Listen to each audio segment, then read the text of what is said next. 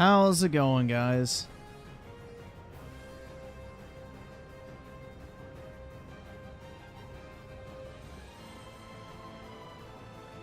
Gay men. Ew.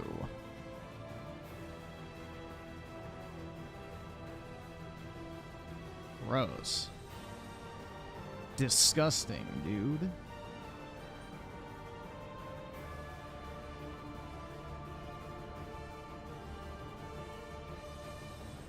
When's the next Xbox CEO reel? Yeah, dude, this shit's fucking... I don't know, man. The more I think about that stupid fucking mobile game bullshit, they're gonna make a mobile game store and fucking have it web-based. Dude, I don't know. Oh my god. I really can't believe they said that shit. That's their solution to expand in the video game industry, is to launch a mobile game store and make it web-based. Oh my god. The company that can't even get their own fucking store to run properly on their own operating system is gonna make a fucking mobile game store that runs solely in your browser. Oh, dude. No, it's real. You can watch the Sarah Bond interview. She outlines it. And they wouldn't even commit to have Candy Crush and Minecraft in it day one. They said, we'll try to get all of our first-party titles in there at launch. Because, like, the woman who was interviewing specifically asked, like, oh, will Candy Crush and Minecraft be there day one? And she goes, oh, well, we have a plan for all of our first-party games to be in there eventually.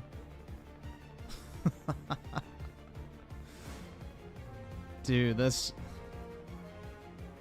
No, you can, I think you can run applications in iOS through the, like, actual internet. It's just not good.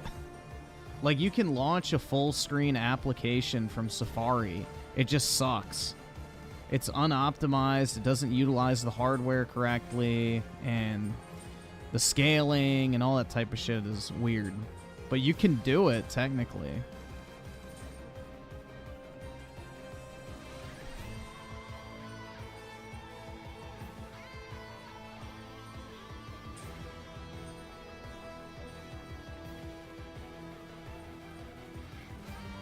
Well, Google doesn't give a fuck about it because they have to allow people to, you know, sideload apps because that's like their whole promise with Android and all that type of crap. Apple does not have to allow it, so, yeah.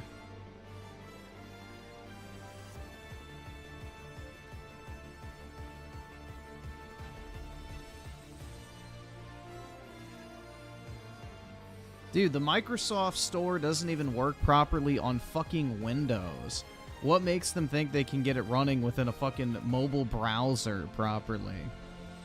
Like, bro, their own store doesn't work on their own operating system. The Xbox UI is laggy and slow and clunky and barely works. Like, dude...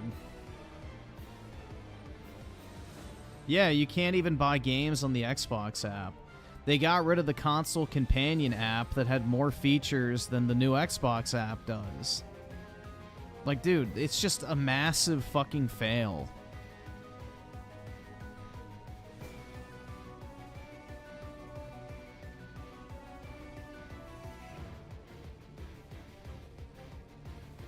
No, the Switch store is better than the Windows store. Use the Windows Store on your computer. Like, you can't even start downloads half the time. It doesn't let you check out. The search doesn't fucking work. The update feature is awful. Like, the Windows Store on Windows is like one of the worst experiences you'll ever fucking use. It is absolute garbage. And the Xbox launcher on PC is a reskinned Windows Store, which is why no one uses it.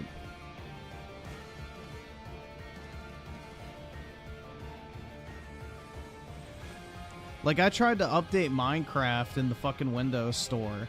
I had to restart the store 6 separate times just to get the download to actually start.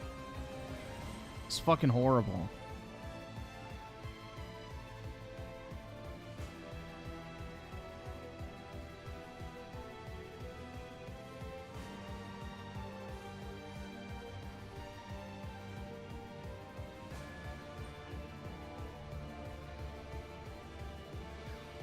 Yeah, Nintendo and UIs are just kind of eh. That's the one thing Nintendo definitely needs to improve on. Their UI design is always bare bones as shit. You can't even send a message to your friends on the Switch. It's pretty bad.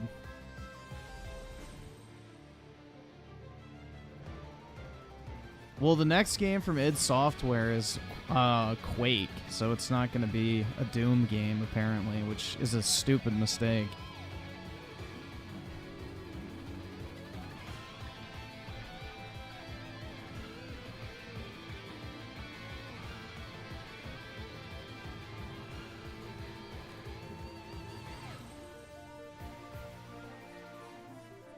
Game Pass doesn't even work well with Microsoft Store. I tried to update a game through it, and it constantly failed with... Yeah, exactly. Dude, the Windows Store is horrible. It is, like, absolute, like, fucking garbage. And not to mention the download speeds, man. I'll get, like, what? 400 megabytes per second on Steam. I'm lucky to get 20 on Xbox. The console or PC version of it. It's horrid.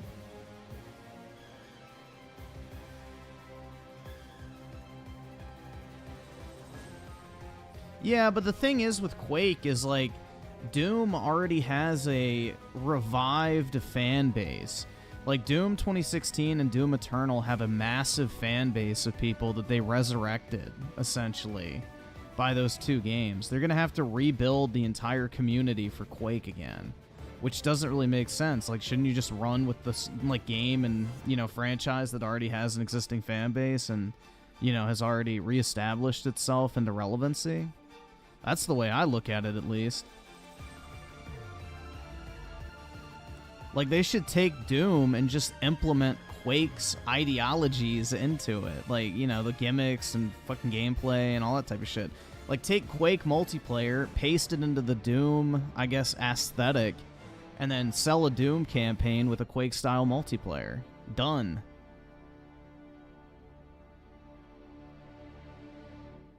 Even Star with the 5, do you see the reply tweet from Sarah Bond on Japanese Tango? Yes, for the 14-year birthday 2 months ago. Happy birthday with many more to come. Yep, I saw that shit. I have that saved, actually. Yeah, I saw that, dude. Holy fuck. That shit's fucking wild, dude. Oh my god, man. Gaming. That's alright. The Candy Crush store will save the day, guys. And we'll be bringing peace and tranquility to the Xbox ecosystem.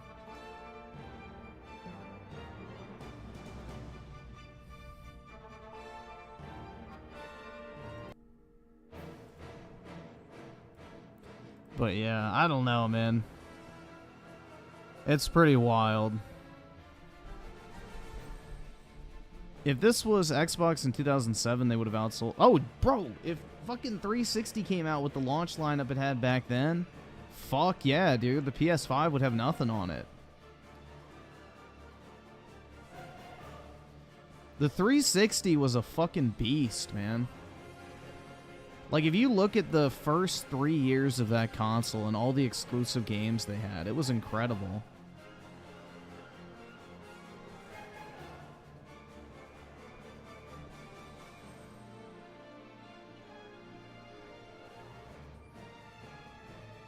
Like, the first 3 years of the 360 is, like, fucking god tier for Microsoft. And then after that, the third parties kind of carried the generation, but it's like, okay, well, so what? You still had Gears of War and Halos coming out, so it's like, alright. No, I didn't have the Blades dashboard. I got my 360 in 2011, so... I was already late to that one.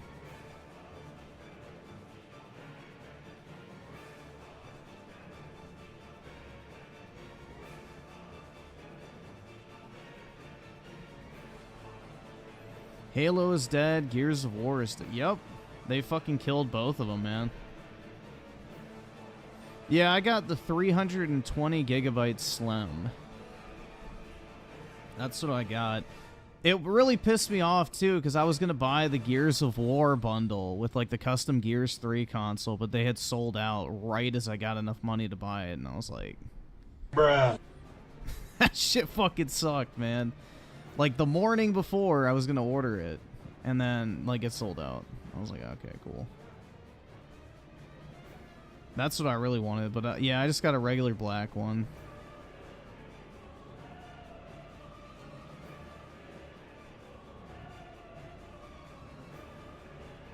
Yeah, I have a 360E now for my, I guess, retro game console collection. Even though I only have one retro console plugged in, but...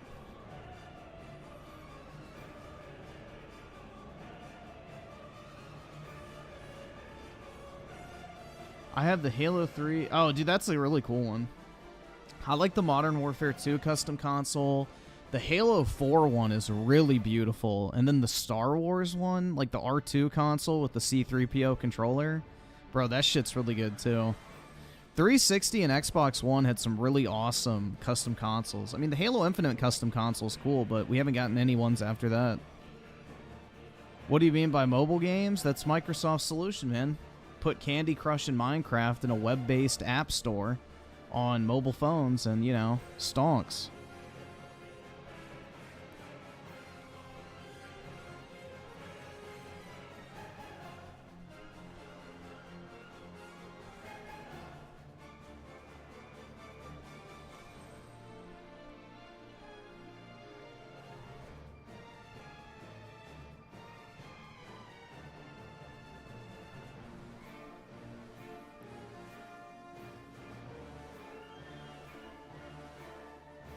DJ Aftershock with the 2, but Griffin, what about my SpongeBob? Oh my god, that shit was ugly as fuck. The fact that that had resale value is fucking sad, dude. That thing was hideous. Holy shit. You should get Shadow of the Damned. Is it backwards compatible, or is it a game I have to buy? For 360. Let's see. Shadow of the Damned. Backwards compatible. Shadow of the Damned is available on PS3, Xbox 360, and Xbox One through backwards. Oh, it's getting delisted. Shit. Alright, fuck. Alright, I gotta buy it then. Shadow of the Damned, Xbox 360. That's pretty expensive. Wait, why is a sealed copy 30 bucks and a pre-owned one is 48? Why the fuck wouldn't I just buy the new one? That's fucking dumb, dude. Yeah, let me just see. How much is the new one? Oh, it's the Canadian version. I don't really want the fucking Frenchy shit on it.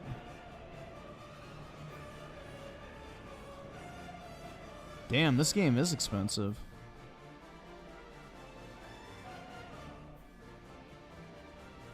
Yeah, I don't want that fucking French shit on the front, bro.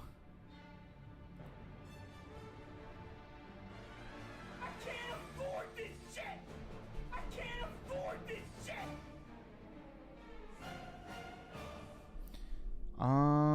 That's another French one. Dude, why are all the Canadian ones listed? That's it.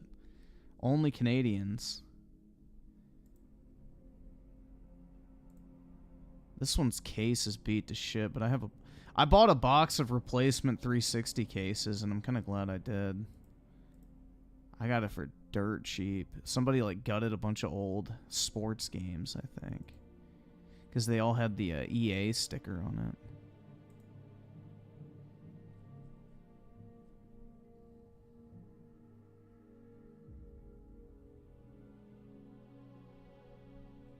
Artwork is a bit faded.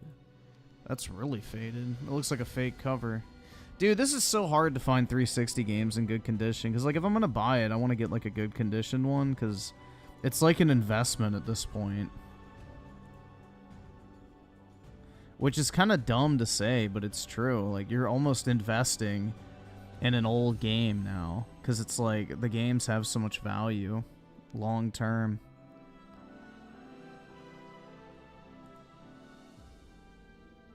It looks like I'm going to have to go with a Maple Leaf copy. Because I'm not paying $70 for a fucking pre-owned game. Alright. Well, the fucking Frenchies win this round.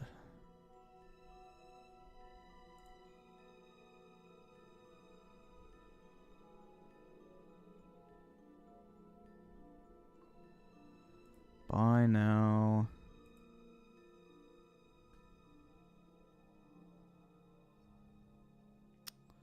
Alright, confirm and pay. Alrighty, I got one.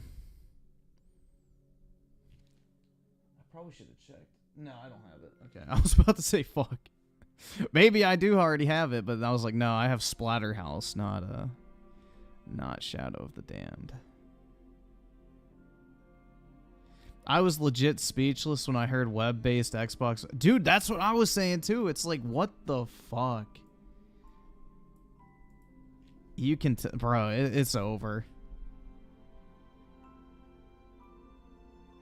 Yeah, Splatterhouse is getting really expensive. I got mine for like 45 bucks, I think. Cucked by the big Canadian cock. There's no such thing, dude. Canada's almost majority Asian in a lot of places. Get fucking wrecked.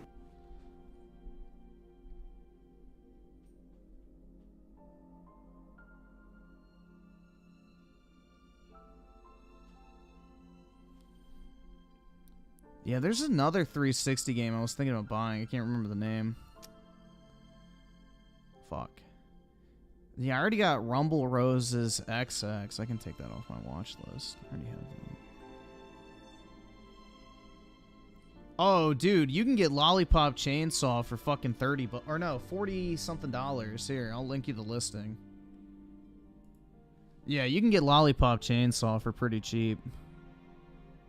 Here, if you guys want Lollipop Chainsaw, you can get it brand new for $48 with free shipping. Here you go. I have this on my watch list still because I've bought a bunch from this guy. I graded from this dude, FYI. It came back a 9.8 A+, so they're in perfect condition if you're wondering.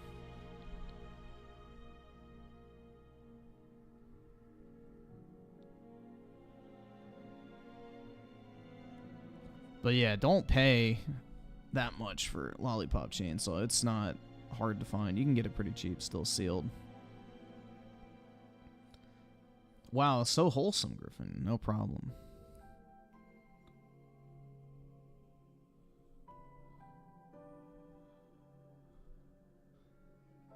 But yeah, Lollipop Chainsaw is a banger, bro. I need to buy another copy because all mine are graded, but if you don't want to support developers, play games on Game Pass. Exactly.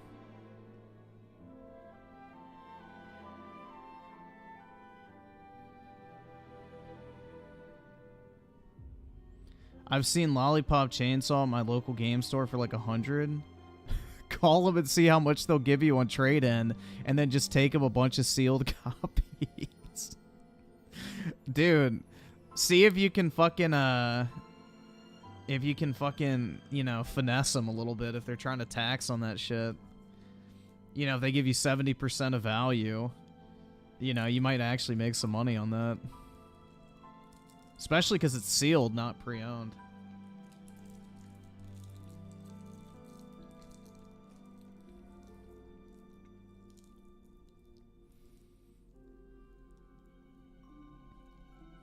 Yeah, Lollipop Chainsaw's on PS3. It's just with the most 360 games of that era, they had the better version because of how shitty the PS3 was to develop for. Like, look at Bayonetta on PS3 versus Xbox 360. It's pretty wild.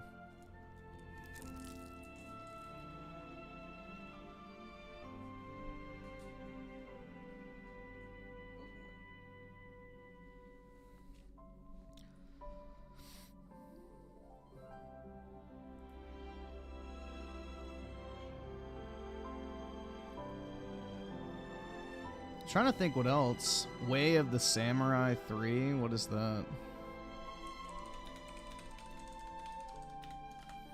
I enjoy buying these like 360 games though. They're pretty fun to build a Reddit shelf for. Way of the Samurai 3. I've never heard of this. Is it worth getting? $300 sealed.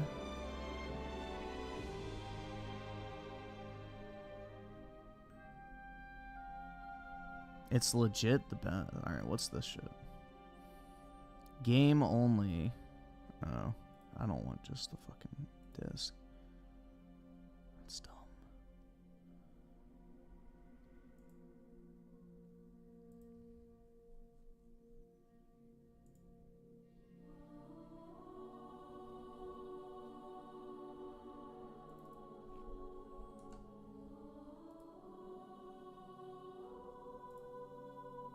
Oops, fuck. I didn't mean to click that.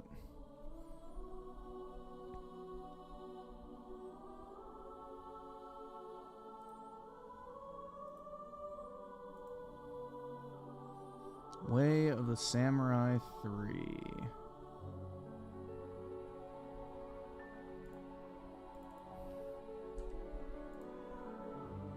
Buy it now. Oh shit, these are buy two, get one free? Well, I'll take all three. Gaming.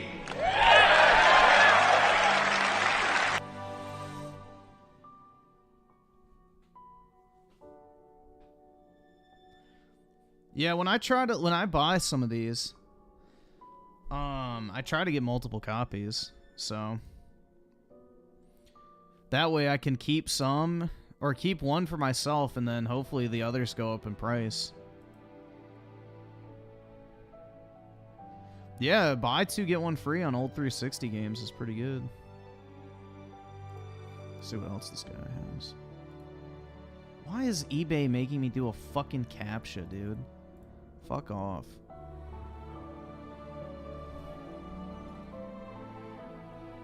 Buy two, get one free. Wii games. Xbox One. There's Xbox 360. He has like a huge list of them. James Bond, Quantum of Solace. That's probably a good one to get because it's licensed. The Evil Within. That's going to become collectible is my guess. Gears of War. $9. That's not bad. Wow, all of his stuff's like selling out. Yeah, people are really going hard on 360 games nowadays.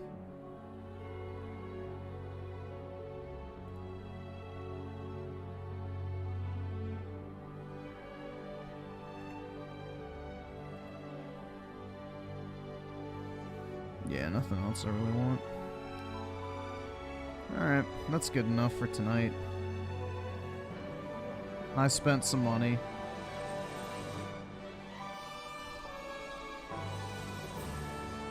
You're angry with Square Enix again. Why is that?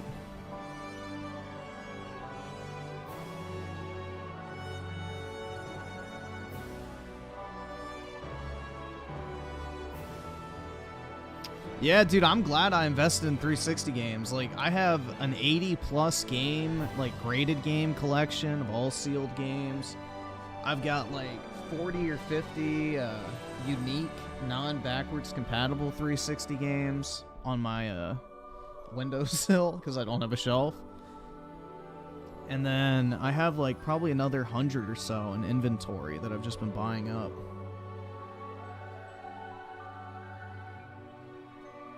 I bought Way of the Samurai 3. I got 3 copies of it, so.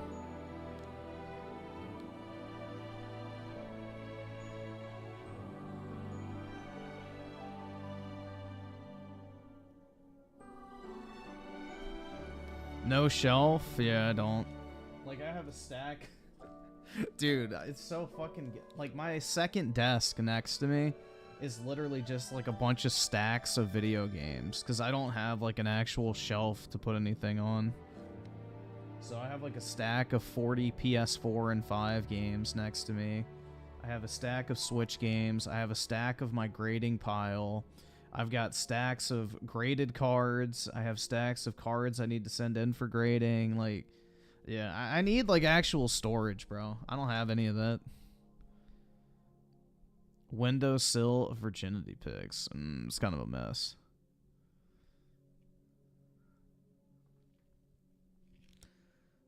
I don't know. I'm kind of embarrassed, dude.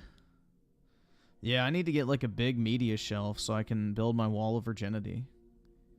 Like if I pulled out all my inventory too, bro, I would have like one of the biggest walls of virginity on YouTube by far. No, I'm just kidding, but it would be pretty impressive. It'd be pretty valuable. Because like if I put all my graded stuff out on a shelf, like that's probably like 10, 20,000 bucks worth of stuff minimum.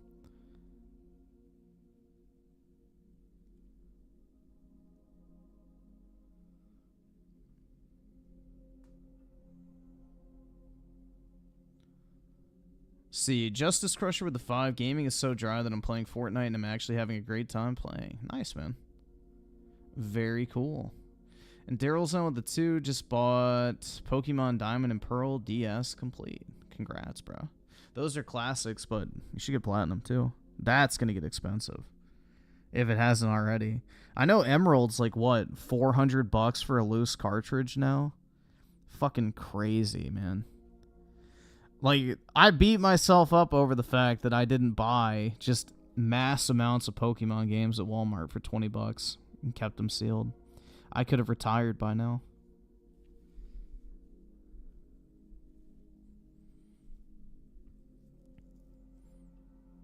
And let's see. Michelle Soguchi with the 2. Here's your reparations. $2 Canadian. Thank you. That goes a long way to, you know, pay back the damage your nation has just done to me. So I appreciate it. And CIA with the 2, me and Sculler are going to smash some bros. Hell yeah, man. That should be fun. And Super Straight with the 5. Speaking of cracking the whip, did you hear that Chinese businesses are whipping and beating their workers to death? Yeah, dude, the Chinese don't give a fuck, and they're racist as shit. They consider black people to be subhuman. Well, they consider anyone that's not Han Chinese to be subhuman, but specifically dark-skinned people they don't fucking like. But, yeah. Ding chilling, indeed.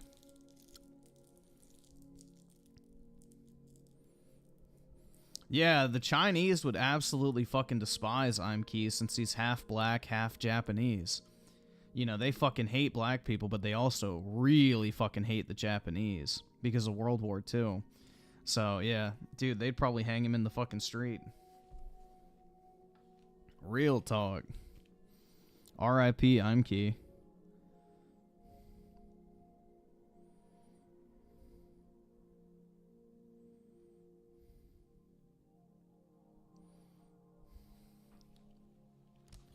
Yo, base Chinese.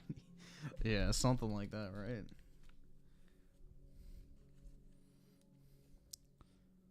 I don't know what I want to play. I was playing this earlier, trying to finish it. But I don't know if I want to play that or not. I'm trying to get through it, but it's very slow.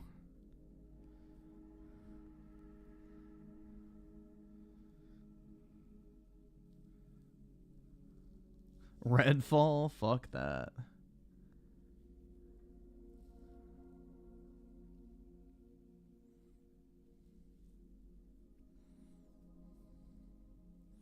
Minecraft? I could play Minecraft. But all I do is, I mean, I can do Minecraft because all I do is strip mine and I can just read the chat, so. Maybe we'll just do that. I don't know, dude. I just have like really bad, I guess commitment issues with games right now. I don't want to play anything right now at all.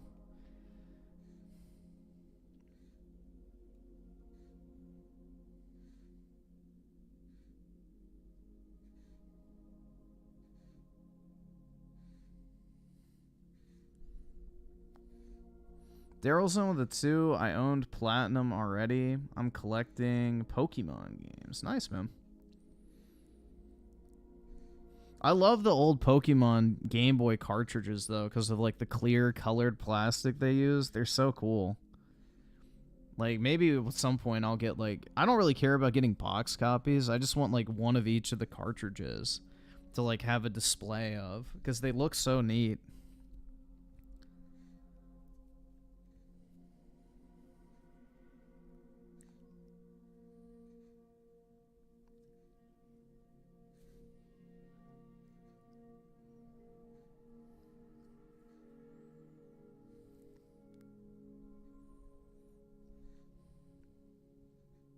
Yeah, I'm not really pressed about it, in all honesty. Like, $120 isn't, like, a huge expense. That's more of just kind of like a vanity type thing. Get them graded. Nah, I don't really care.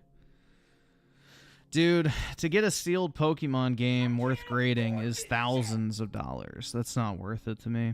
Just like I don't collect, like, $10,000, like, fucking trading cards, I don't want to collect $10,000 sealed games. It's just not, like, when I get something that expensive, I feel like I shouldn't hold on to it. I should sell it, so I don't collect that type of stuff. I mean, if I would have been able to get it for, like, $400 or $500 and then grade it myself and then it goes up in price, then maybe, but I don't know, dude. I just don't like holding on to things that I could literally sell and, like, put into something else and then, you know, ride the value up on that stuff, too. The Grizz of the Five, who do you want in charge of Microsoft Gaming? And where would you like them to take the brand? Also play Minecraft. So who would I want in charge? I think the best person to bring in out of everybody would be Jack Tretton, who was the head of PlayStation towards the tail end, or not really the tail end, like the halfway point of the 360 generation of Sony. So they are the ones who turned the PS3 around. And then he also launched the PlayStation 4 and set up that console for success. So that guy knew absolutely what the fuck he was doing. He had a clear vision for, like, which direction to take the PlayStation brand, and he completely turned that generation around for them. So I think he would be the best person to tap in order to run PlayStation, or run Xbox like he did PlayStation back then. So, he's the guy that saved the PS3 and set up the PS4. So, I feel like he would be a great person to bring in to save Xbox at this point, because they need somebody to take the company in an actual direction that's positive.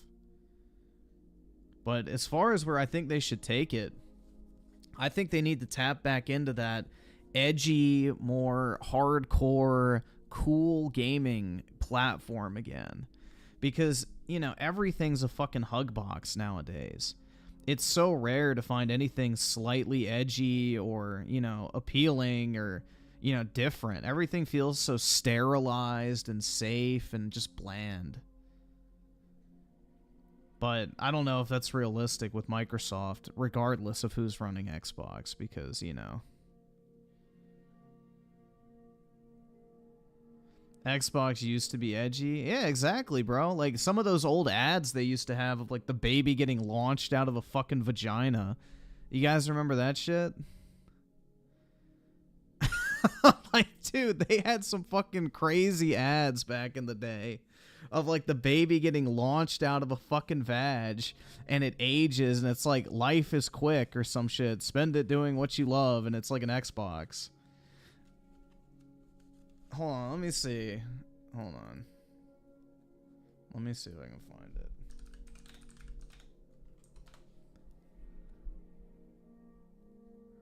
it. Yeah, here it is.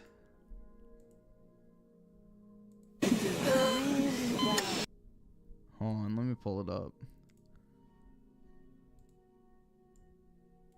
Gotta switch my input real quick.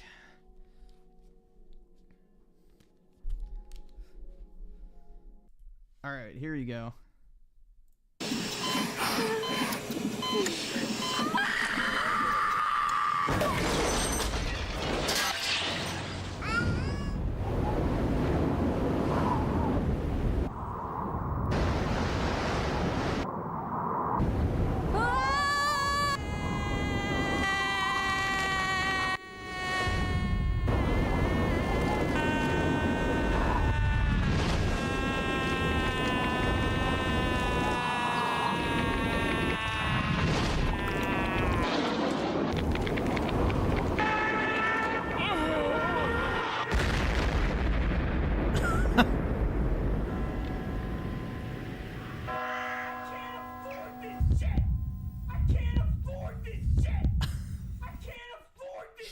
bruh. You don't get anything like that anymore. Like, that's how Xbox was successful, is that's the type of fucking shit they used to push for. You know, it was like this edgy, cool, like, counterculture type, you know, gaming experience or whatever. I don't know, man. It's like, now all of it's just sterilized, hug box, bright and colorful, fucking everybody's welcome type gay shit. You know, everything's pussified at this point. But, you know. They've completely lost their identity.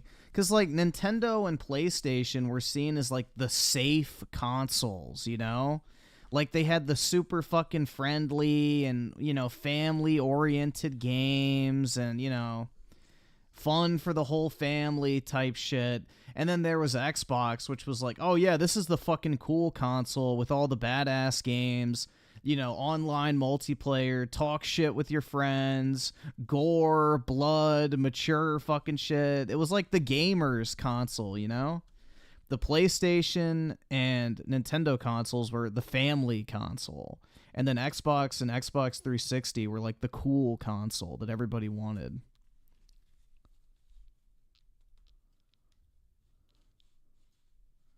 So that's why the 360 was so successful, is because it was like literally the antithesis of like what gaming was up until that point.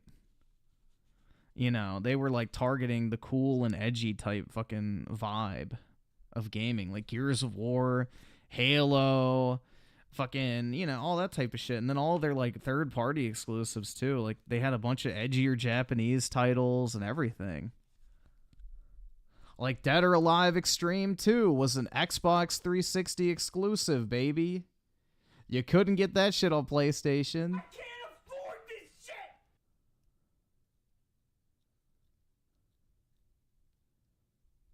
But, yeah. No more.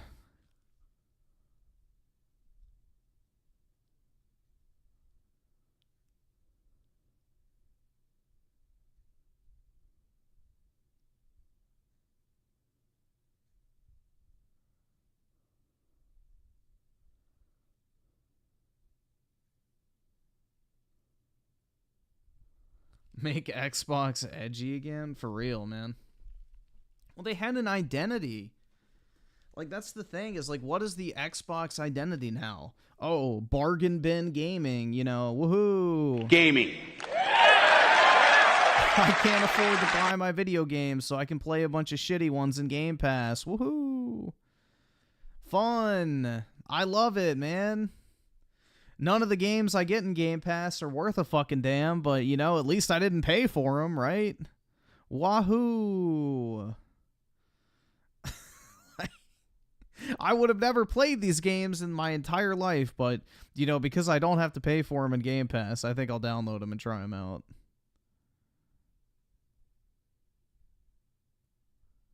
But then when you add up the actual math of all the games you play in Game Pass times your subscription for each month, it's like, okay, yeah. I would have been better off just buying these games on sale. And even most of them I never would have paid for anyway or bothered beating, so.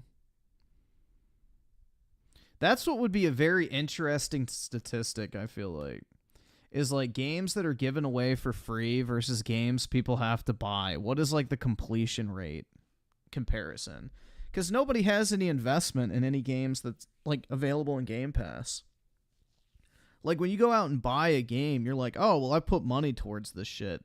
I'm going to actually play it and beat it, and I'm probably going to have more of an attachment to it. Whereas in Goy Pass, you download a game for 15 minutes, you're like, I didn't pay for it, whatever, I'm going to delete it. And then you just move on with your life, you know? So, I really wonder. That's like the audience that they're training, though. People that don't fucking care about the games. People that just sample a bunch of shit and are constantly going to want volume over quality. Because they're not actually going to play and beat the games. They're just going to play it and then, you know, either delete it or move on to the next thing that catches their eye. So, you know, it's like basically the fucking golden corral of gaming. They got a lot of everything, but none of it's great. It's just like, eh. You know, you got your Chinese food, steak, fried chicken, fucking whatever else they have at Golden Corral. It's like a sample of, you know, all these different fucking, you know, groups and types of food, but none of them are actually great. And once you have it once, you're like, okay, I'm moving on to the next thing. You don't commit.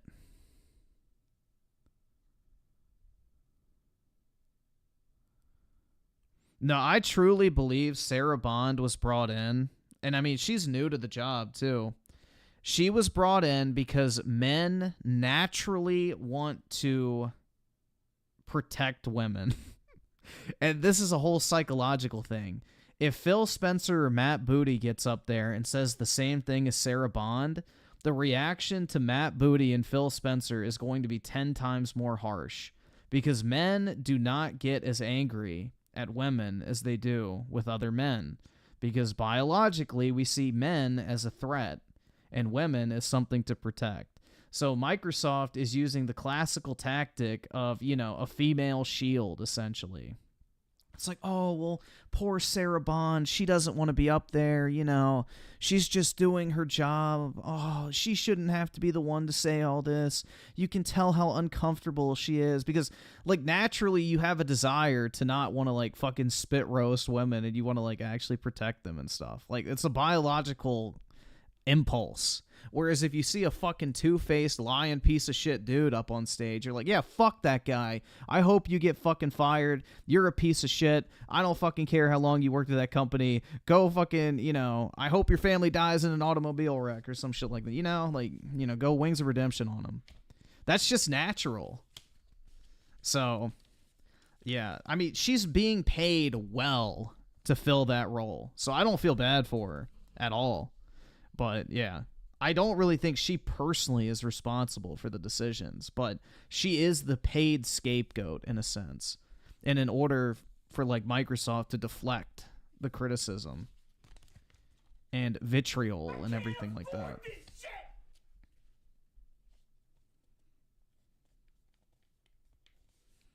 But yeah, you don't view someone of the opposite sex as a threat.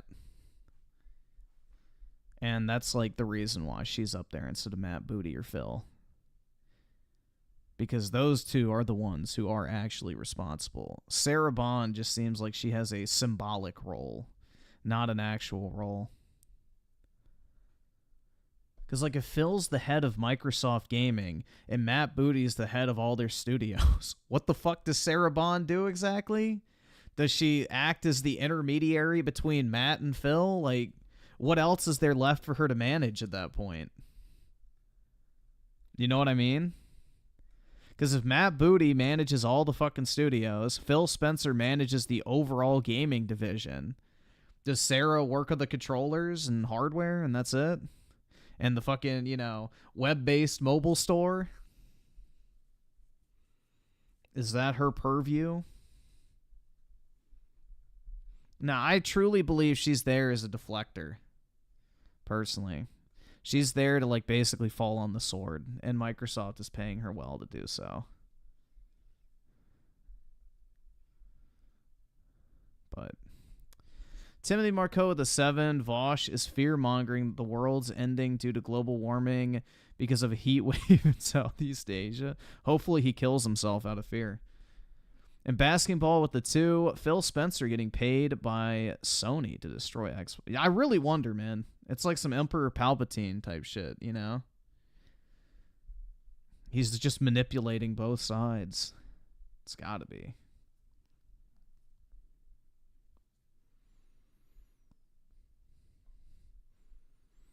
Griffin wants to hate fuck Sarah Bond. Not really. I don't hate Sarah Bond. She's just a lying piece of shit, but I mean, it's like, I don't really hate any of them, to be honest. They're not real people. They're just fucking, you know, mouthpieces, essentially. I can't afford this shit. I don't know. Nefarious of the 2, I feel like you'd really enjoy Mario Galaxy OST. Yeah, I've listened to it before. It's good. And An unjust hero with the 5. I want someone in charge who is okay with a lot of blood and gore in their game. Yeah. Or toxicity, dude, because Phil has a thing against cursing. Like, dude. I just can't do it, man. I really can't. So fucking cringe.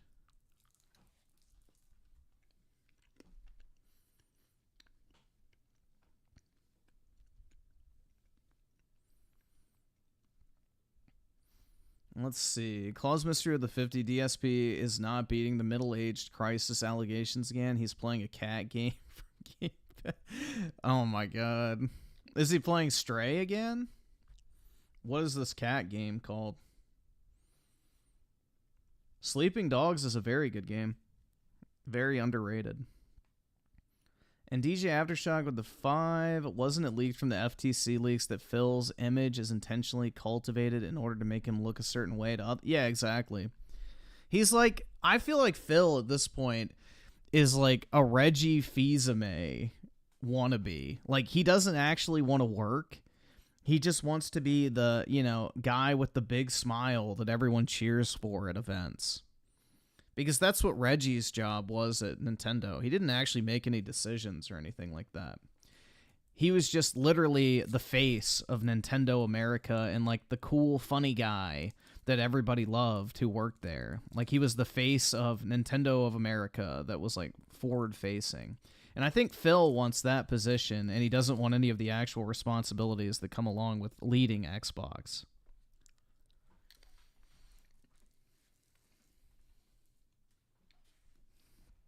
But, yeah.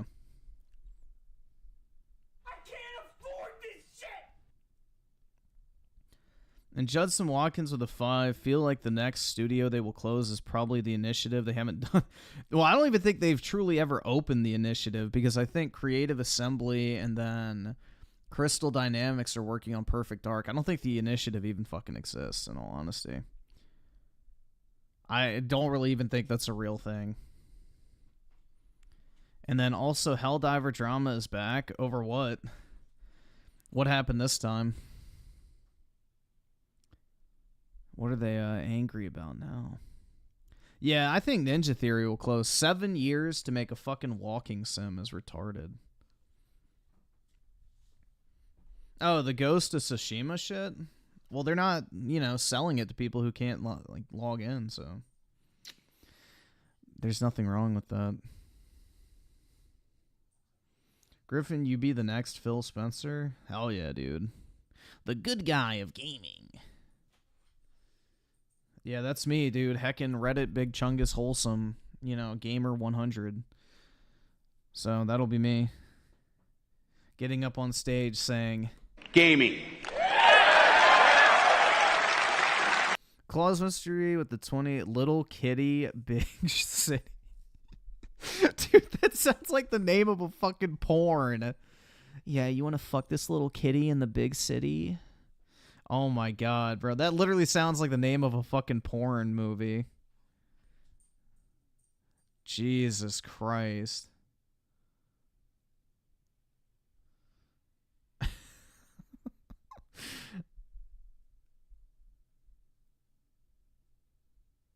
It's the new Game Pass. Oh, of course, man.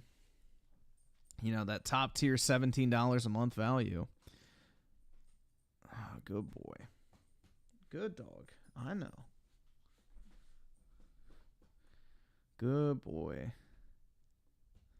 Will the 5 watch vape shop worker loses it and refuses to serve Trump supporters? See how D-City freak out is a day job. My favorite quote, capitalism wins again. Let's see real quick. If it's short, we can go and watch it. I don't think Phil's gonna get fired. He might resign, but even then, I don't know. I think he's just there for the paycheck at this point. That's what I would do. I wouldn't fucking quit.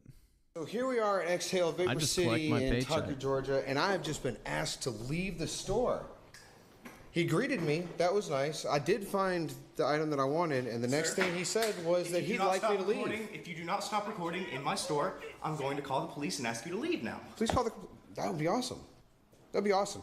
We can call Fox 5 and all sorts of stuff. I would like to purchase something here. Please do call your boss, because I will be calling corporate. Go for it. I am looking forward to releasing this video, because I just want to purchase something. Off, dude. Off. Get the off in here, man. Can't stand your racist. Racist? Yeah. Sir, Right? I'm not a racist. I got a in my store. He won't leave. He's wearing some Trump. He's wearing some Trump shit. Got some racist bullshit up in his head and shit. I'm not serving anyone that has to do with that. He's a treasonous. I don't have a problem with you, sir, whatsoever. I just want good health care for my kids. I don't have a problem with the color of your skin or yours. I'd like to purchase some of this naked vape juice, though, if that would be all right. Wait, so he cares about good health care for his kids, but he's literally sucking on fucking chemicals? That's kind of ironic. But, yeah. All right, see, because... Okay, here's where we're at. Leave the store. Here's where you're at. Leave the store. Leave the store. Here's where we're at, Leave dude. the store. Off. I don't give a get out. Dude, go ahead, take another swing at it. Make contact with me one more time. I'm going to make a deal with you. I want to purchase that vape juice. No. If you sell it to me, I won't. If you sell it to me... Look, if you sell it to me, I won't call the police. What you did was assaulted me. What I need is that for my wife. If you sell it to me, I won't call the cops and press charges. Michelle Soguchi with the 2. This is RTU. Yeah, this is like his fucking January 6th rant. Dude, yeah, this is like Review Text January 6th rant, basically. And I saw it with the 5. Here, I'll check it in a second. And Judson Watkins with the 5. They didn't unblock those 177 countries after PlayStation said you don't have to link the account. Fans are deciding to review bomb / Oh, for Helldivers? Interesting. So you still can't buy it in those countries. I guess that's the thing, is they're going to keep it available for people who already bought it. But, you know, if you didn't already buy it, then you're cooked. Charges on you for assault. I won't call corporate and get you fired. Just sell me the product so I can leave. What do you want? Naked in the strawberry in a 6 milligram. Where do you see naked? Right here. This where is it? Where this do you see right there. Here. Right next to that. In a 6 milligram. Make sure it's a 6 milligram so I don't have to come back. No, you're not coming back to my store, homie. I'm making sure of that. Get the out of here, dude. Oh my. God bless America. Capitalism wins again. Capitalism, president. He's a racist, stupid piece of shit. You're a racist, just ring the stupid piece of ring the shit. Off. Do my bidding. Man, get out. Sell it to me. No. Sell it to me. Sell it to me, punk. Call the cops. It's your job, your freedom. Sell me the Yeah, this is the average Biden voter. Sell it to me. 100%. Come on. Bring it up. Like, this is the actual epitome of an unironic Biden simp. Like, these are the only type of people that could actually like Joe Biden. Ring it up and you don't ruin your life. That's where you're at right now. Because you done upset me. And you should have helped him first in the first place before you threw a temper tantrum, dick. He's standing here waiting for you to ring him up. How Get is out! that? Help your customer. Get out!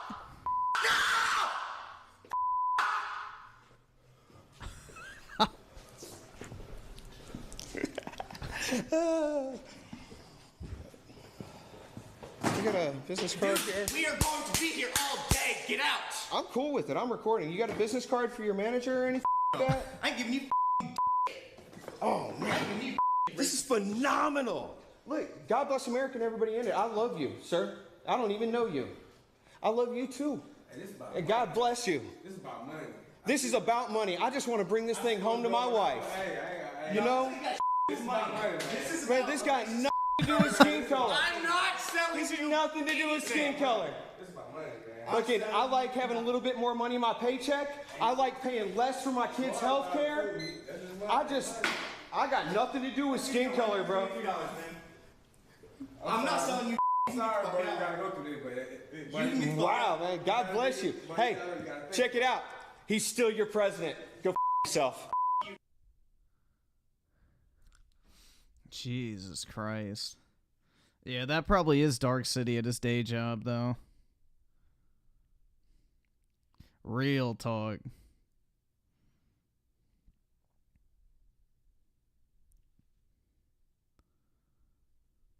Let's see.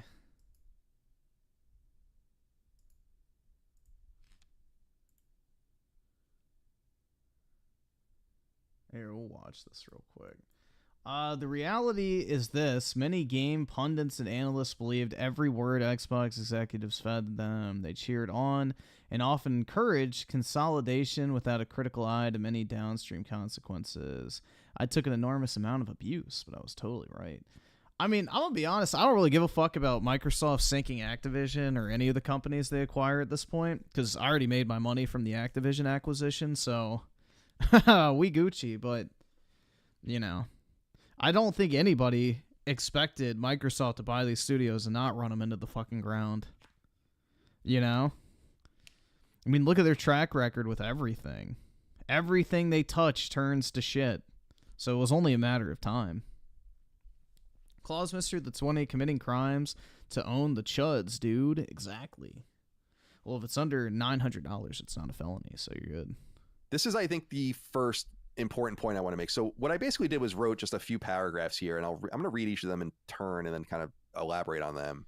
You want them to fuck up? They already did! Dude, MW3 was before Xbox got their grubby little mitts on it, and they fucked that game up raw. The next game is a Treyarch game, which means it's going to be even fucking worse. And then it's another, what? Who knows? Who knows what the fuck's going to come out, man? Like, I don't know. Like, COD may already be fucked. I wanted to do this because the reality is putting your opinions on the internet, it comes with, The like, you know, you got to put up your shield and take it. Well, to be fair, these are like some of the biggest fanboys on the fucking internet for PlayStation. They're just not room temperature IQ'd, so is. And I dealt with that's the difference. Is this is not the fucking screeching retard fanboy type. This is like the actual, like, I can come up with a coherent thought fanboy type, but it's still, you know, a fanboy. But anyway, a lot of abuse on the internet for a lot of different things I've said, and that's just kind of comes with the territory. But I must say that I wouldn't even call it fans, bro. I wouldn't call it fans.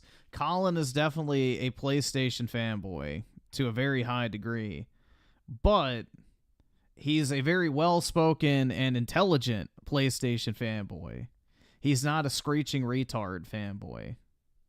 So that's the difference. Commentary on Game Pass over the years, my commentary on Xbox's strategy over the years, my commentary on this acquisition fever over the years has driven probably more abuse towards me than any other thing I've ever said, by people telling me that I was a fanboy, that I was wrong, that I didn't know what I was talking about, and so on and so forth. And the next COD is a sequel to Black Ops 2 and open world. Yeah, fuck that shit. I was right about all of this stuff.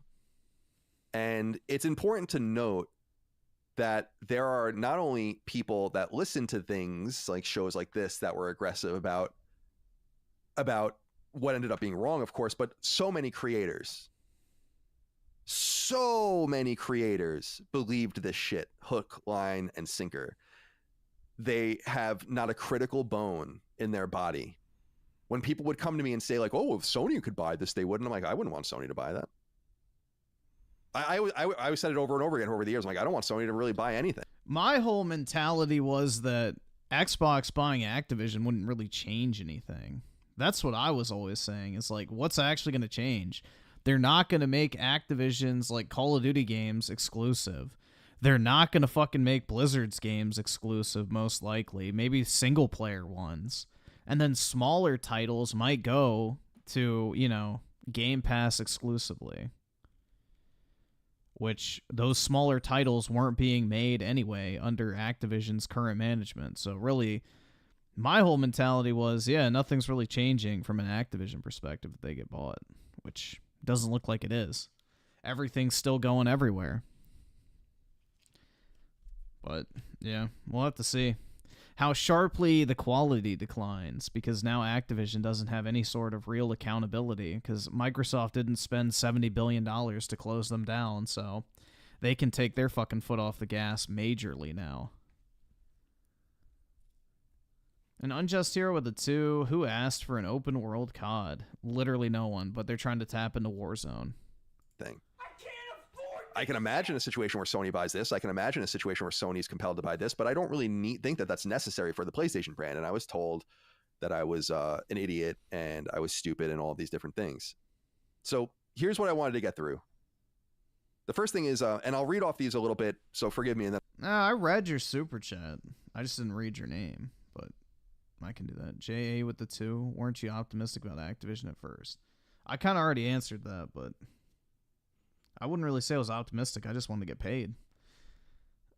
Because I bought Activision when it dropped it to like $50 during the whole sexual assault allegation thingy, which, FYI guys, like I said from the very beginning, went absolutely fucking nowhere. Can you believe that? You know, Activision didn't shut down because of a bullshit lawsuit by the California government. You know, nobody got arrested for rape. Wow, who would have saw that coming? I don't know, man. But yeah, when the stock dropped to $50, I bought it. And then it just so happened that they announced that, oh, Microsoft might be buying them. So, yeah, I profited very well off of that shit. And that's all I really care about. Money talks, baby. then I'll elaborate. Game Pass cannot work at anywhere near a reasonable price because it has to make up for an enormous amount of lost a la carte revenue on first parties, where you make 100% of gross revenue, and third parties, where you make up a free 30% rip on everything sold. The only way for it to work is at scale, and Xbox's own documents presented during the FTC fiasco show that it's tens of millions of subscribers behind, and with flat year over year growth in subs, Game Pass simply will not materially grow moving forward. It's static, and if anything, softer than it was several years ago. This was the first thing that I took a lot of abuse about.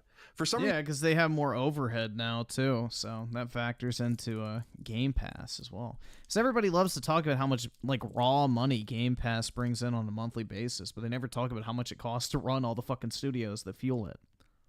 But yeah, reason people did not comprehend this point. And I don't know if you saw a letter going around recently over the last day or so that was written by some dude that used to work at Bethesda that basically says exactly this, that there is a major problem when you're not selling games anymore. The money... Well, I think it's more so you're not even selling consoles, because your Game Pass pool is like literally stagnant. If you're not moving consoles are the main driver of Game Pass subs, so you're not selling your games, you're not selling your consoles. You're getting butt-fucked on both ends.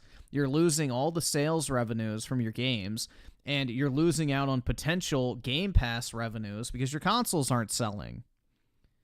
Neither strategy is in their favor right now. They're getting ass raped, literally, financially on both ends. And Daryl's on the 2, Griffin on Gamers and Geeks dating site. Wait, the fuck? Did Geeks and Gamers make a fucking dating app? Jesus Christ. That's fucking sad. I'm not on any dating sites. I don't have a singular dating profile on anything. So, cap. Has to come from somewhere. I was told over and over and over again that Game Pass more than pays for it and it's profitable. No, it fucking isn't. No, it isn't. If you're making $100 million or $150 million game and you're not selling it, but rather having it subsumed by a subscription service and then basically putting those costs out and trying to subsume as much content as possible, then the subscription service itself must pay for that content. This is simple. What's my Tinder name? Sweet Meat 7.5. And this was overlooked by many people for some reason. This was the first clue that it wasn't going to work. I don't get it. Yeah, I don't get that. Number 2, leaning into a subscription service as the center of revenue flow has had a massive downstream consequence. Xbox gamers purchase fewer games per capita from Nintendo than Nintendo and PlayStation ecosystems, as seen ad nauseum on sales charts, in breakdown numbers, and by the fact that large and small publishers alike, as well as many indie devs, skip Xbox voluntarily, because if you're not in the walled garden, you cannot win. Xbox trained its own audience to not buy games, cutting off streams of revenue in hopes that Game Pass could meet and exceed expectations. It's important to note that Xbox's gaming division would be down in revenue year over year if not for the Activision acquisition. This is another really important point, that deploying a Game Pass-like subscription model is going to have enormous downstream consequences. We talked about this over and over and over again on this show. And again, we were called fanboys and stupid and all of the rest for pointing out that if you drive people towards something very valuable, and there is no doubt that Game Pass is valuable, then you have to accept that the money is going to dry up elsewhere. And if you're not inside the walled garden, you're going to lose. This was something that was just pointed out by another listener. This was something that was pointed out by I don't know if you guys remember, we went over it, that in the FTC leak, an executive from another part of the company that's been there for many years wrote to Phil Spencer and said, I am very concerned about the moat you are building. What if the winds change? Right. We were saying over and over again on this show that if you train people to do this one thing, then there are going to be massive consequences on the other side. The consequences were people waiting for games to come into Game Pass and just playing. Yeah, and then once they get rid of Game Pass, the consumer spending habits aren't going to change. They're just going to stop playing video games. And there's going to be a mass sale of Xbox consoles. Things that are in Game Pass and so on and so forth. This scares third. Well, dude, to be fair, with the PS Vita, by all metrics, the PS Vita should have been an amazing success. But Sony completely fucking abandoned it. The PS Vita should have been a fucking home run, man, compared to the 3DS. The 3DS was dog shit hardware-wise compared to the PS Vita. The problem is Sony completely fucking just shoved that thing in the fucking back corner and said, fight for yourself, bitches. And Nintendo was cranking out 3DS content on a regular basis. But from a hardware perspective and an initial launch lineup perspective, the Vita was awesome. Like, the Vita was a really cool console, man. It's just Sony sent it out to die, unfortunately, after like the first year or two. Third-party partners away. What GamesIndustry.biz had reported after GDC is true. There are publishers that are like, why even bother if you're not inside the walled garden?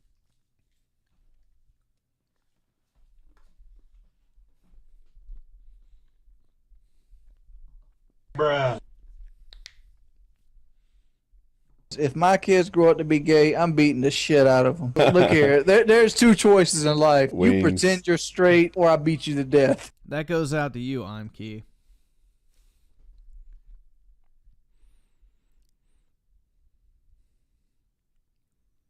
Yeah, the Black Ops game was okay on Vita. I never played the Killzone one, unfortunately. I never got a chance. I sold my Vita after a while because, like, there just really wasn't much shit coming out on it. That and the memory cards were so expensive, too. Which was a shame.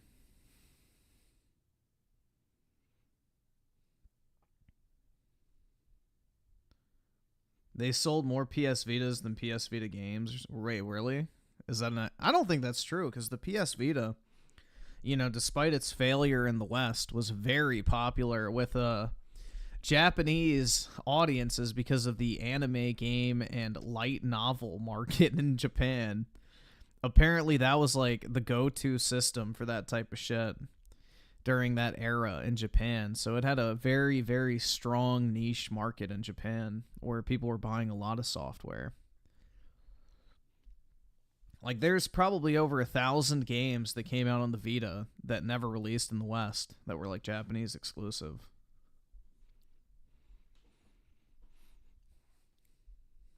So, But yeah, that was like the go-to visual novel console in Japan, and people fucking loved it over there. But the problem is like Sony had what? They had the Uncharted game, which was okay. They had Killzone Mercenaries. They had, what else? Tearaway, Gravity Rush. And that was pretty much it, right? That's pretty much it. Then it was like a bunch of ports. And then Japanese stuff. And then they just kind of sent it out to die. Soul Sacrifice? Was that a Sony game or was that third party, though? I know that was like a Monster Hunter clone. Super Straight with a 10. The only way COD can work, I feel, is if they make a $30 COD and Game Pass tier with no DLC, is a $60 tier with DLCs, and a $100 with modern CODs. Never going to do that with the Angry Joes and Young Yeahs. Well, I think they've already turned the Angry Joes and Young Yeahs against them at this point, so they don't really have anything to lose on that front. I don't know. I feel like Game Pass is going to go up to $20. And maybe 6 months after launch, they'll put Call of Duty in. I don't see a path forward for putting COD in Game Pass. Unless they dramatically change the pricing structure or exponentially grow the user base. And I don't feel like that's going to happen. Because the COD-only audience is not going to pay $200 plus a year to play a game they could buy for $70. Like, doesn't make sense. Like, yeah, I only play Call of Duty, so I'm going to pay $200 a year for a subscription service that lets me play Call of Duty. Like, yeah, let me just lose $140 I could have used on COD points. And, you know, pay for subscriptions rather than just buying the fucking game. Yeah, I just don't see it, personally.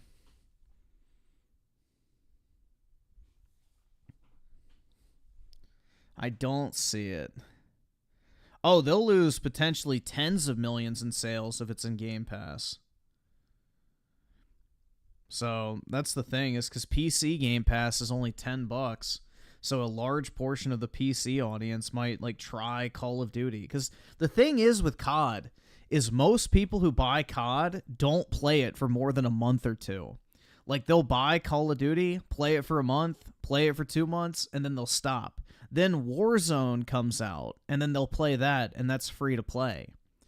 So what's going to happen is Microsoft is going to get a lot of 1 month subscribers to Game Pass if they put COD in there. People who will run through the campaign, play a little bit of multiplayer, then they'll cancel their Game Pass and just play Warzone, which is free to play at that point. So I don't really see it working, honestly. I don't. It doesn't make fucking sense at all.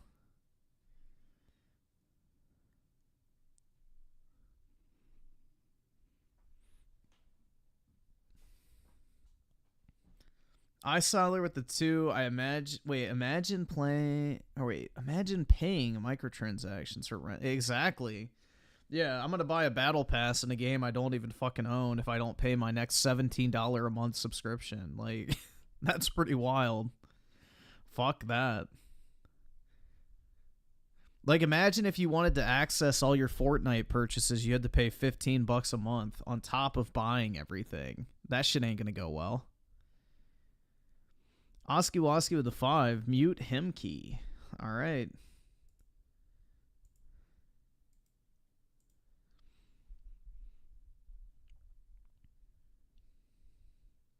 Well, putting COD in Game Pass 1 year after release would kill your new COD.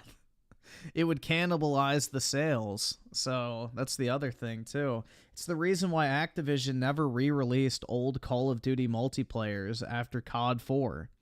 Because no one played Infinite Warfare. Everybody played COD 4 Remastered. So they don't want to cannibalize the player base by re-releasing old multiplayers.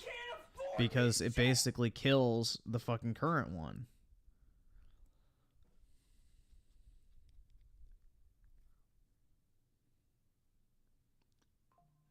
So that's where it gets challenging.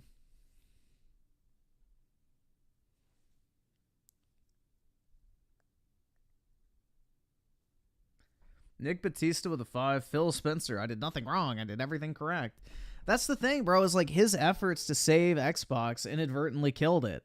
Because, you know, he put them in such a massive financial hole that it is literally impossible to dig themselves out of. Like, $70 billion is not going to be generated from their gaming division in under 20 years. They have basically made the gaming division a fucking slave to Microsoft's finance department. Because there's no fucking reasonable way they're ever going to be able to recoup that money in a reasonable time frame versus if Microsoft would have used that money on something else. So that's the problem they're sitting in right now is, you know, they have this massive fucking acquisition cost that they have to pay back. And realistically, there's no fucking way to do it, even running the business exactly as it is. So something has to change. No, there are not 34 million Game Pass subs, you fucking dunce. That includes people who just pay for Xbox Live Gold, which is 12 to 15 million. Game Pass is sitting right at about 22 million subs. So, nice try. Game Pass Core was literally named Game Pass Core instead of Xbox Live Gold so that Microsoft could manipulate their stagnant Game Pass numbers. So, cope and seethe.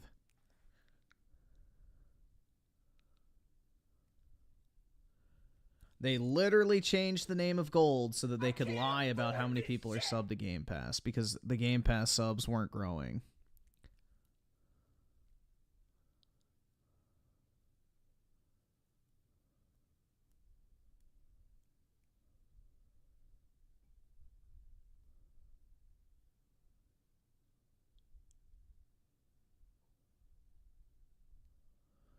Griffin bringing up the dunce word. I mean, you got to, man. That's what they are. They're fucking dunces.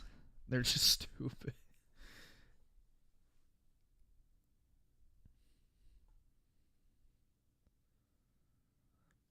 They didn't lose or spend 70 billion. Yes, they did spend 70 bill. Oh my god, that is retarded. So if you have $100 in your bank account and you spend $70, you didn't spend $70 because you still have 30 or the money was already sitting there.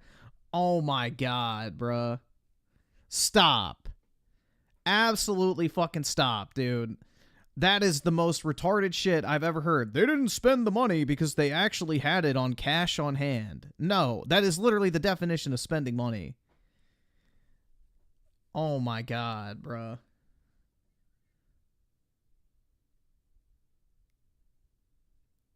On the books, they aren't down anymore. Yes, they are. Oh my god, yes. There is a different category for cash on hand and assets for a reason, dude.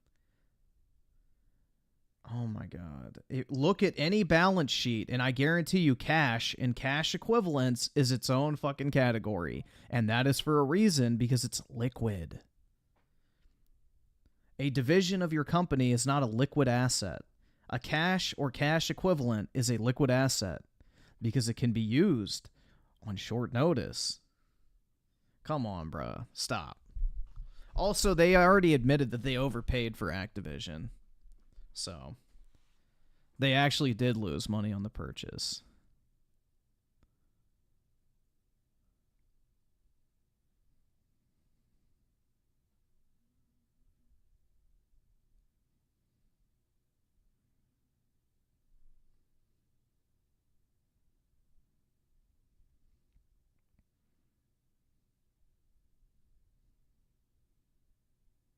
Griffin might be on this. Is that your expert opinion? Yeah, no. Literally Disney all over again? Yeah, they bought 20th Century Fox, and, you know, what should have doubled the value of their company basically tanked them even further. So, Yeah, just because you buy something that's valued at a certain number doesn't mean it stays valued at that number. Look at Elon Musk. He bought Twitter for $40 billion. They're estimating it's worth maybe about $11 billion now. So, yeah. Just because a publicly traded company is worth a certain amount based on market cap does not mean that's the actual value of the company itself, because market cap takes into account potential growth, not just current financial value. So it's not how much the company is worth today, it's how much that investors believe the company will be worth in the future. So that's the difference.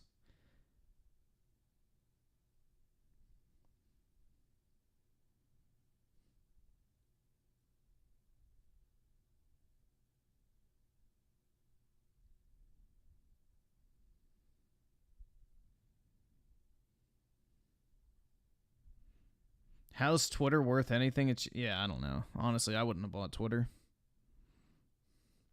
Dude, Twitter is fucking horrible nowadays.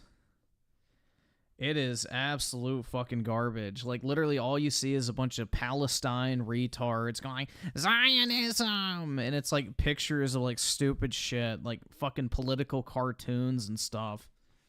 And it's just cringe as fuck, man. It's like the same shit with Ukraine, bro. I hope Russia wins and I hope Israel wins just to fucking, you know, piss off the retards on social media. It's obnoxious. I'm so fucking sick of... Like, I finally had to mute the term fucking Kendrick as well on Twitter. Because, like, bro, I don't interact with any of that type of shit. And I kept getting, like, fucking Kendrick Lamar memes. It's like, bro, I don't fucking care. Get that shit off my timeline. I literally don't fucking care. But yeah, that's all Twitter does, is just like fucking pumps the same fucking garbage trends over and over again to try and engagement farm people. It's annoying, because now that they monetized clickbait, basically, you know, now people just post the most crazy shit trying to get a reaction, you know? Because, like, if you get 1 million eyes on your tweet, you get paid. So what are your people going to do? They're going to say the most fucking obnoxious, retarded, and just brain-dead shit to get a reaction.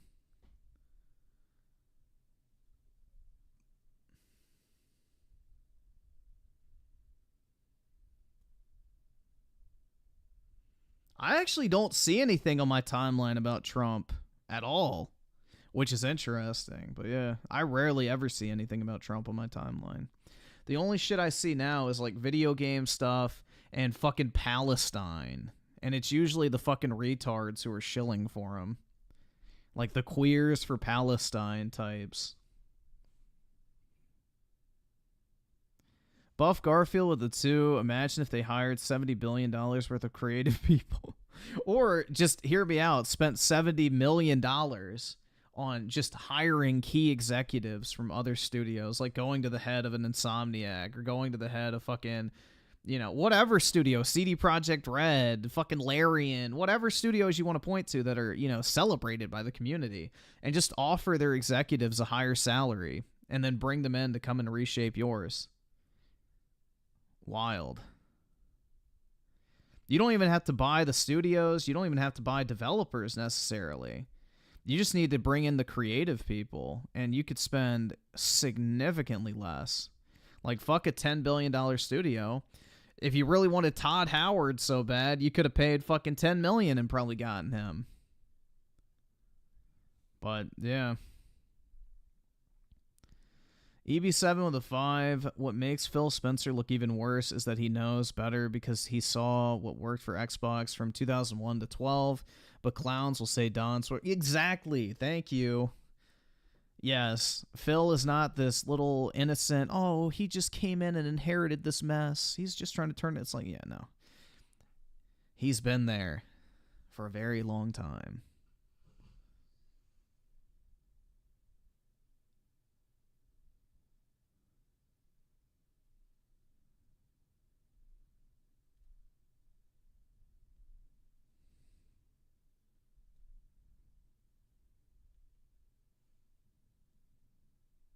Philly did nothing wrong. That's right, bro. He's a gamer just like me, dude.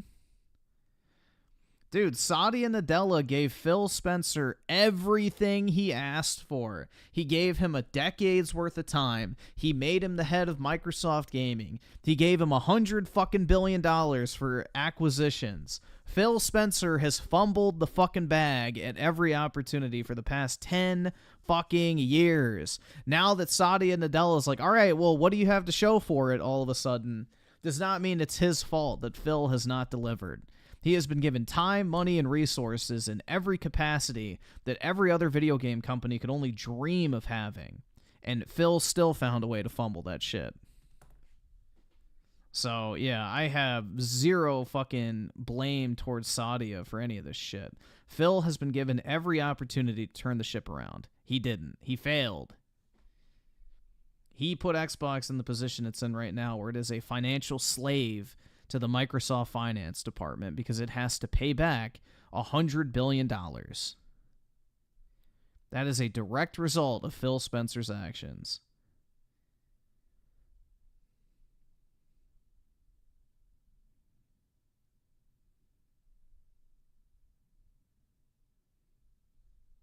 Well, to be fair, Platinum Games was stealing Microsoft's money and using it to build Nier Automata instead of Scalebound, so I don't really blame them for that one.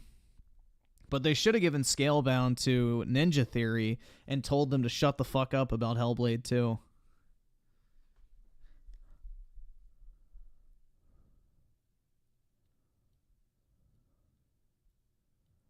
But that's an entirely different topic. Like, shit, man.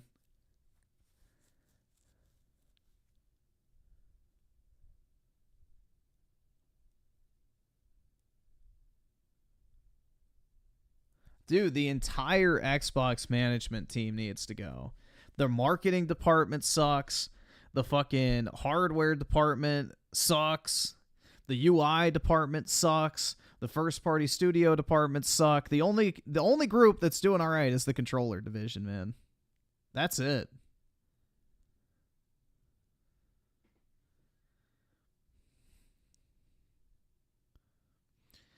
EH0228 with the 2. If Sweet Baby ruins Doom and Quake, I'm going to visit a school, I'm assuming. I don't fucking know. But yeah, I don't know, bro. Like, just assume everything Microsoft touches, they're going to ruin. Like, what other expectation does anyone have at this point? Everything else they've touched has gone to shit.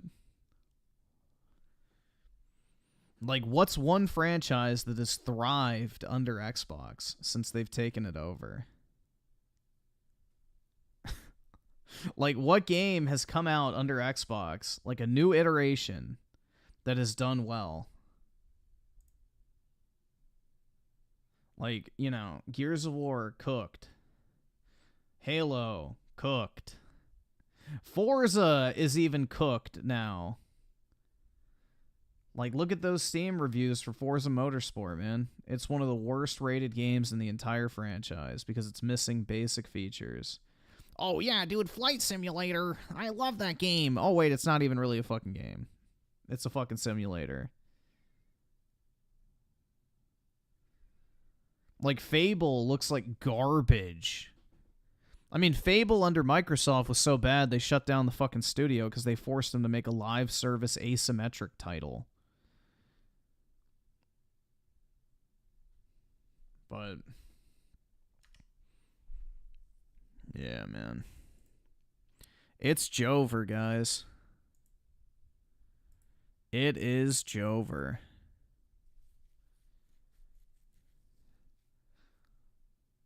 The only game they haven't ruined is this one, Minecraft, because they haven't been able to get their hands on it and make a second one. Like, that's the only thing saving Minecraft at this point is they just update it. They don't release a new one.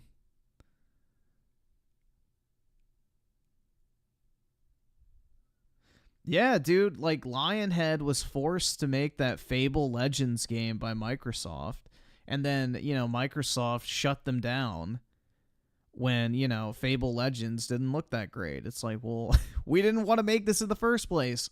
Doesn't that sound familiar with Redfall when Arcane basically told them, we don't want to make this game, we don't know how to make it, we were forced to make it, please let us make anything else?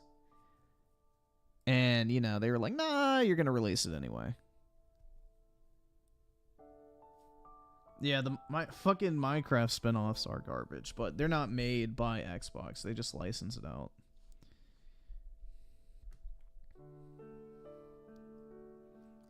But, yeah, I don't know, man. It's a sad state of affairs, honestly. To the shittiest company. Yeah, I just don't get it.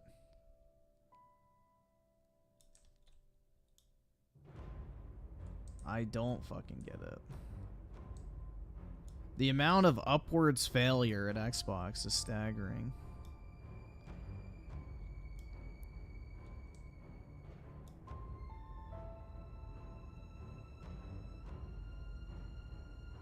What does Sony have going on right now? Oh no, I have to sign into a video game that Sony sells with a PlayStation account. Boo-hoo. Guess what I had to sign into to play Minecraft? Oh look, my Xbox account. Wow. Oh my god, dude, I'm gonna boycott. I'm gonna boycott, guys, because I had to sign into a Microsoft game with my Microsoft account. Oh my god. How dare they? Reddit, rise up. I can't afford this shit! We can't stand for this as gamers, guys.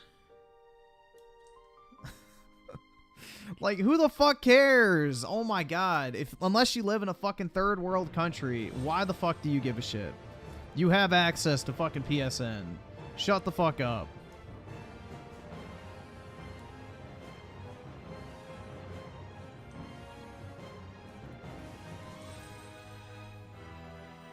Yeah, I'm just a pony, dude. I guess, bro, it's just wild. And people are like, why didn't you call it out? It's like, yeah, because how many times have I called out Microsoft for making me sign into my Xbox account to play a fucking Xbox game? None. I don't care. It's not a big deal. Takes 3 fucking seconds, and if you link it on Steam, it does it automatically. You don't actually have to fucking sign in. But yeah, we gotta rise up, gamers, because, you know, our rights are being taken away. The greatest tragedy of our time. A free PSN account requirement. Oh, I'm truly oppressed. The end of times is here for the gaming community.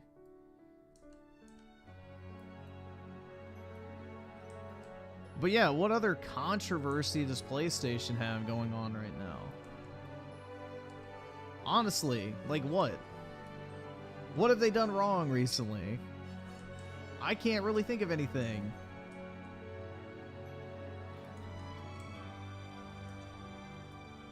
The only other thing I can think of is when they said that they were putting out that patent for games to play themselves. Which is more funny than controversial, but yeah. Basically a patent that allows you to skip gameplay segments of games. And it's like, bruh, that's already their games.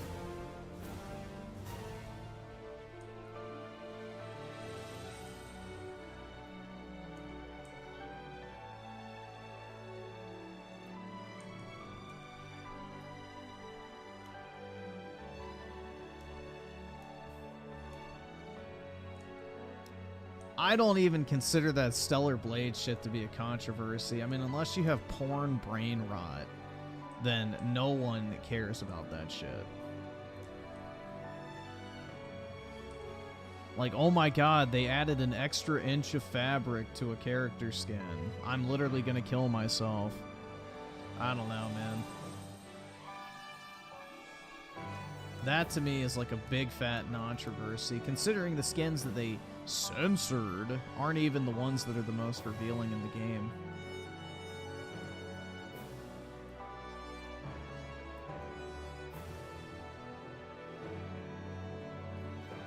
And in reality, it probably wasn't even Sony that censored it. It was probably some foreign ratings agency. Because, like, prime example, like, this Japanese account that I see on my Twitter page every once in a while was tweeting out, like, why are people comparing Stellar Blade censorship to Baldur's Gate 3? There was nothing to censor in Baldur's Gate 3. And then someone pointed out to him that there were sex scenes in Baldur's Gate 3, and he goes, oh, the Japanese version doesn't even have that shit. So there's a lot of restrictions in foreign countries in order to gain a certain rating that you can't have certain content.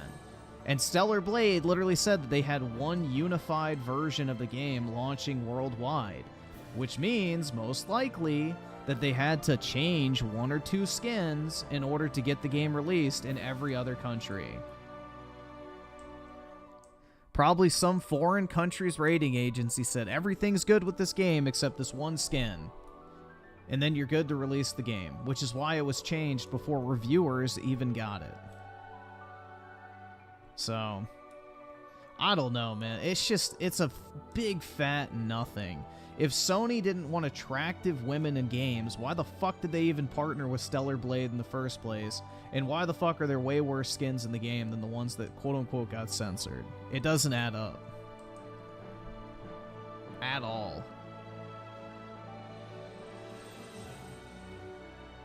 No censorship is good? I disagree, man. If it's like a 15-year-old character, then I have no problem with censorship. In fact, I'd prefer it. I don't know, man. I don't have an issue with censorship in certain cases.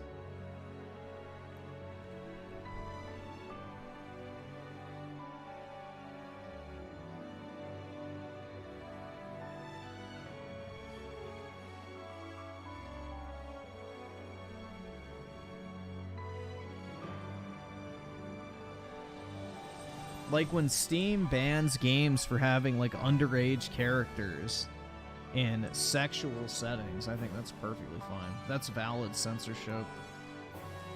Or if they make a character that's 40 years old but looks like she's 8, then yeah, that should be censored. That's fucking disgusting. That is absolutely disgusting, degenerate behavior that needs to be removed.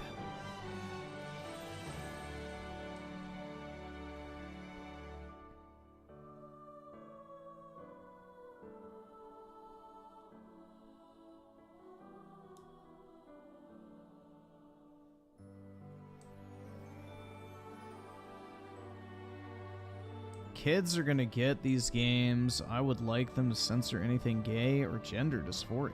Yeah, there you go, man.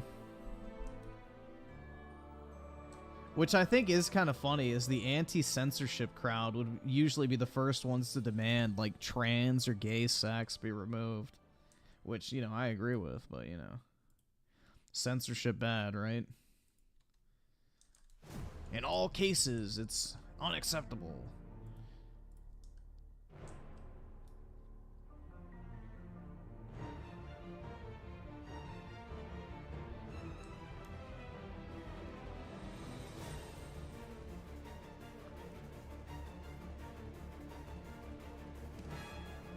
Stellar Blade had also gore no, it didn't. Stellar Blade's gore was not censored. The blood splatter effects were toned down. That's a graphical downgrade, not censorship. The gore is still in the game. It's just the blood splatter that lands on Eve's character model has been toned down. That's a graphical downgrade, not fucking censorship.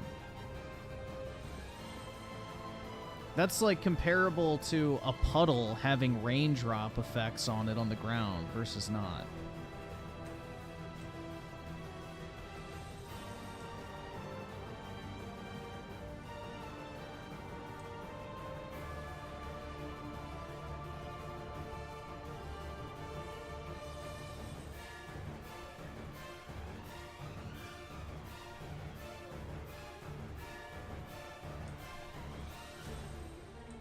The bear sex needs to be removed. I agree, man.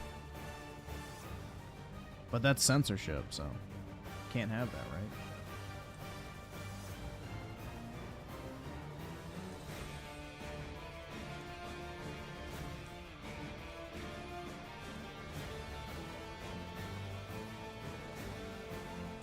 Yeah, I just refuse to believe that a game where Eve's tits are literally flopping around in a fucking skin suit, that censorship was the goal of Sony. Sorry. Like, that takes a little bit too much suspense of disbelief or whatever the fuck. There's no way. Like, if Sony was so anti-beautiful woman in video games, why the fuck did they help develop Stellar Blade in the first place? Makes no sense.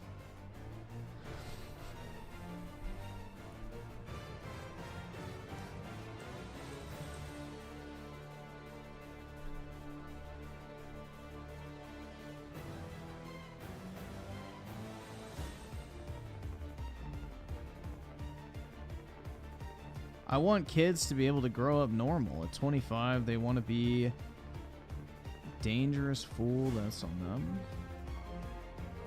Yeah, I don't know, man. There's a lot of weird fuckers out there. Well, they're trying to normalize pedophilia and that type of shit, because, you know, as we see with the Hollywood elites, they like to engage. They like to engage with pedophilic activities, so they want to normalize it. And they have to groom their next generation of victims.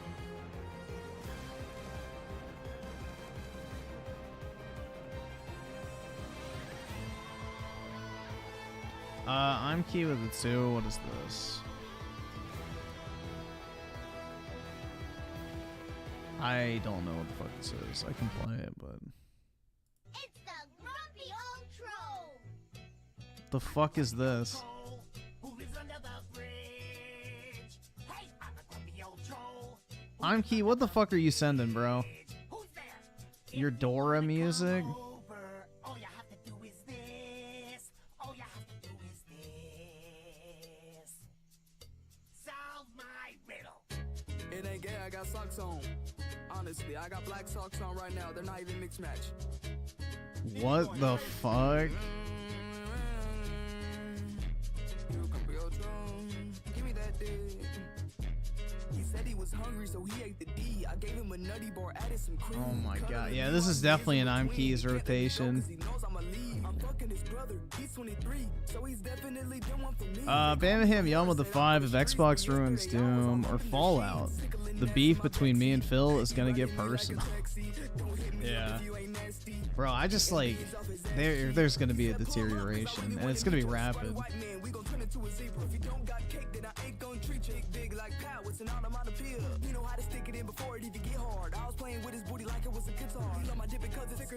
Oh my god.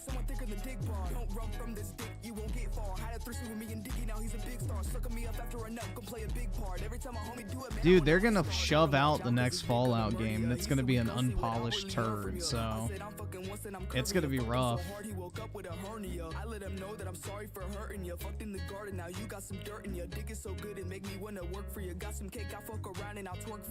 Not to mention the Bethesda's having a talent exodus right now too. This is a Gen Z. Nah, this is just an I'm Key song.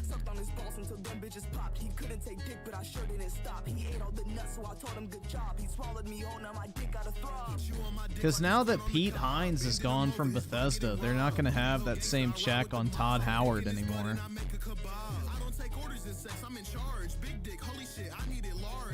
Oh my god, bro.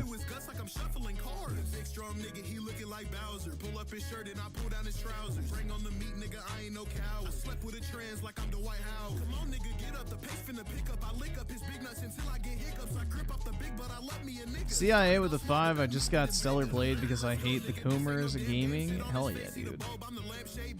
Gaming. Also, timeout OT. Alright. He gone.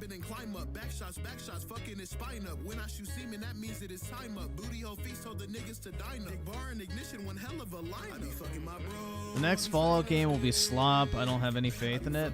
Yeah, because they're going to inject it with Marvel humor, dude. Just like the TV show. They're not going to make a Fallout game. Alright, bro, why is it telling me hold control to sneak?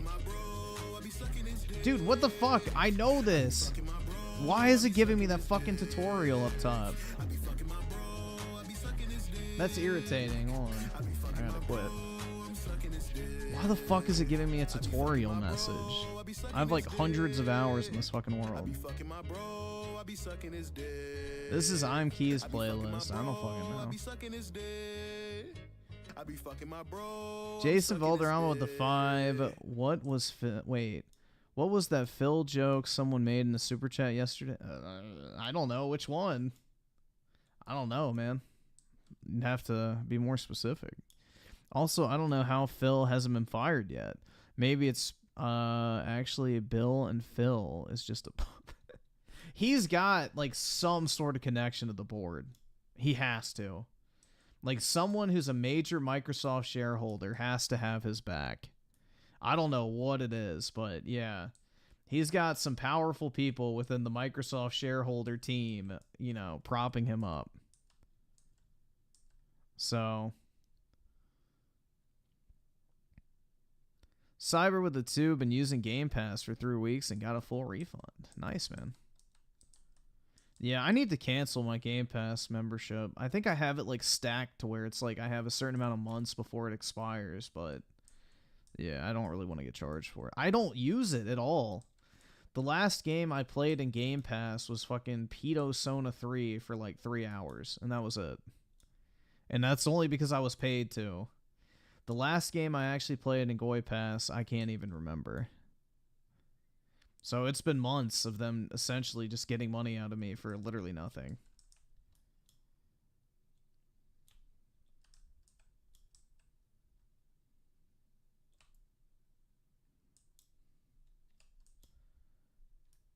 So Griffin will be playing Hellblade 2? No. Why the fuck would I play Hellblade 2? Honest to God question. The first game was literal misery porn for 5 hours straight. It was absolutely fucking terrible. Why the fuck would I want to subject myself to Hellblade 2? There's no fucking chance. I don't care if I already got a free copy of it or if I have Goy Pass still or anything. I'm not playing that shit. Ain't no fucking way, bruh. EB7 with a 2, play Careening into Danger. Okay. I don't think Synthetic Man will review it, because didn't he say that he never wants to play Hellblade 1 because it's just a walking sim?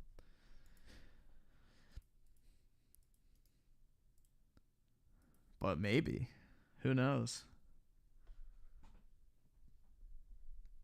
I will suck your pee-pee if you play Hellblade 2. Now I really don't want to play it. I can't afford this shit!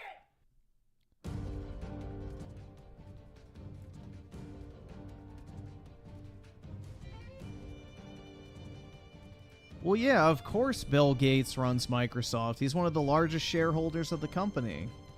The shareholders all run Microsoft. That's how this shit works, baby. The shareholders are the real bosses. If you have a large portion of a company, like 5+%, you are basically one of the top people at that company, whether you have an official position or not. Because you're somebody that the, you know, management has to answer to.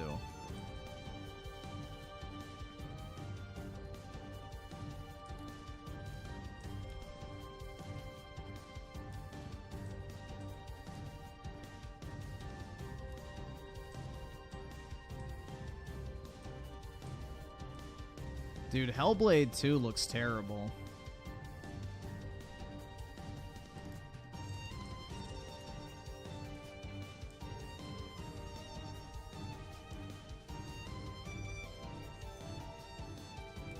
Will you actually say no if some...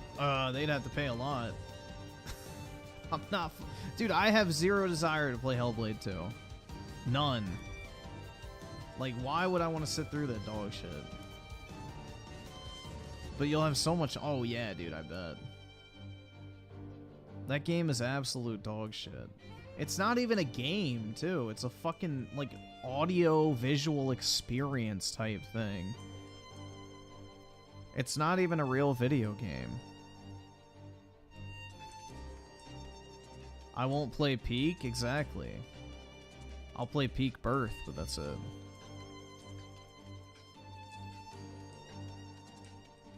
Yeah, God of War Ragnarok is terrible too. How's the game terrible when the game never came out? Hellblade 1 exists, bro. They literally said that Hellblade 2 is basically the exact same thing as 1.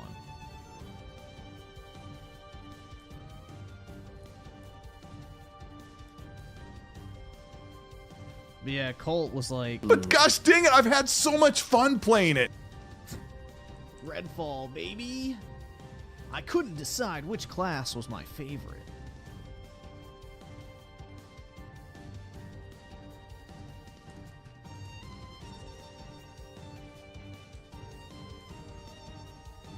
Ragnarok is way worse than God of War 2018. Ragnarok is so fucking boring, man. You can tell that game was supposed to be a DLC and they stretched it out unnecessarily. It was absolute fucking garbage.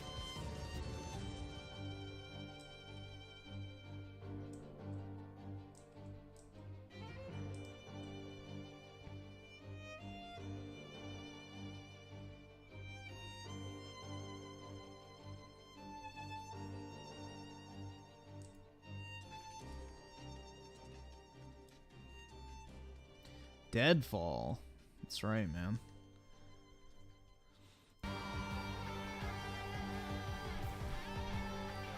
I'm tired of games having fall in them. Yeah, what was it? Godfall, Redfall. What was the other one? Fall Guys. That game bombed. What else? There's another fall.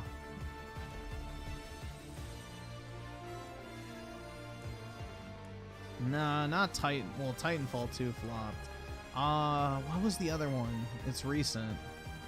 But, like, it ends with fall.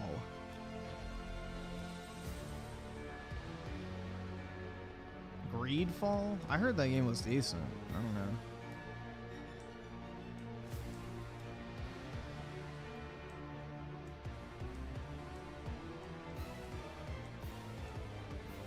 Yeah, Babylon's Fall. That's what I was thinking of. That's what I was thinking of. There's a lot of failures that end in fall.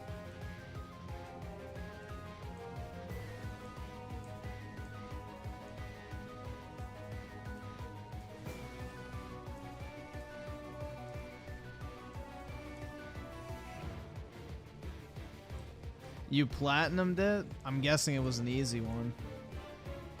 I kind of wish they would have left that game in like an offline mode because I kind of want to try it. I want to try Anthem at some point, but I don't know.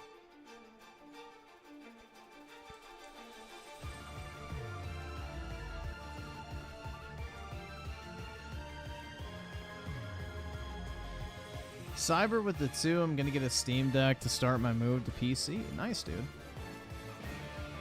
You should look into that new ROG Ally that's about to come out. I heard that thing's going to be really good.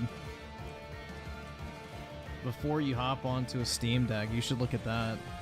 I don't know how much it's going to cost or how much you're looking to spend, but yeah, the ROG Ally is getting like a version 2 that comes in black, and supposedly it's like a pretty nice upgrade battery-wise, and then also they tuned the sticks and buttons, which was the issue I had with it, is the sticks felt really flimsy. But apparently they're redoing that. I can't afford this shit! 2023 Perfect Dark with the 10 while looking through the credits of every Microsoft 360 game for video. Perfect Dark, Xbox Live, Arcade, and Perfect Dark Zero gave Phil Spencer a special thanks, and Perfect Dark Zero did horribly. Not a good. Yeah. I mean, that's the thing, is Phil Spencer's been at that company for a very long time, so he's not, like, fucking dumb to what it is that Xbox as a platform is supposed to be. No, the ROG Ally is basically just a Steam Deck that already has Windows loaded on it.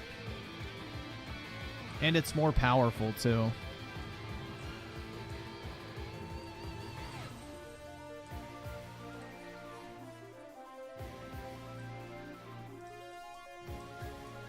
But the new ROG Ally has like a 40% larger battery than the original, so that's a pretty significant upgrade.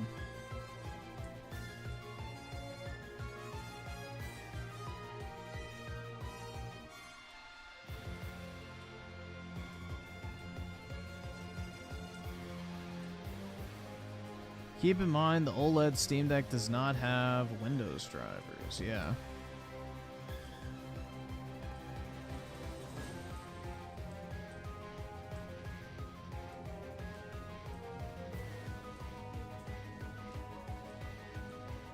Feel like Hades 2 is all I have left after the horrible news in gaming lately. The only game I'm looking forward to for the rest of the year is Space Marine 2, but that's written by a trans author, so not really much faith. No, I don't think Apple will ever make a console. There's no need to. Dude, mobile gaming is going to get to a point where it's going to rival console gaming, and Apple will be ahead of everyone on that because their mobile chipsets are like top fucking tier.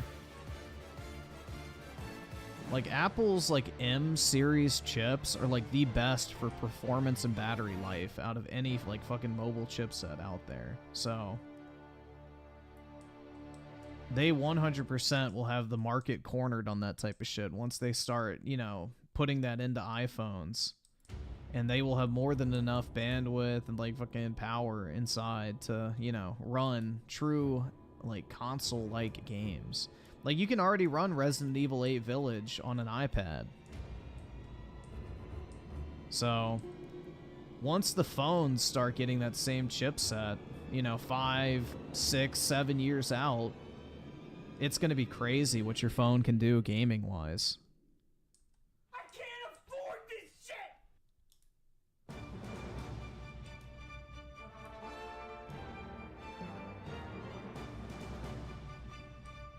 That'll be Nintendo's biggest competitors. If people can just play games on their phone, like why do you need to carry around a handheld? And it's native. Like you could just carry around a battery pack. Oh, they added it for the 15 Pro. You can play Village now too? How much is it? If it's cheap, I'll buy it. But if it's like 70 bucks, I ain't paying for that shit because I'm not going to play it.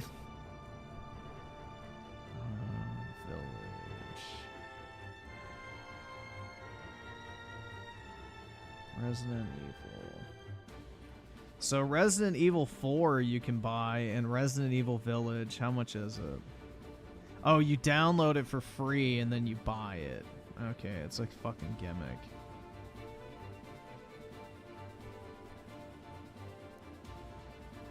How's the Devil May Cry game on mobile? Is that good or not?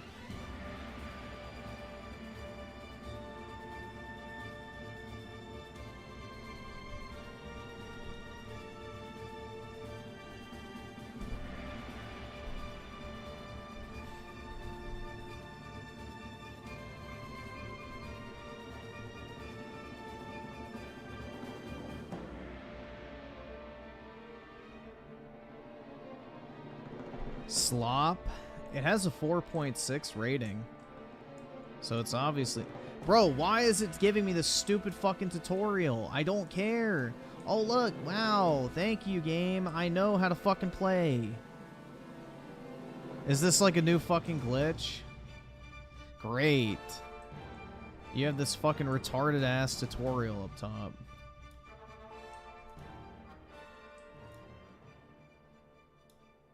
You can turn it off in settings.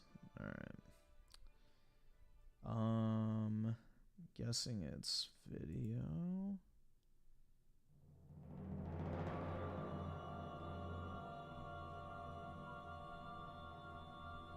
No, general. Oh, there we go.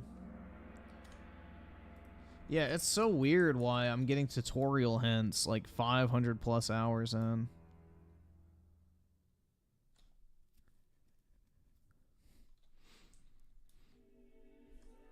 Cyber with a 5, not trying to derail the topic. I'm just 2 years from my BA in cybersecurity. What do you recommend I do to better my chances at securing my certifications? Just look up like top cybersecurity certifications and then work on those. And just pad your resume with some of the like most popular ones, and that'll help you a lot because most likely, if you're going to work in cybersecurity, they're going to want you to get the certifications anyway. So if you already have them, that's like a step that you're going to save yourself. And will make it so they'll hire you faster. Yeah, that Lost Soul Aside game has been teased since like the beginning of the PS4 generation, and it's been stuck in eternal development hell. So I don't know when that thing, or if it's ever going to come out. EH of the two, Griffin's favorite console UI. Of all time that I've personally used, honestly, bro, the PS5 UI has really grown on me. But I'm not sure, honestly. I would probably... It's either that or the PS4. I feel like those two are both really simple. I didn't get to use the early 360 UIs, so I didn't really have first-hand experience with them. But yeah, I feel like PS4 and 5's UIs are like really good for what they are. Like all your games are just right there. All the settings and things you want to get to are easily accessible. It runs well. It's not laggy. So the PS3 UI is fucking horrible. Shut the fuck up, I'm Key. Sit your ass down. Yeah, no ads. That's another nice thing.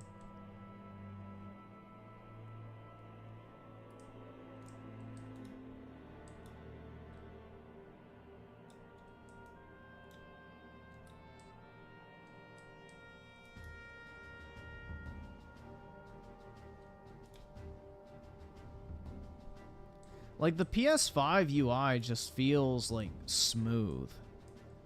Everything feels very deliberate. Why would I have played Halo 3 at launch when I didn't get a fucking... I didn't get an Xbox until 2011, bro. How would I have played Halo 3 at launch? The fuck?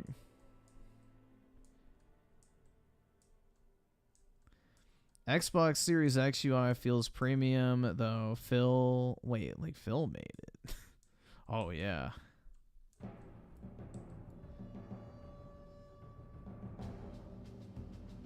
Phil handcrafted it himself.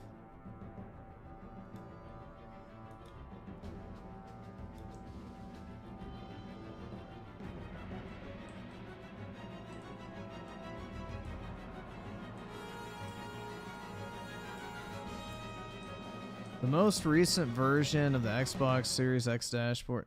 Yeah, it's not bad, but it still has all the problems of the original. It still runs really slow. Everything is super obfuscated. You have ads all over the place more than ever, which is irritating as fuck. You know, the whole thing feels like an ad for Game Pass. That's basically the entire new Xbox dashboard.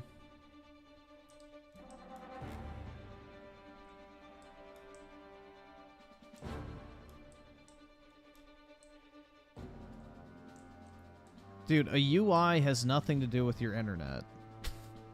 Oh my god, never mind. I'm just gonna stop.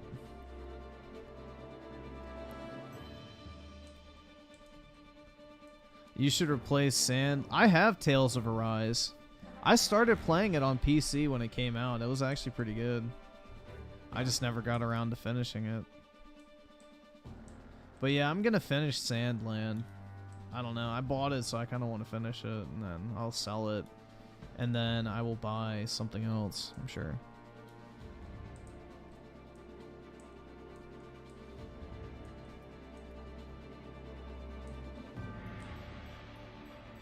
Remember ordering... yeah, the Xbox 360 Domino's app. I remember that.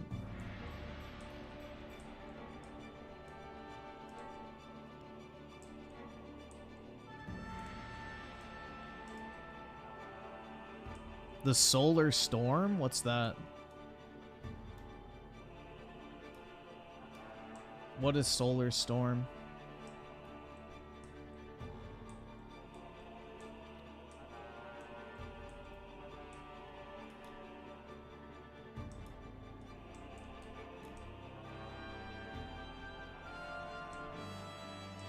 Yeah, I have Windows 11 on my work computer, and honestly, it's pretty good. I like it for the most part. I just don't want to put it on this computer because of like all my apps and shit. I'm afraid it'll have some weird compatibility issue with OBS or Streamlabs, or not Streamlabs, the Stream Decks, my fucking Elgato car, like all that type of crap. So I'm just I'll get Windows 11 on my next computer, not this one.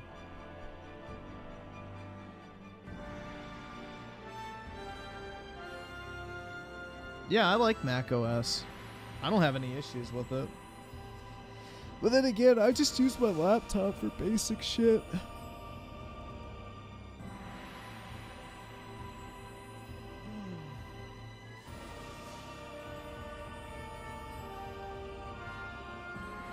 You're on Mac? Yeah, I have a MacBook Air for my laptop, which is pretty good. I like it a lot. Dude, the battery on that thing is fucking crazy. I can literally not use my laptop for like 2 weeks and it'll have a perfect charge still. It's like, what the fuck? It's like, wow. Dude, I can't even leave. I couldn't leave my Windows laptop unplugged for 2 hours and it would like be dead, basically. Like the MacBook Air, whatever the like magic they did with the battery is insane. Yeah, I got the Apple Vision too. I kind of want the new iPad, but I feel like that's just device overkill. I don't have enough uses for all those fucking devices.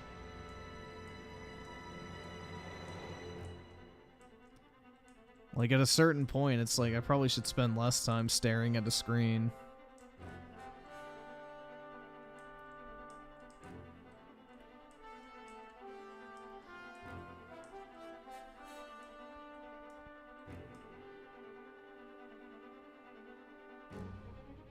I don't know. I just love buying new technology, personally. It's one of the few joys I have left in life. You know, it's like one of the very few things that still brings me joy of, like, you know, opening a new piece of technology and stuff. Because it's, like, always so nice to get a new, like, phone or computer or whatever. Playing Stellar Blade on easy is actually fun. Yeah, I agree, man. That's the way to play it, in my opinion.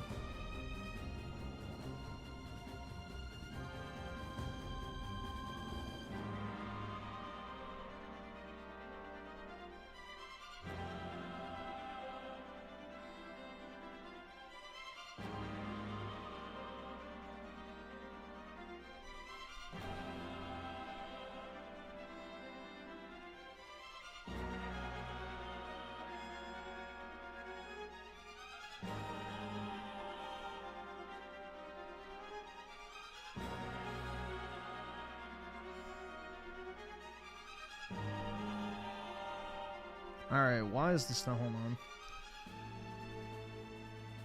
Why is this not working? Buy now.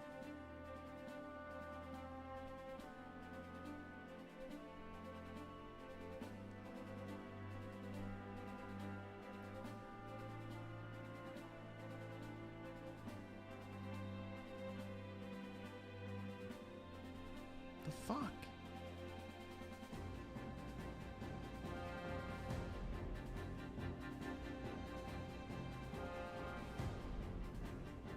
Why will it not let me check out? Fuck you, Amazon. View details. Oh, okay. It's sold out. They had Gotham Knights on sale for $10 for PS5 on Amazon, so I was gonna buy some because for $10 that's a no-brainer. Dude, the best feeling ever is like barebacking your phone when you first take it out of the box. Like, it looks pristine, there's no fingerprints, it feels nice and cool and smooth and light and thin, and then you have to put it in a case and then it's never the same. That bareback feel of like a brand new phone is hard to fucking beat.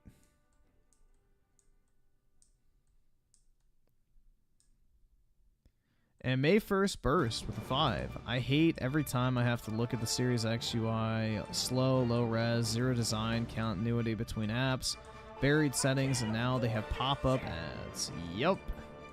And 50% of the real estate is taken up by ads or, you know, Game Pass, like, additions. It's like, which is an ad for Game Pass, but yeah.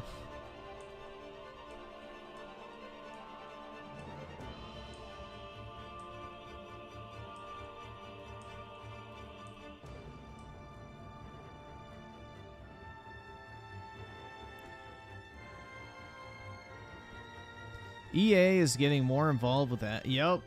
Dude, they're going to put that shit in, like, Madden, I guarantee you. In between, like, you know, timeouts or whatever the fuck. They'll put, like, an ad. And they'll, like, try to integrate it into the game, like, you know. Make it feel like it's a part of the game, but it's really an ad.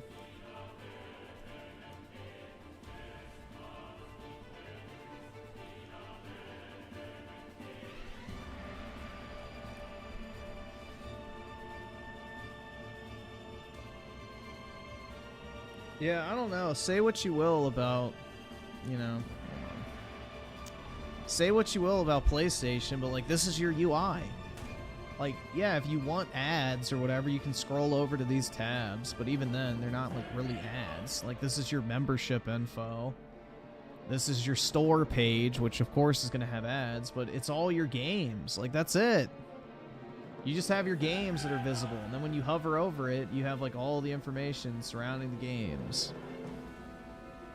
So it's just a much cleaner experience. Like, it's just your shit, and that's it. And if you want to go over here to, like, the other stuff, you can, but all your stuff is right where you want it. It's front and center. There's no ads.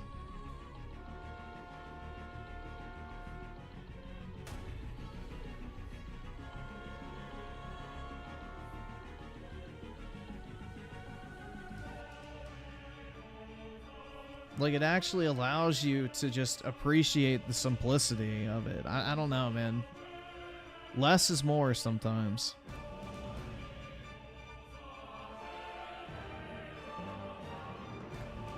Yeah, this gen has been pretty disappointing for the most part. Sandland is okay. It's like a $20 to $30 game, though. I would not pay full price for it. It's alright. Like, I had a little bit of fun with it when I was playing it earlier before I started streaming, but it's just not like a... It should not be a full-priced game. It's like a $20, $25 game. I think that's the perfect price point.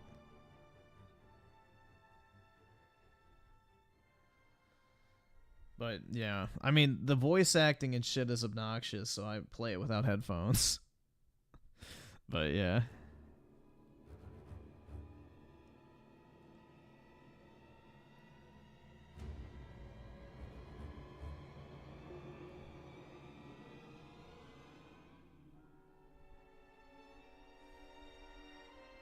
Xbox is going to disappear as a brand. Yeah, it'll be Microsoft Gaming. Definitely. 100%. None of Nintendo's games are worth more than $40? Well, that's usually what they go on sale for, so. Yeah, once they start fire sailing, like, Nintendo games for the Switch, I'm, like, fucking stonking, bro. I'm gonna buy so many sealed Switch games that I'm gonna be fucking sitting in them. Like, literally, I'll be swimming in them. I bought recently these reprints of...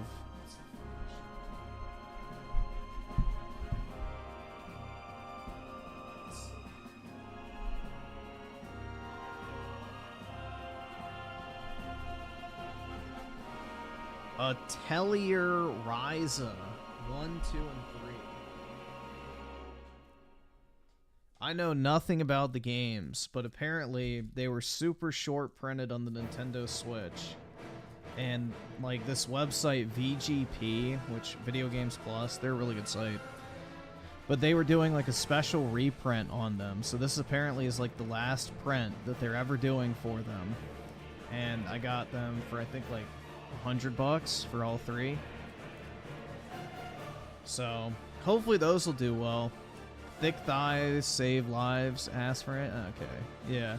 I mean, the thighs are definitely the focal point of the cover art. But, yeah, so I have all three of those sealed. I got some more copies of Unicorn Overlord sealed that I paid, I think, $25 for.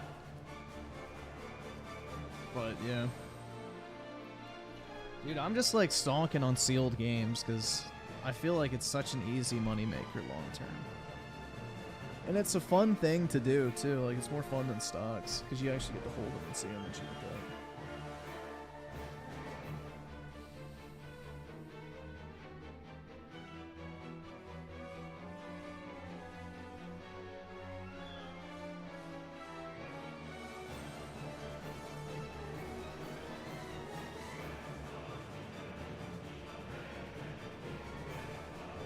Ryza 2 and 3 are goated. Really? I may get them on PS5. I don't know. Who knows? If they're actually good, I may try them. I gotta stay on my Japanese grind set.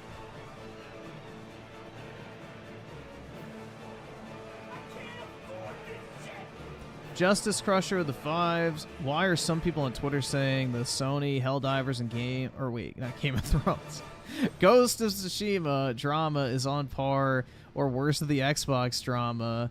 Like, I get Sony sucks, but stop flip-flop. Yeah, it's not even comparable. Like, oh no, dude, I have to sign into a PlayStation game with the PlayStation account. Just like, oh look, I had to sign into a Microsoft game with my fucking Microsoft account. Crazy, dude. Wow. What a fucking shock. Like, that's some fake-ass outrage, man. 100%.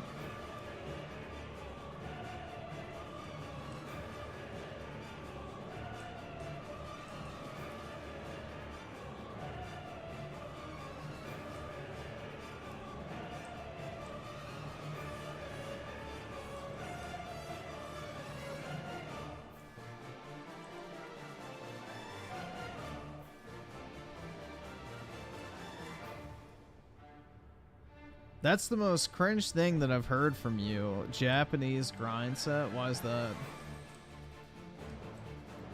That's a pretty low bar, Britt.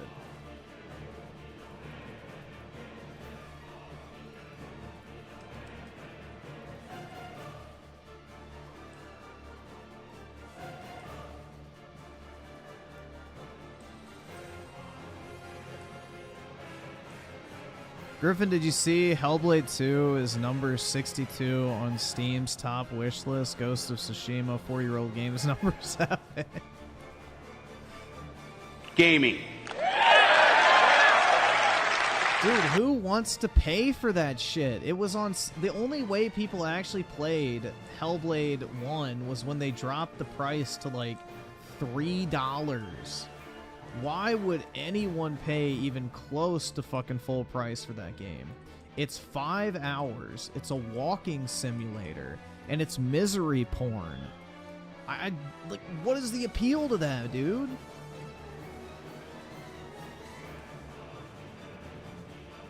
I don't get the fucking appeal of being miserable playing a video game. Like, isn't real life miserable enough for you? Like, fuck.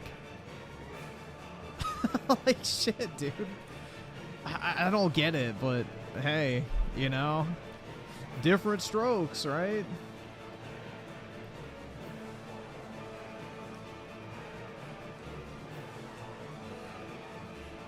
Games Workshop's not even the problem, man. The writer for, you know, Space Marine 2 is apparently a trans, so good luck. I mean, I'll still buy the game and give it a shot, but, you know, I don't really have high hopes for it anymore. Hopefully the gameplay is good at the very least, because the gameplay looks fucking cool.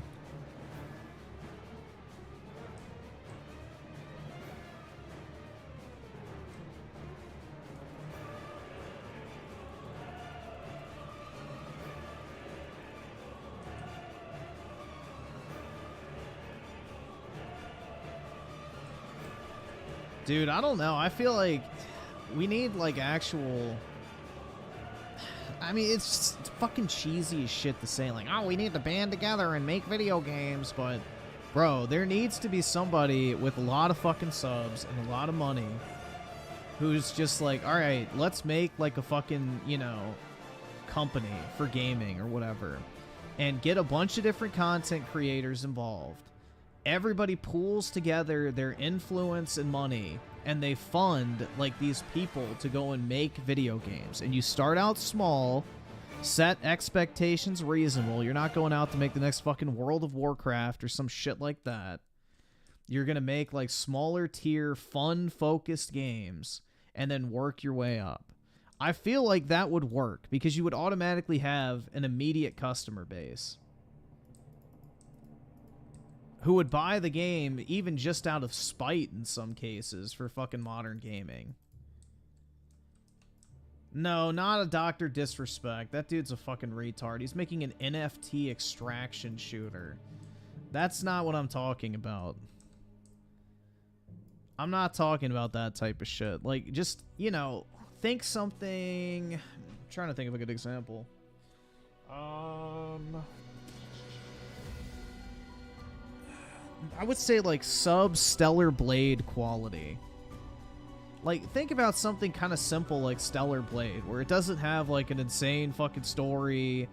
You know, it's, you know, the graphics are good and everything like that, but it's not one of those games you can tell has, like, $100 million budget. Like, I'm talking, like, maybe $10 to $20 million budget type game. And that's it.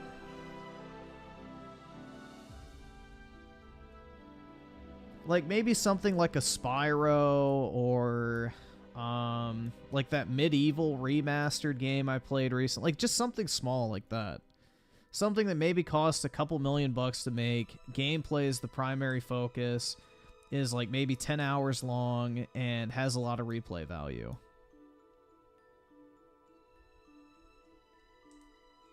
But the thing is gameplay needs to be the focus. It can't be like these fucking cringe-ass, like, conservative media fucking things where it's like, oh my god, let's make stuff where we own the libs.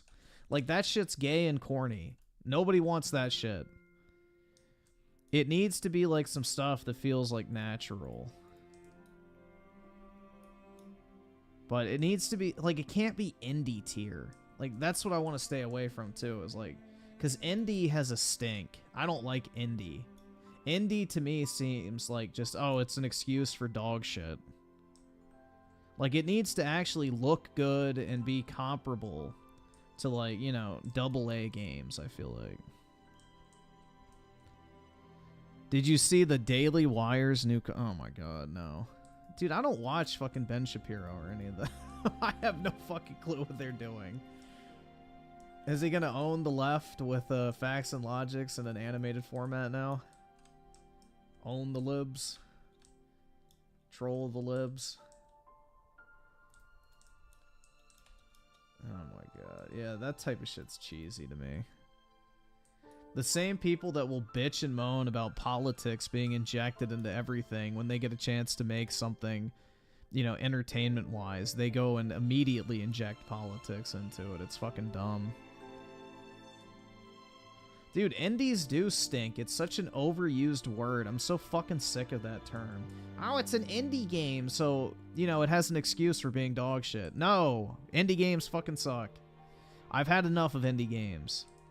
Give me something with actual fucking work behind it. I don't want your slop-ass, pixelated garbage. Get that shit out of here. I'm so fucking sick of that crappy pixel art style for fucking indies, bro. Get that shit out of here, bro. Just because you're an indie studio doesn't mean you have an excuse for making an ugly game.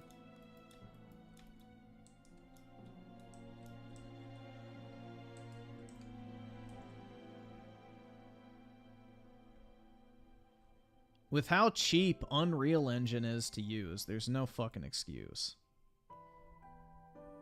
Bro, you play COD. I do? I haven't played COD in... how long? Let's see.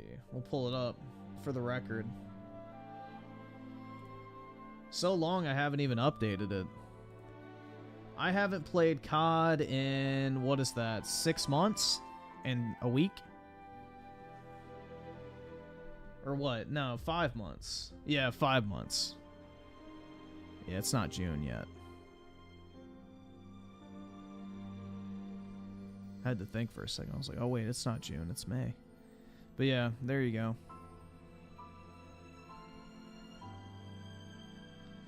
I have not played Call of Duty in over 5 months. Since I reviewed it, basically.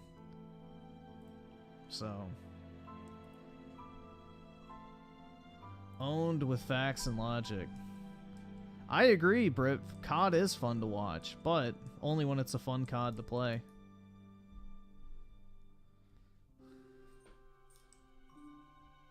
Otherwise, it's fucking miserable.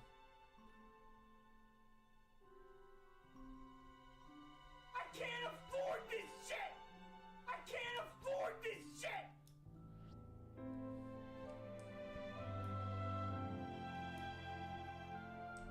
But yeah, I don't know, man. I feel like that's the only solution is like, you know, like who was it? The Side Scroller podcast or whatever.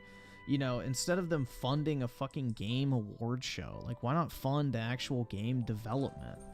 Like find an actual game developer who, you know, wants to make actual video games. Not someone who wants to make conservative video games. And then just hire them to make fun games and use the crowdfunding to, you know, start the fucking, you know, ball rolling, essentially. I don't know, man. It's just like, it seems pretty easy. But it's not about, like, actual gaming. It's about, you know, influence type shit.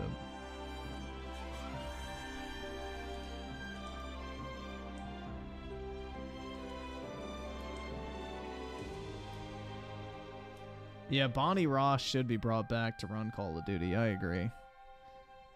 She would do a great job.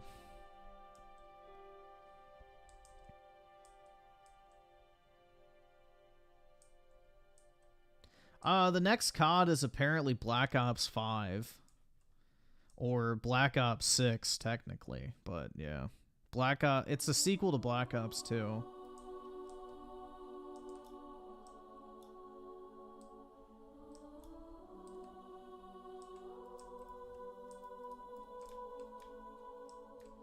They're trying to hit everybody with the member berries.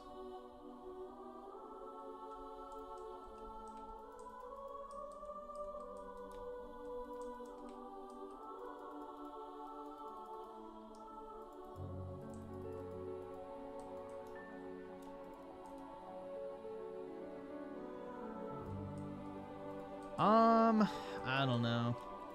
I'm not traditionally a Treyarch fan, so I don't really feel like I should buy it, because it'll be like Gulf War where I play it for 2 days and never touch it again.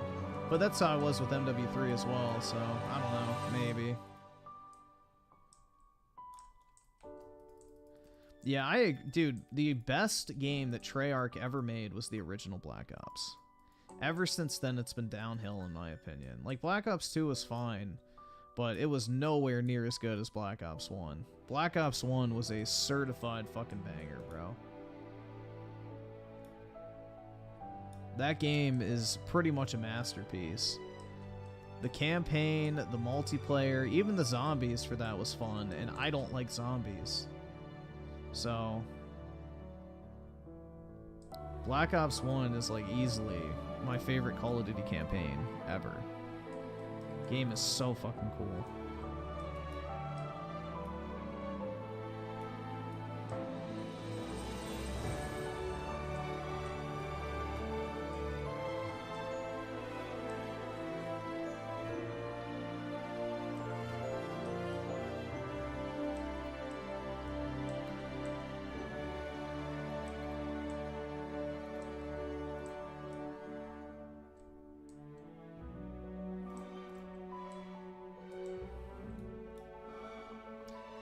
I didn't get gold to play online for Black Ops 1. Ah, that sucks, man. Yeah, Black Ops 1 was awesome.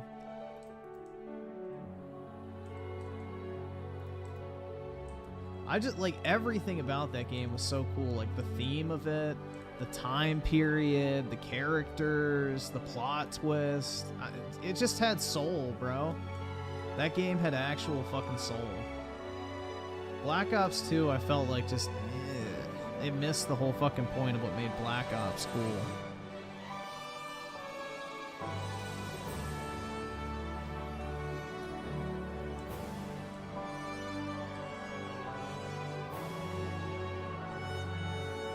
Dude, I love that gun. What was it? The Stoner 36, I think it was? Peak Birth had soul? Absolutely.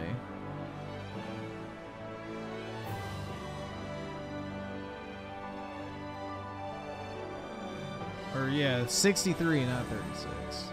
I got the numbers mixed up, my bad.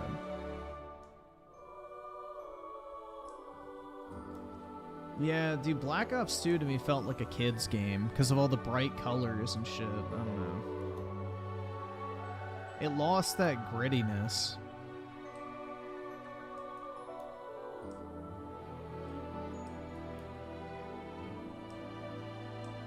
Why don't I still play it? Because everybody bitches when I play Rebirth. They're like, oh my god, stop playing this shit. Which everybody bitches when I play anything, so. But yeah, I've already played through it twice on stream, so I feel like that's enough. Yeah, the Skrillex mat. Dude, ew. That fucking, I'ma try it out.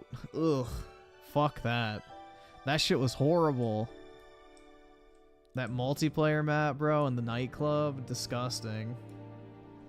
Absolutely disgusting.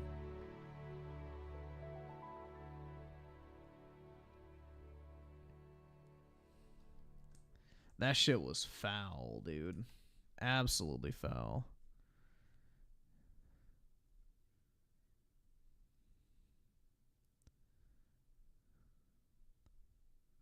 Let's see.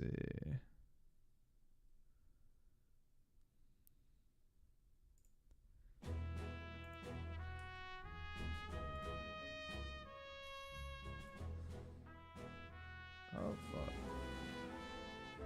I just, well, yeah, I mean, ideally you could, but if you had to go in there, you heard it.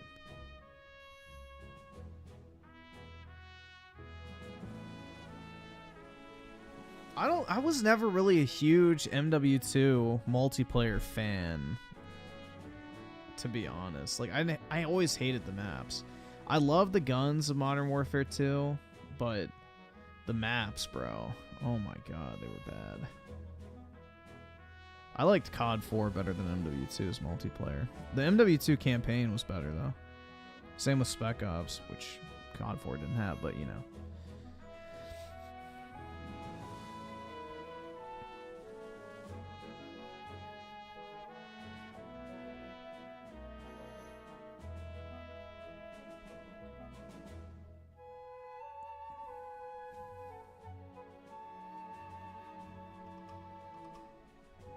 When am I going to play Halo 5?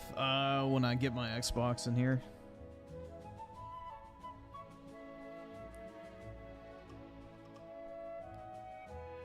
Let's see.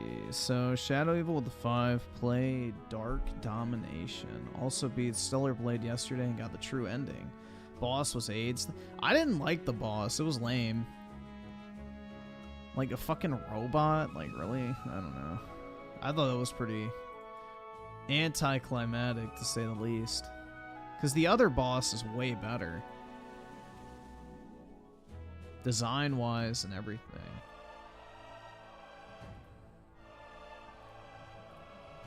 Are some of the 5 were mostly done with Xbox new? Yeah, we can watch some of that tonight.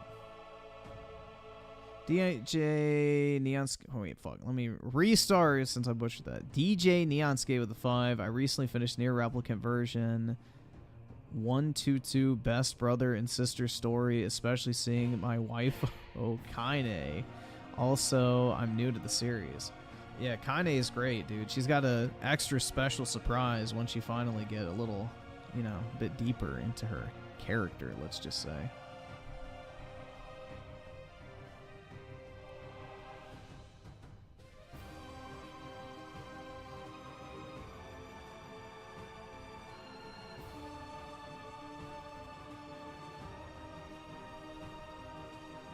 But yeah, I like the version of Nier I like better is the daddy-daughter one, personally, because I think it has more impact than, you know, Twink Little Brother, personally. But I think both, I mean, they're the exact same game, so both are good, but yeah. When am I going to bring my Xbox in here? When I decide to unplug it from my bedroom TV. I don't know. It's like on the other side of this wall that I'm staring at right now, so it wouldn't be too hard to grab, but, you know. It's a lot of work, bro. Synth must play the first Nier. Yeah, he'd love Kaine.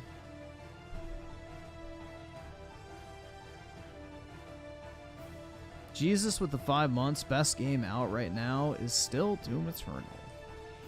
Yeah, it's a shame we haven't gotten another Doom game, but I guess 4 years isn't enough. Just grab my Xbox. I don't know if my landlord would be happy about that. They'd probably be a little pissed off if I punched a hole in the wall. Console sized and all. Jason Valderrama with the 5. I think Oski Woski made the joke. It was a joke where he replaced the beginning of a word with Phil. Oh, mental Philness? Was that it?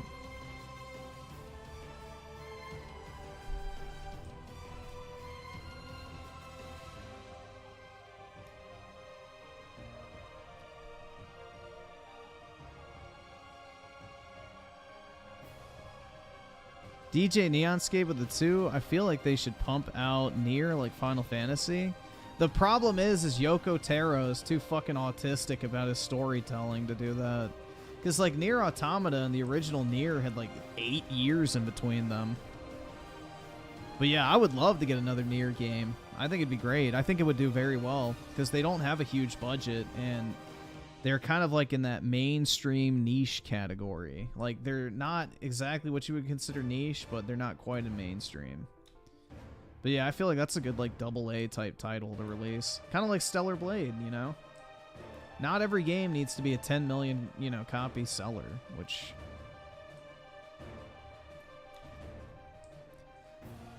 Groovy with the 2, how do I fast forward to the videos? Easy. Open your wallet and give me all of your monies. There's only one path. I can't afford this shit! I can't afford this shit!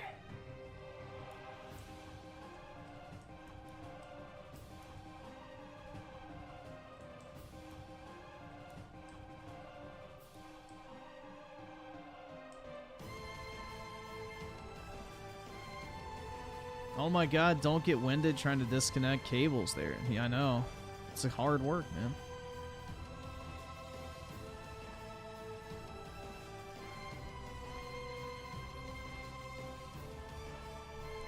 Yeah, hold on. Let me check something real quick. So as far as, like, gaming goes, I'm trying to see. I've bought a bunch of stuff lately. Probably too much stuff lately. So I bought that Way of the Samurai 3.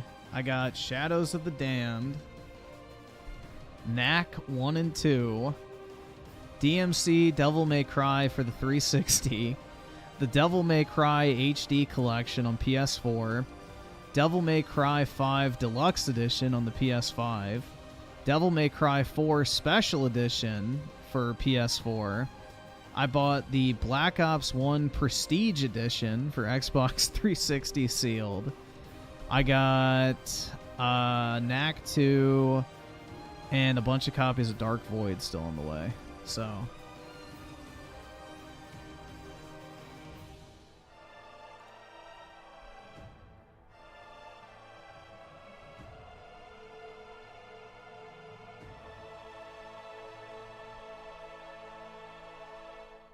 Should you do cardio if you're bulking? No, you should only do cardio if you're cutting.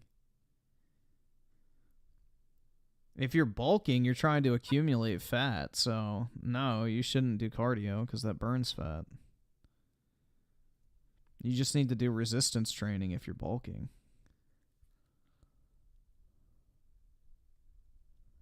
Once you start your cut, you should add in cardio, but...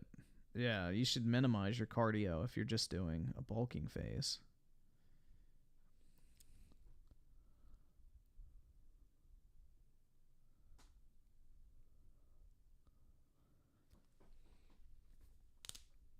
Let's see. And Jesus with the 5. Some people are angry that X Defiant isn't releasing on past gen consoles. Bruh, get your money up and hop off a console for 2030. Yeah, exactly. Everybody bitches that we haven't moved on to the next console generation, basically. And, you know, we're getting a bunch of cross-gen shit.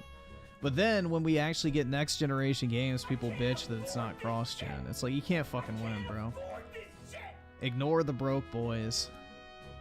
They weren't gonna buy the game anyway.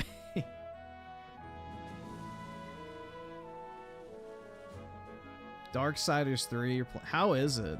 I never played Darksiders 3 because I heard they tried to make it like a Souls clone.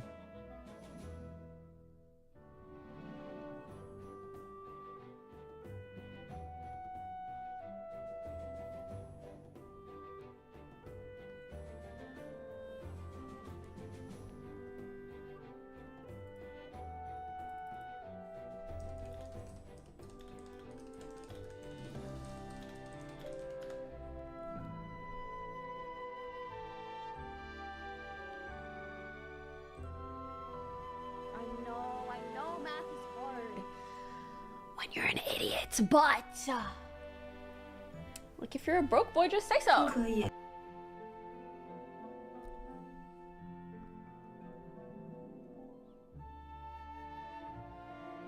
Pokey my queen? Exactly, man.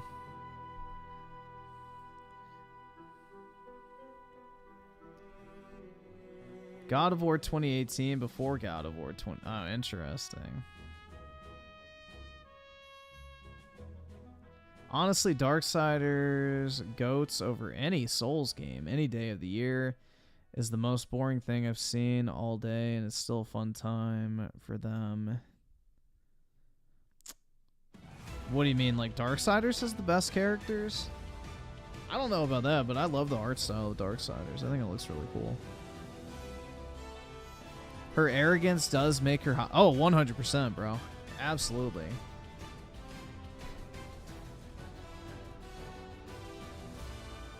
That type of attitude is a massive W in my opinion.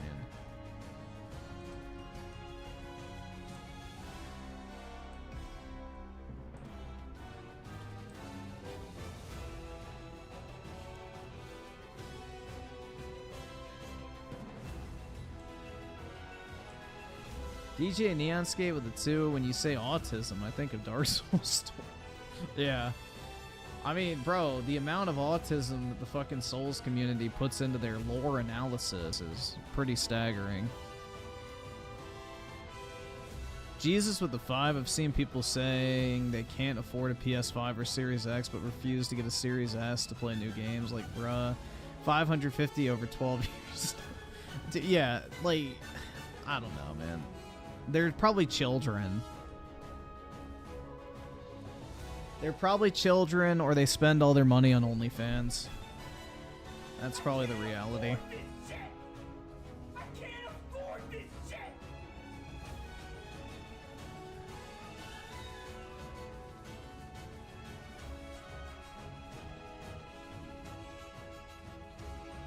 I bet you wish you were a girl, Not really, actually. Despite my ability to earn way more money on the internet if I was, I don't actually want to be a girl. Being a guy is a pretty big dub.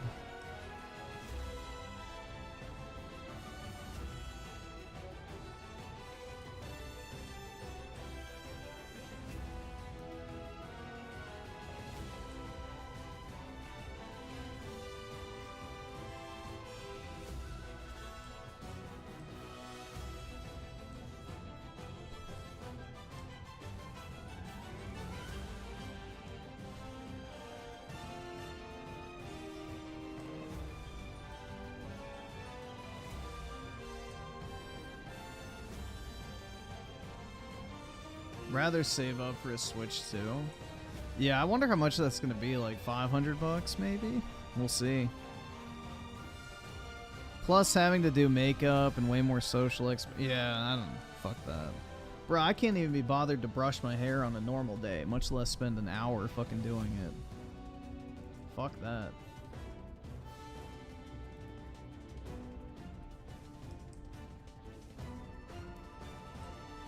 I'm a misogynist for saying that? Good.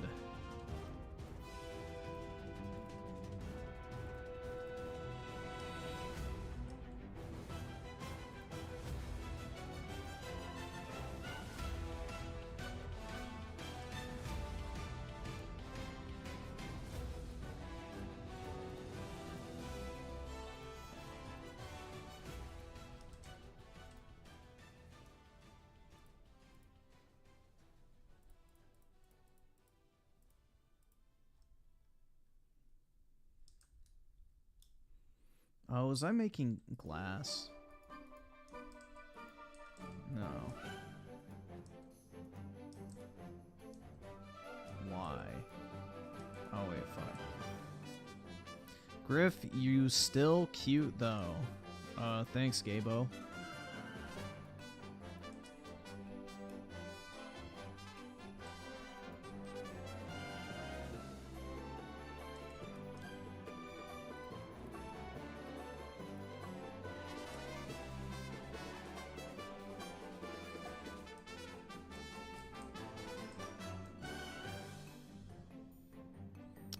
Jesus with the 2. Gypsy Crusader is the one. Isn't that the guy who dressed up as the fucking Joker on Omegle or whatever? And would just, like, scream the N-word at people? I believe, right?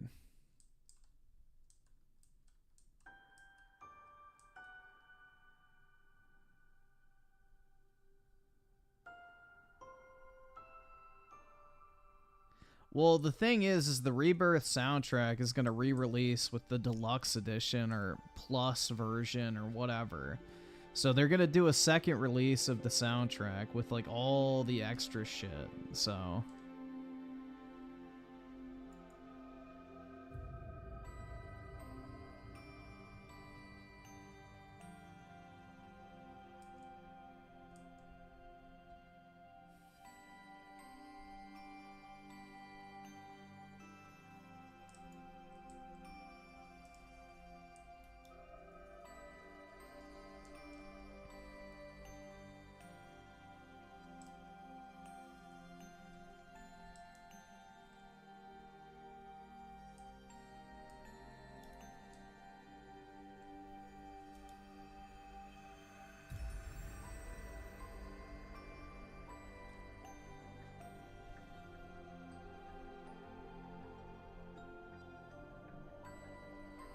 Claus Mystery of the 50. I love how imbeciles complain about OG Final Fantasy VII's translation when today there are worse localizations. Examples: Legend of Zelda, yes. Fire Emblem 1 and 2. I mean, that's the thing. I don't know. I don't really have like a fucking hate boner for localizations personally, but yeah, some of them are cringe.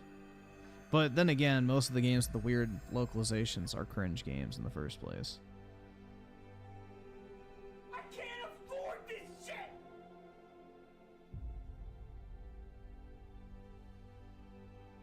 Claus Mystery with the 20 and other video game series. Insert I'm an ally. Oh, okay.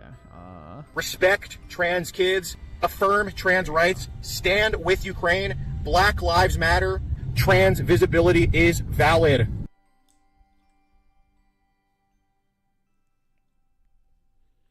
Like, most stuff from Japanese does not literally translate. That's the problem.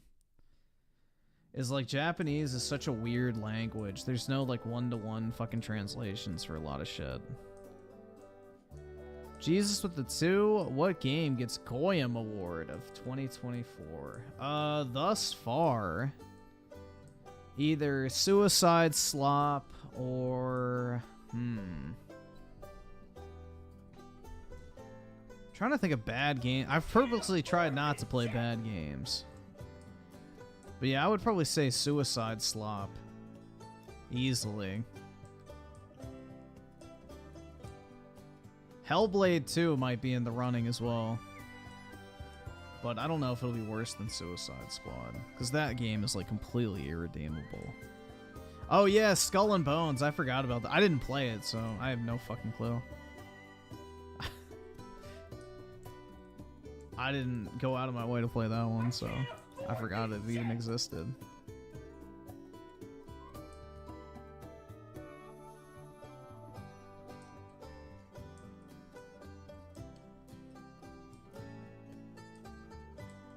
Ban I'm Key for calling Brit Honey Bunny. Why would I do that, dude? I'm Key can talk to his girl however he wants, bro. It's not my place to judge.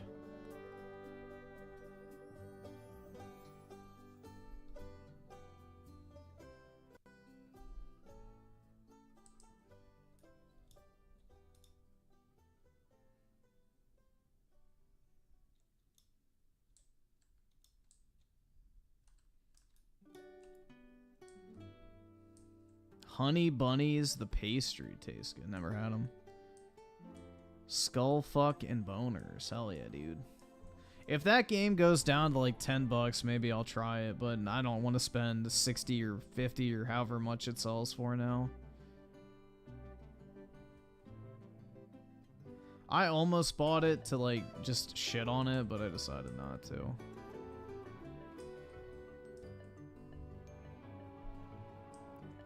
Yeah, I don't want to pay for Ubisoft Plus. That's dude, $15 is too much for a Ubisoft Plus subscription to play that game. If it's $10, I'll buy it, but that's it. Until then, I don't care. I'm not gonna bother with it.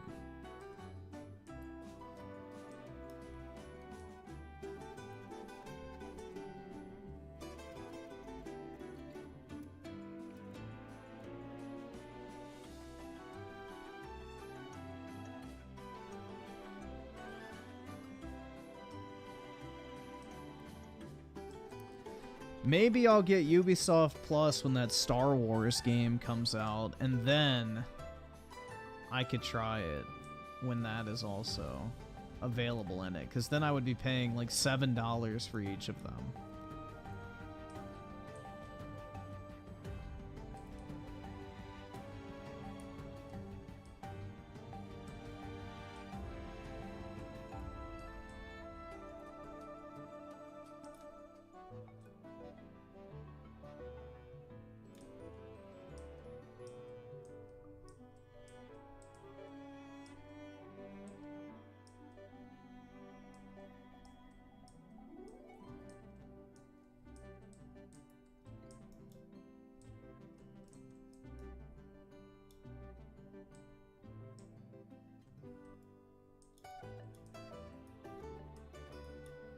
Yeah, I don't know why Ubisoft won't make another Rayman game. I can't imagine they're expensive to make at all.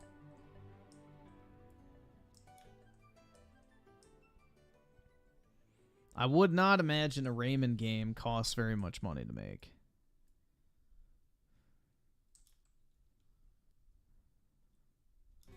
Yeah, they are allergic to good games.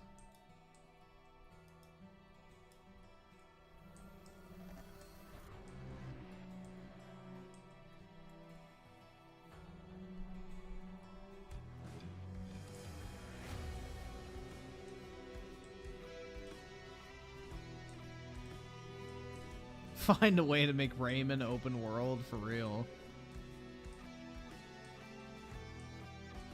No, I've never played KOTOR. I never got around to it as a kid. I used to see him at the fucking movie rental place I used to get games from, but I never got him. I think they only ever had him for the Xbox, and I didn't have an Xbox. So, yeah. Because those were Xbox exclusives back in the day, so that makes sense.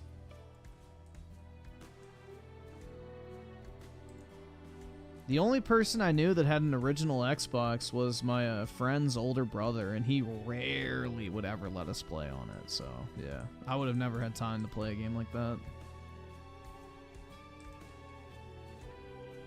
The only game I ever really played on original Xbox was Halo 2 and Prince of Persia: Sands of Time.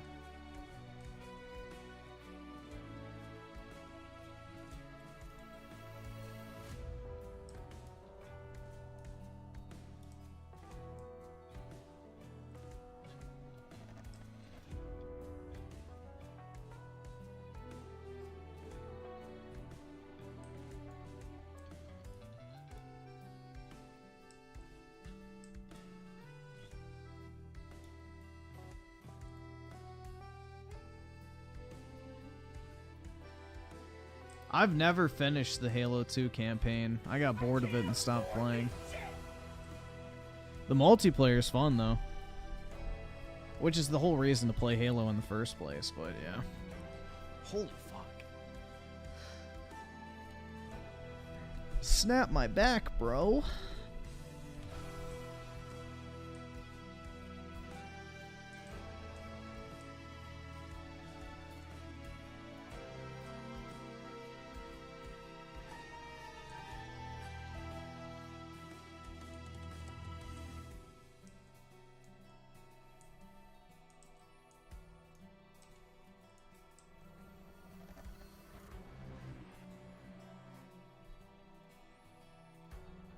Halo 2 Jackal. Yeah, I heard about that shit.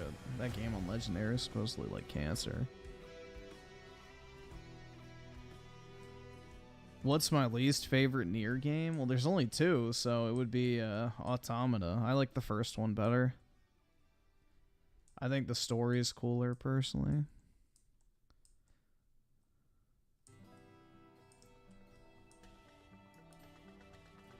It has a more fantasy feeling than sci-fi, which I like better.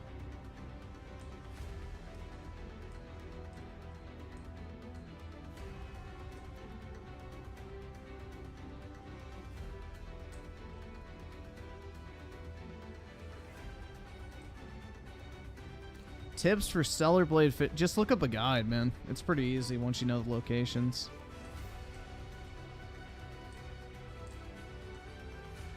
The Stellar Blade fishing's really simple. Honestly, I got the trophy after. The only hard part was RNGing the fucking sailfish. That was it. Other than that, it was pretty easy to do. For the fishing quest.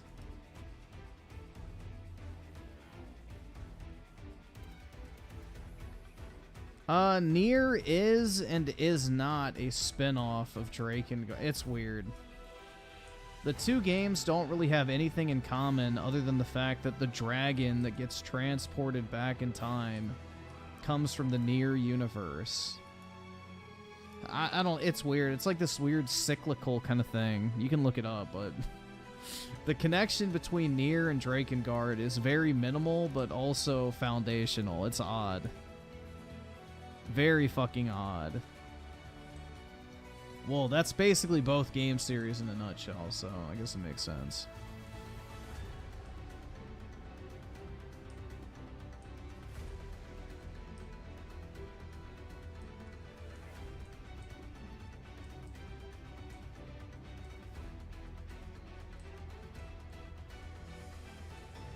Like, basically the events of Drakengard are what trigger the events of Nier, and the events of Nier are what trigger the events of Drakengard. Like, it's very odd. Very fucking odd. I mean, there's no other way to put it. It's like some fucking multiverse, interdimensional type shit. So, yeah. Like the disease that is in Nier that causes people to need to separate from their bodies is caused by the Drakengard universe's storyline. And Drakengard's storyline with the dragons is caused by dragons being produced in the Nier timeline 6,000 years in the future. Like, bro, it's hard to explain. It's fucking dumb, but yeah. They're not, like, in the same universe technically, but the events of each universe influence each other. So, yeah. 10 out of 10 are absolutely, dude. Peak Japanese writing.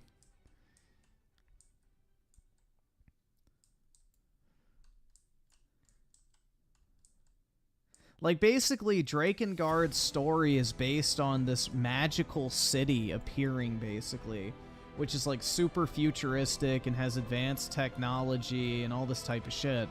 Well, you find out that the city that got transported to the Nier fucking, time, or the Nier world was at... Wait, fuck, I'm saying it wrong. There's a city or castle or whatever that gets transported into the Drakengard world. It has advanced technology and dragons and all that type of shit. Well, you find out that basically the city went back in time across dimensions from the Nier world 6,000 years in the future. It's fucking stupid. Trying to make sense of the Nier and Drakengard connection is fucking dumb. You're better off just, you know, accepting that it's a thing and moving on.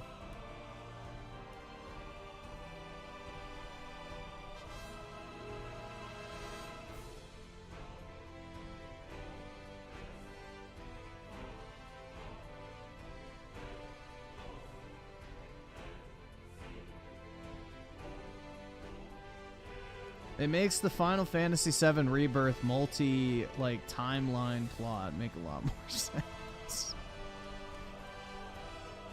Griffin, the Square Enix enthusiast, exactly. I like Square Enix games. They're typically pretty top-notch. And they're different compared to everything else you get.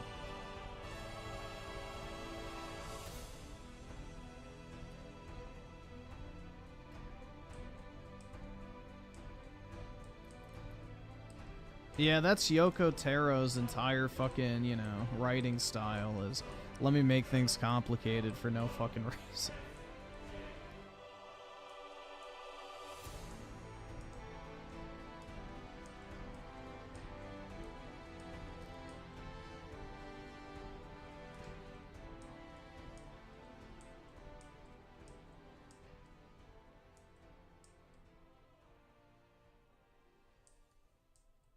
Who is Yoko Ono?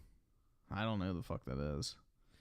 Since it's representation, it's a thing in the gaming industry. Wait, since when is Since when is representation is a thing in the gaming industry? What do you mean?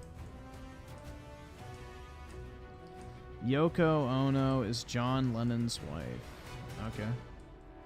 What am I supposed to do with that knowledge?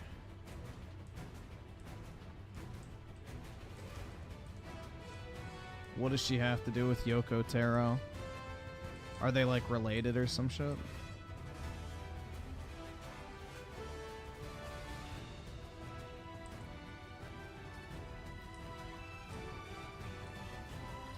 Well, technically, Yoko is his last name, dude, because in Japan, they put their last name before their first name.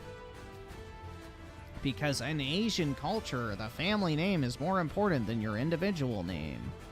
So, in other words... Get fucking wrecked.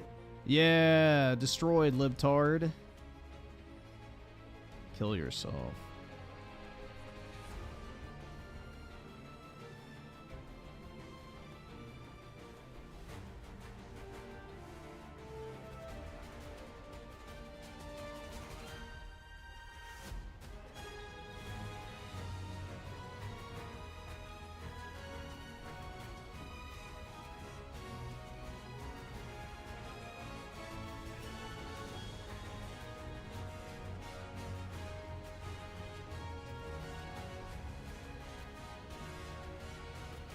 I feel like eating horse would be weird. That's one animal I wouldn't eat.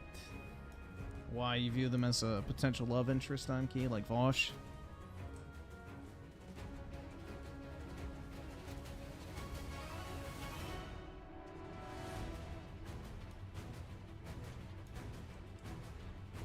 What music is this? This is a duel with the Divine from Final Fantasy VII Rebirth.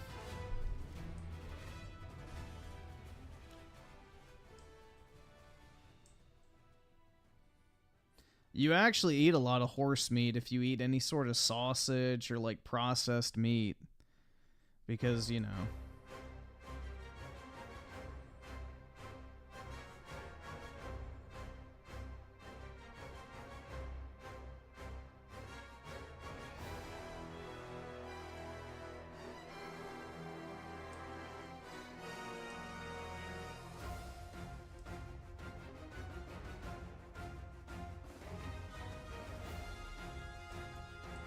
Yeah, I saw the Tears of the Kingdom soundtrack finally got released. I almost bought one, but I decided not to.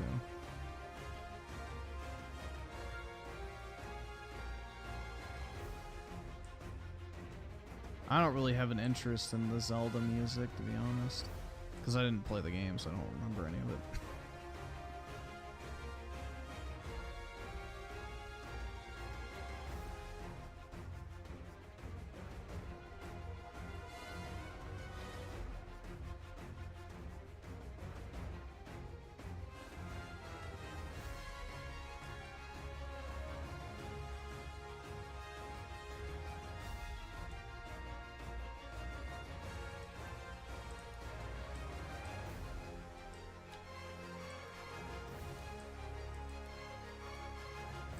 Griffin the Consumer, that's right. Of course.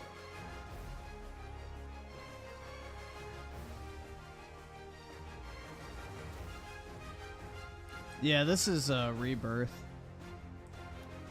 I don't have the Final Fantasy 16 soundtrack purchased, personally. I don't know, I like some of the music from 16, but I feel like Rebirth has a better overall soundtrack by far. Because you got like the classic Nobu Uematsu soundtracks in there, which are like fucking top tier.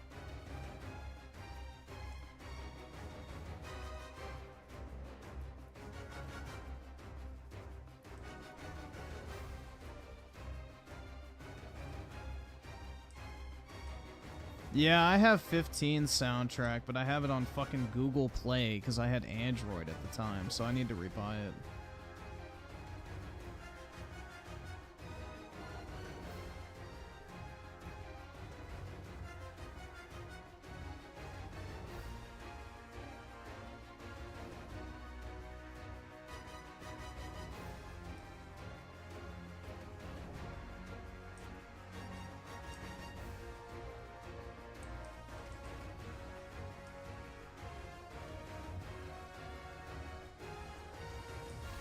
Yeah, I would imagine Taco Bell has a lot of mystery meat.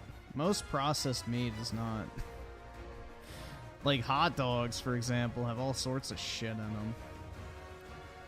That's why it's important to buy kosher hot dogs, because it's actually, you know, the type of meat that they say it is.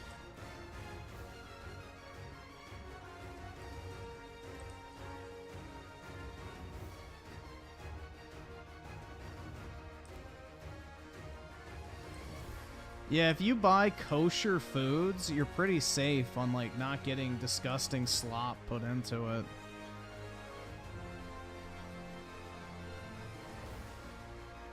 Like, pretty much all kosher food is pretty pure.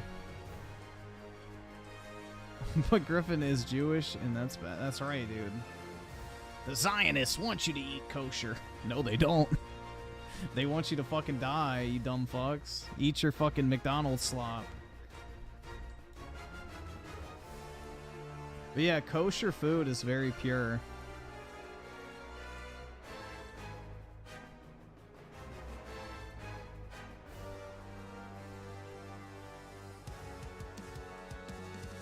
The opposite of goy slop, exactly.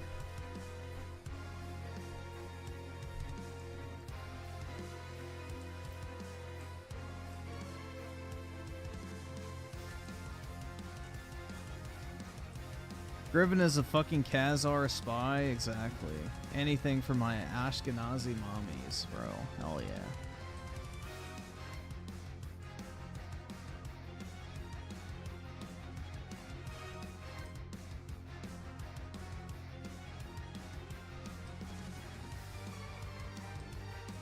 Yeah, I have a lot of kosher stuff in my stores too.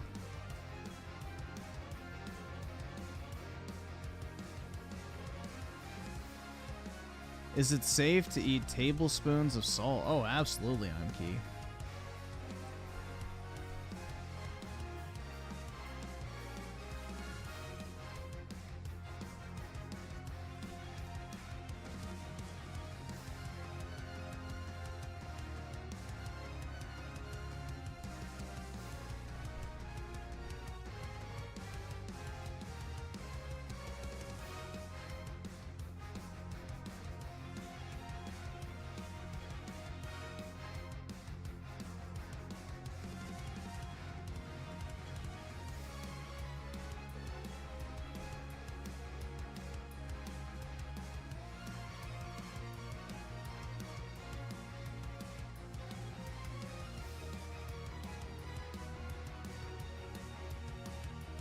I've had kosher bread and it's really good.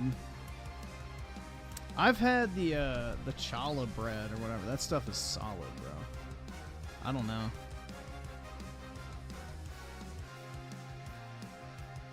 You were right about the facial recognition they're doing on protesters. It's scary what levels they'll go to. I think it's smart, bro. I wouldn't want a bunch of terrorist sympathizers working at my company. Like, fuck that, dude. Like, that's what these dipshits don't fucking realize they're advocating for. Hamas is literally like the equivalent of Al-Qaeda or ISIS. Like, it's fucking wild. These fucking retards are literally, you know, white knighting for literal fucking, you know, Islamic extremists and shit. Like, fuck them.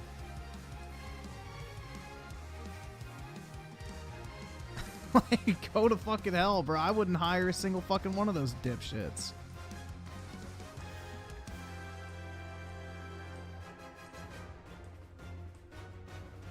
I don't know, dude. It's just like insanity.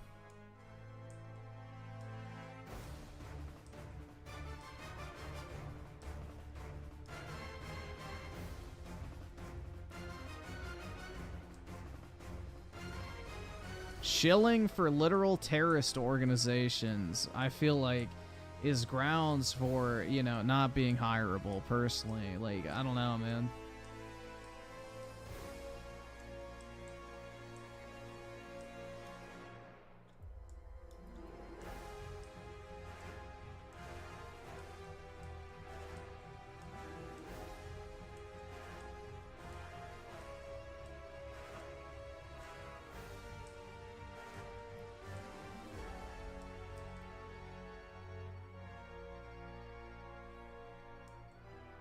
Dude, it's pretty wild, though. Like, you know, all these, you know, prominent, I guess, like, leftist kind of Jewish people in Hollywood and the media and shit like that.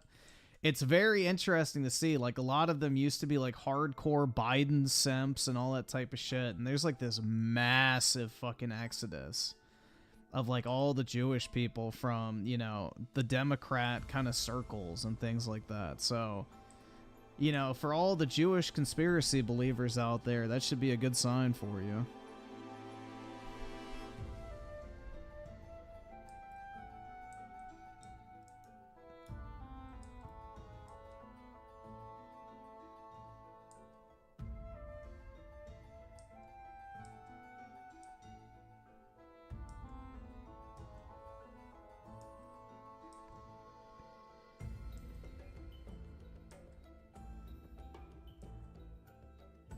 What happened with Joe? Well, he's siding with the fucking Palestine retards right now, so he's enabling them to, like, do all this type of shit. And then I think he pulled, or he was, like, refusing to sell Israel ballistic missiles or something like that. I forgot what it is. But he's, like, refusing their ability to purchase military goods from us. Which is fucking dumb. Like, why wouldn't we take their money? That's what I don't get, but, you know, whatever. That's what I think is interesting, is, like, you know, apparently all these people are against sending Israel money, but then they don't want to take their money either. It's like, that doesn't make sense.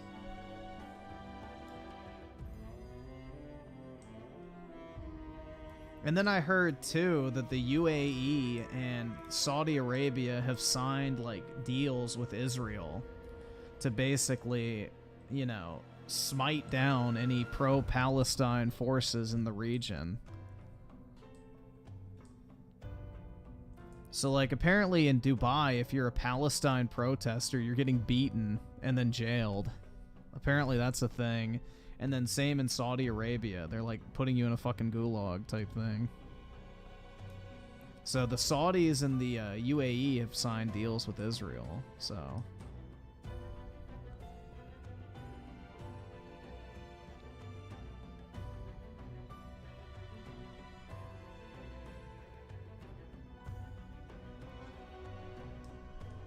Yeah, the Saudis have, like, labor camps. Which is pretty based, but yeah. If you're a political dissident, you get sent to a fucking camp.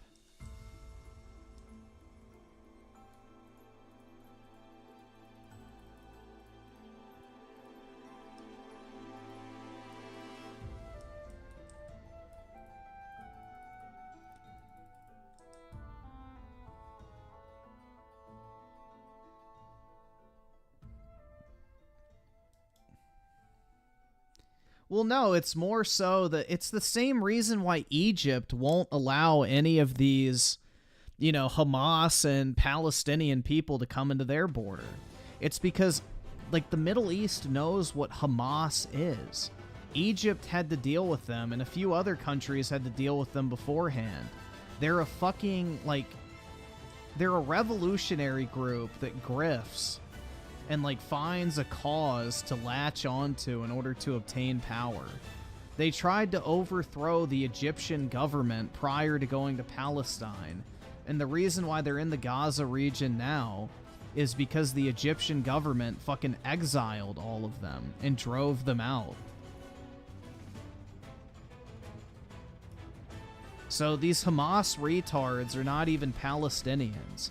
They're just fucking Islamic extremists that are looking for a power grab, and they just basically LARP whatever revolution of the week it is in order to maintain power.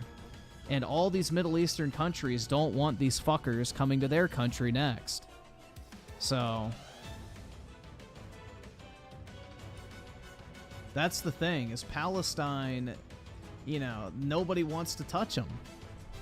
There's a reason why every Arab country has closed their fucking borders to them completely.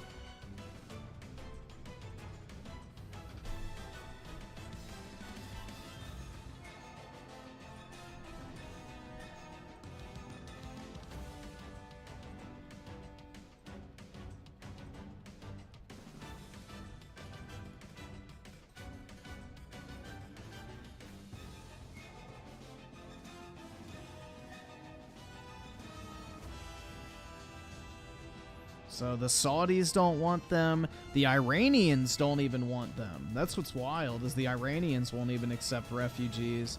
And now Biden's threatening to let them into the U.S. because, you know, he needs more voters. So it's pretty fucked, man. Because the Democratic Party, after their years of fucking, you know, grifting towards, like, fucking radical Islam, you know, has built up this big fucking base of, you know, Islam simps. And, you know, they're turning on Biden over this whole fucking Palestine thing. So he's trying to fucking, you know, cater to them.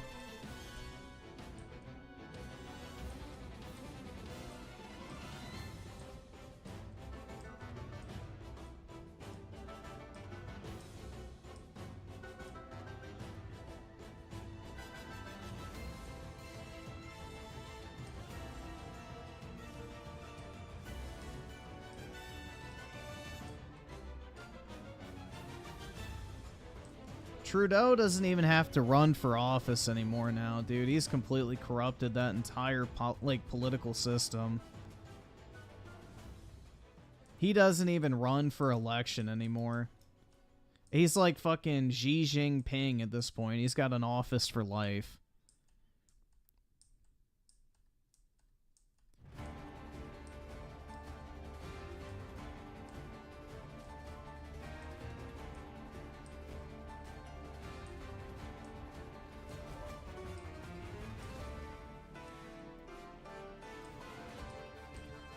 Yeah, Canada's fucked, man. It's sad. No, I don't think Canada has term limits because it's not like a president. It's a prime minister, which is elected by the fucking Congress or whatever they have, parliament. So it's not like in a U.S. election, right? I don't know how exactly Canada's is, but I don't think they have term limits. Just like the UK, they don't have term limits for the prime minister. Because the prime minister is chosen by parliament, not the people.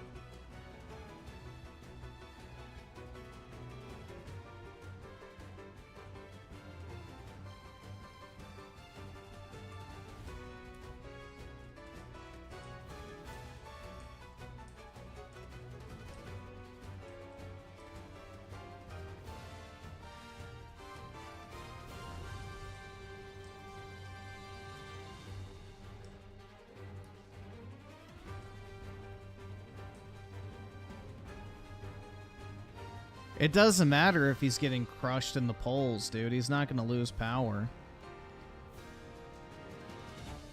Yeah, I heard that shit where it's like if you've ever posted anything on the internet in your entire life that could be considered hate speech by modern standards, you can get arrested in Canada now. Which Trudeau is going to use against his political opposition. So if they pass any sort of law that says, like, calling someone a retard is hate speech, anyone who has ever used the word retard on social media therefore has committed a crime retroactively and can be put in jail. It's really fucked, dude. Like, they're retroactively punishing people for new laws.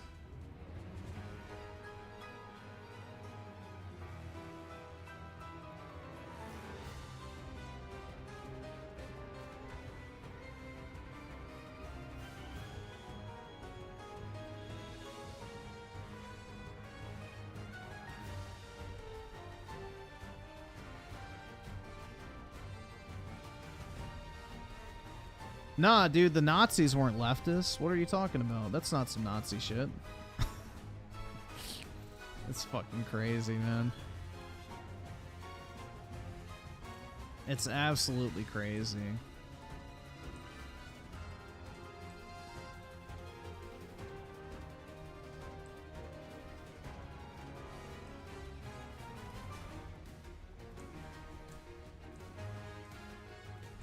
I mean, you can already go to jail in Canada for, you know, misgendering someone. So it's like fucking crazy, dude.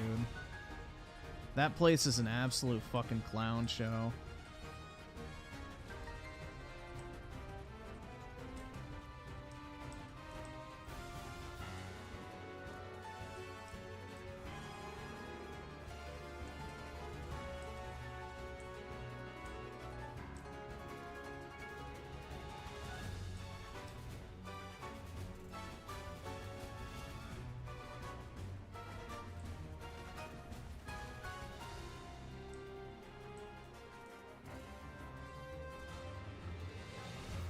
Yeah, Democrats didn't own slaves or create Jim Crow laws. That's right.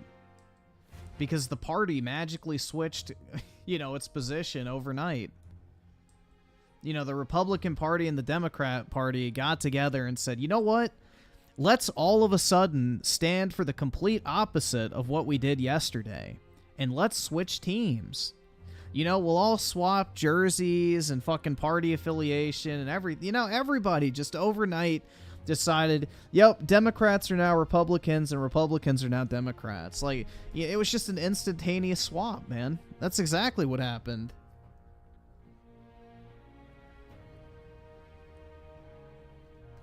Just like Hillary Clinton's mentor, that she publicly cites as such, was not the head of the KKK. You know? Robert Byrd, or whatever his fucking name was. That guy wasn't a racist. He was just a Republican. Oh, wait, no, he was a Democrat. But I guess he switched too, right?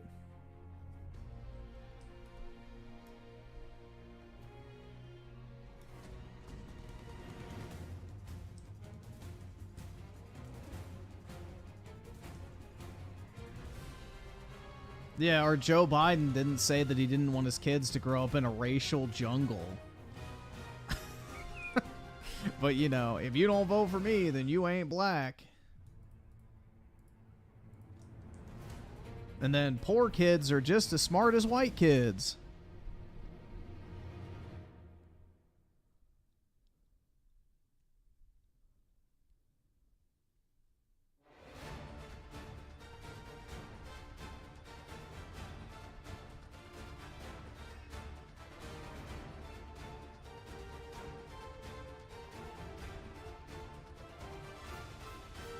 Yeah, to be fair, though, the clips of Biden saying the N-word are just him reading, so I don't really care.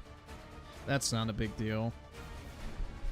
Dude, I don't want to publicly lynch people over some fucking stupid shit like reading a word. Like, unless you're straight up walking up to somebody like I'm Key and throwing the fucking hard R in their face, calling them, you fucking, you know, like Keem. Like, unless you're pulling a Keem star to somebody like I'm Key, then I don't really give a fuck. If you're just saying the word, who cares? Or if you're just saying it jokingly, who gives a shit?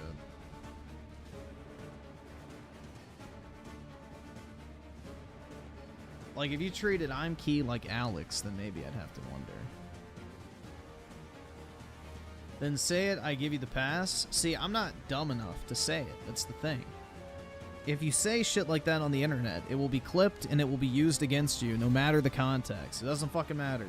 If you're just reading from a fucking script, if you're reading from a book, if you're quoting someone else, if you're just saying the word to reference it. Doesn't matter. Somebody will fucking clip it and try and spin you as this racist piece of shit who needs to get fucking banned. So, yeah, no. I'm not doing it. I'm not dumb.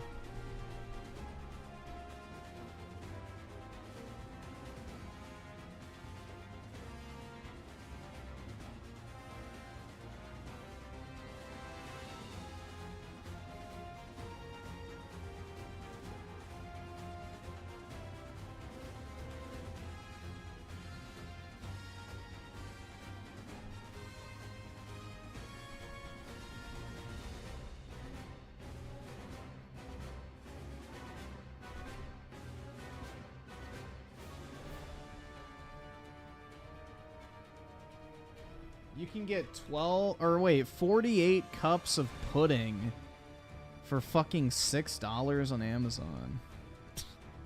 What the fuck? Why did they tweet this out? Oh my god.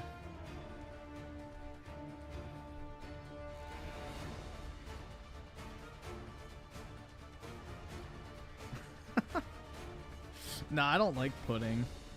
Pudding is gross to me. It's like icing. It's like, ew.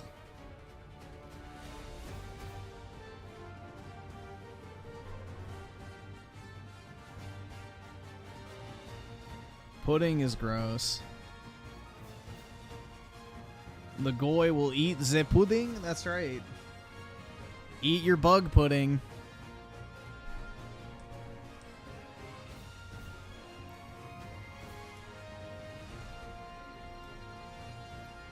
Bro, I don't know what it is, but like lately I have not wanted to eat, like, so I got whatever the fuck it's called, like the poke bowls or whatever, like this. It's basically rice and then sushi on top.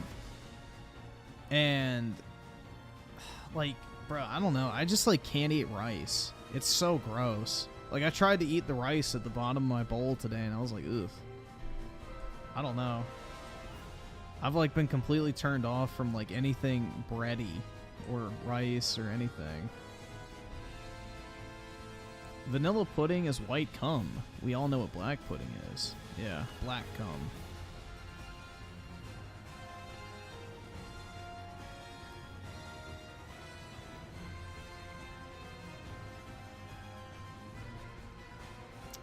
Jesus with the 5, you should do an award video at the end of the year. Best, worst, most disappointing, surprising games.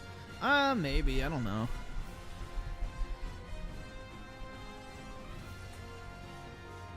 Possibly. I have actually been playing new release games for the first time in a long time, so possibly. And Jesus with the 2, vegans buying avocados, supporting the cartel. Yeah, the cartels are based, bro. I like the cartels. Get that money, boys. Yeah, I don't know, bro. I just like the rice. It doesn't appeal to me. It's like I'll get to the, like, I'll eat all the fish, like the vegetables and the seaweed and all that type of shit that's on top.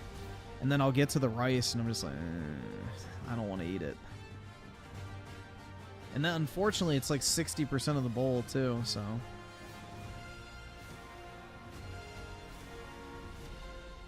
Super Stray with a 5. Imagine being Canadian or British at this point, where you can't use words. Couldn't be me. Yeah, it's wild, man. You go to fucking jail over mean tweets.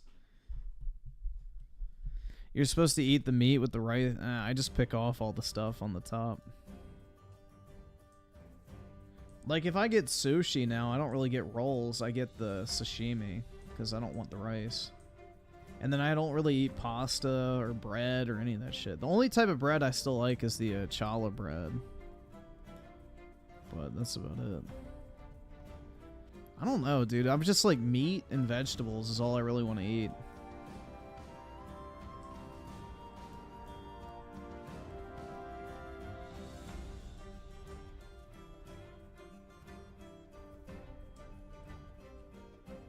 You need to try sushi? You should, Umki. It's good. It's like pure food.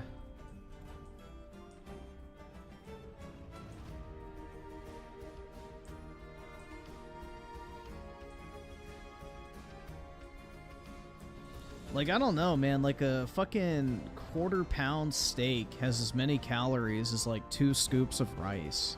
I'd rather eat a whole-ass steak than a bunch of rice or bread or something like that.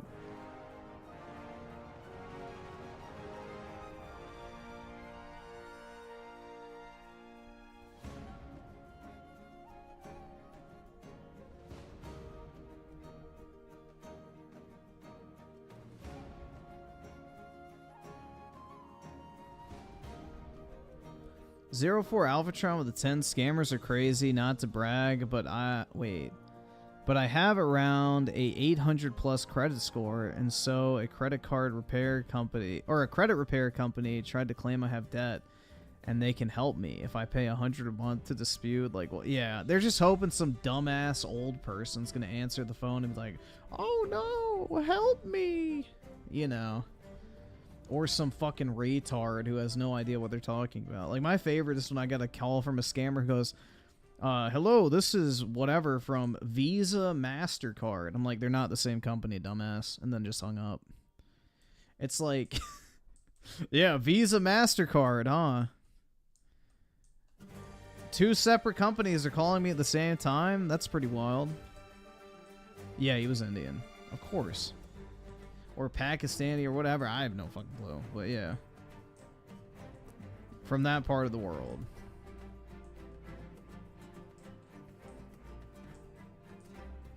A big collab? Exactly, dude. My credit limit is so large that the 2 companies had to come together to give me a fucking credit card, man. What can I say? I graduated from Harvard, Yale. Exactly. DJ Neonscape with the 2, super straight. I'm British, and I'm disappointed. Be careful, bro. Expressing disappointment might get you a visit from the police.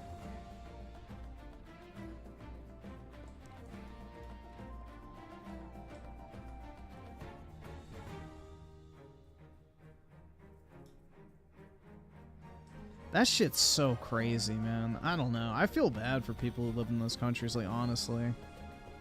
I really do. It's just sad. I long for the days when people who actually got offended and, you know, these fucking weirdos just used to disappear. It's a fucking just crime against nature that these fucking freaks have any sort of power or influence.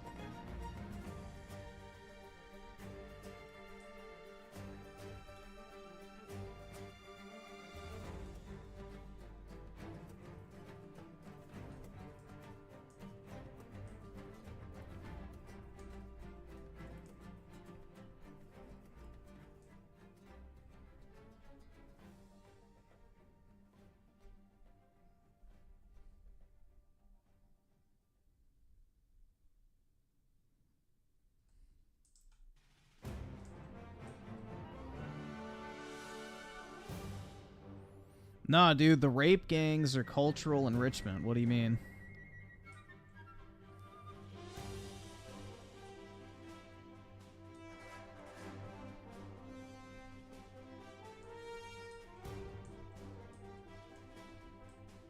That's called cultural enrichment, guys.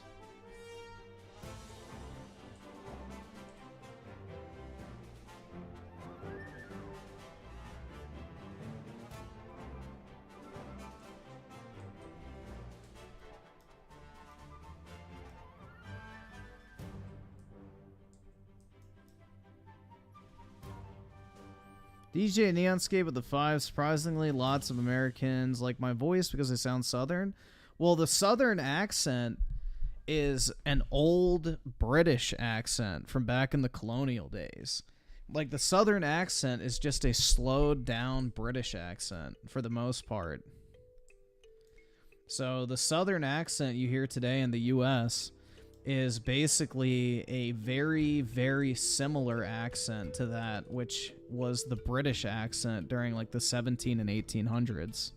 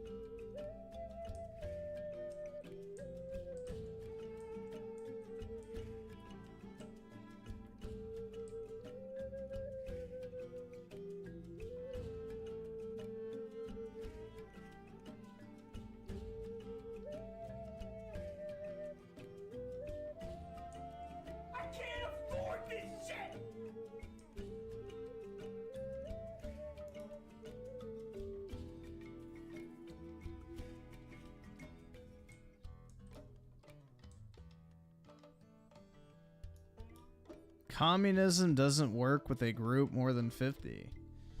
Nah, communism only works if you get to keep all the money. Or if you have a slave labor force. That's the other way it works. That's how the Romans did it.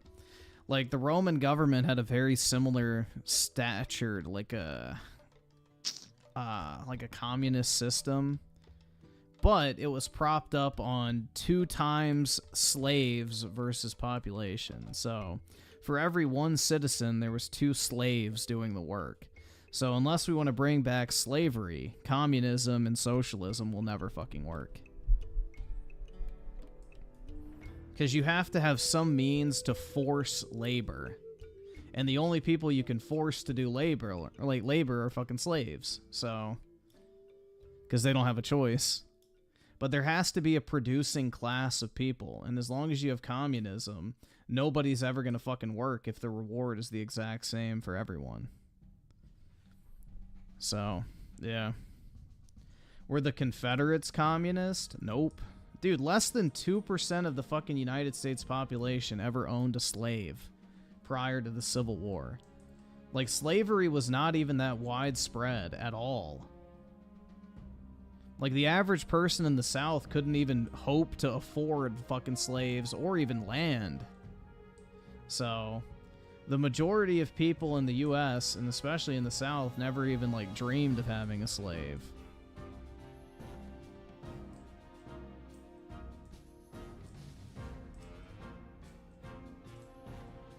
The only reason that slavery came into play for the Civil War is because the British were about to come over and help Robert E. Lee because his family had ties to British nobility. And, you know, the Queen of England at the time hated slavery, so Lincoln thought, oh, I know how to get the British to not intervene. Let's end slavery. So that's basically the only reason why slavery ever came into play for the Civil War. It had nothing to do with it at the beginning. It was all about tariffs and trade taxes and shit like that.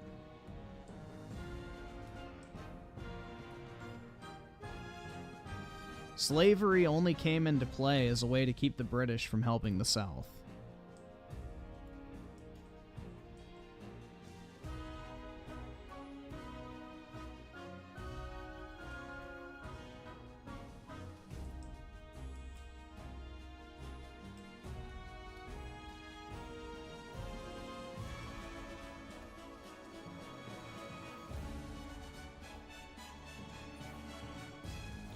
But yeah, for all the fucking commies and shit out there who, you know, want communism and shit, just tell them the only way you'll ever achieve it is with slavery. And then see what their reaction is.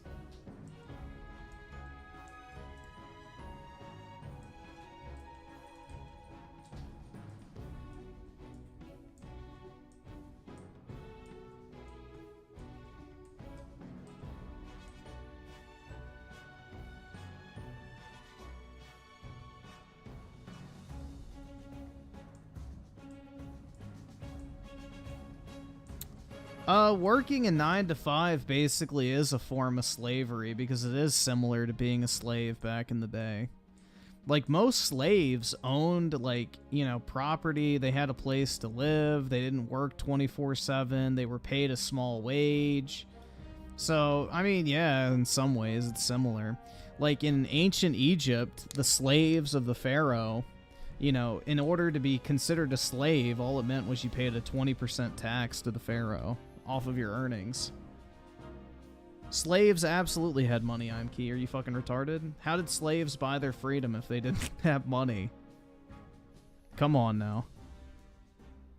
No, most slaves were paid a, like, small wage. Because basically the idea is, oh, if you pay a slave a small wage, they'll work in order to save up enough money to eventually buy their freedom, which meant that they would work harder and more consistently because they would be motivated by the end goal. So it's actually pretty smart. But yeah.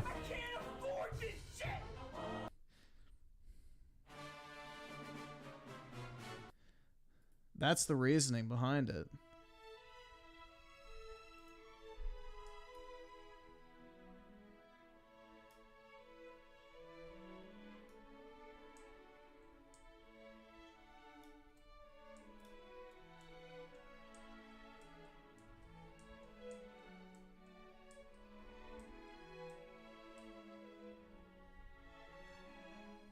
Just like how now they send you to college, you rack up tens of thousands of student loans, you get your first job, and you're just thankful you can make money so that way you can buy your freedom from debt, basically. It's the same exact fucking business model. It's just most people are too dumb to realize it. Like, we basically have modern day slavery. It's just, you know, based on debt. Well, you better go to work because you have to pay for your house, your car, your student loans, your credit card bill, your vacation, your fucking cell phone plan, all this type of shit, dude. Most people lose like 90+% of their paycheck on fucking spending the second they get it. You only get to keep a very small portion.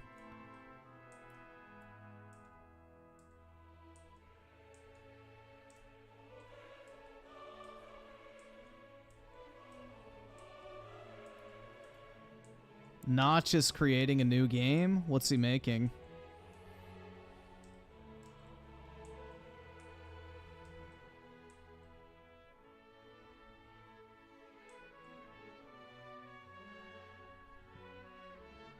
Minecraft 2? That shit would be funny if he just made a Minecraft clone. I can't afford this shit!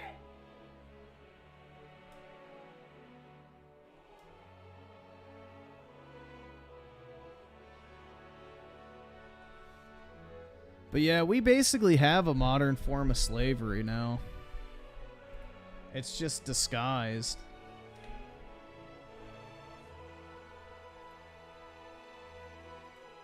When you're an idiot, but like if you're a broke boy, just say so.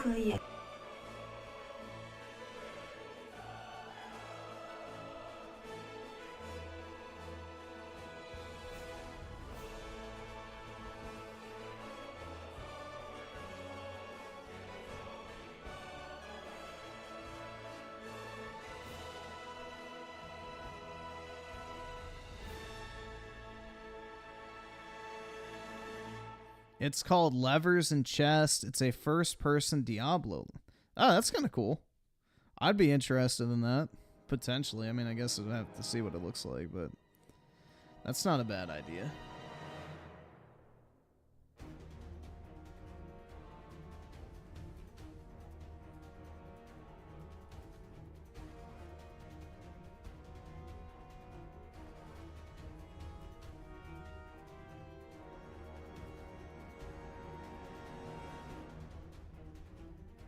Dude, it is kind of a controversial thing to say.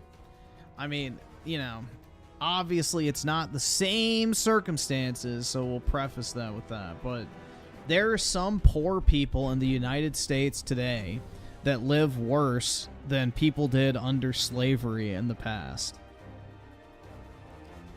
Like, that's actually really fucking sad to think about, but it is true in some cases.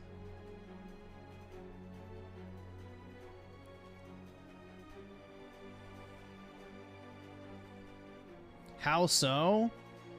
I mean, look at fucking the major cities that you see now with these fucking homeless encampments, people strung out on the fucking, you know, sidewalks on heroin and shit. You know. Like, dude, a lot of, like, I mean, not to get too into it, because it's like, of course, like, people treated their slaves like shit in a lot of cases, but, you know, there were instances where basically you had, like, towns, essentially, of slaves that would live there. They would all have their own houses, they would have businesses and stores and all sorts of shit. It was basically like slave towns. And, you know, they had homes, they had food, you know, their families lived together, all that type of shit. And they would work on, like, these massive plantations and shit. Like, I don't know, like, that way of life sounds a lot better than being a fucking homeless guy, strung out on heroin, living in a fucking tent. But, yeah.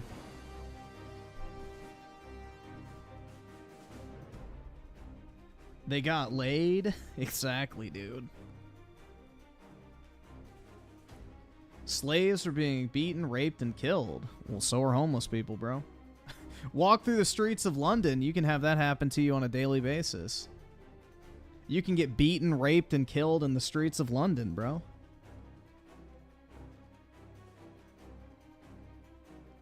But yeah, I don't know. It's kind of sad, dude. Like, we have some really fucked up shit in our own country to deal with, and you know, we just keep sending more money to Zelensky. Isn't that wonderful? I know math is hard when you're an idiot, but like if you're a broke boy, just say so.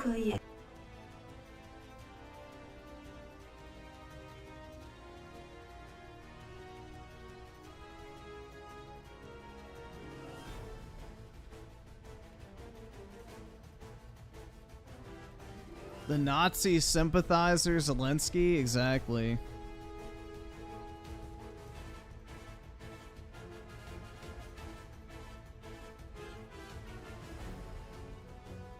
Griffin's new favorite sound? Oh, dude, absolutely. That shit gets me full mast immediately.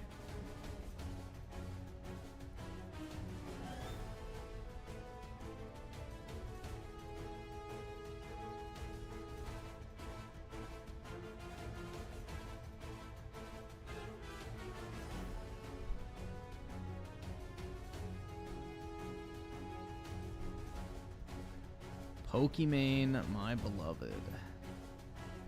Homeless people got it worse than Jews during the Holocaust. I don't think so, bro.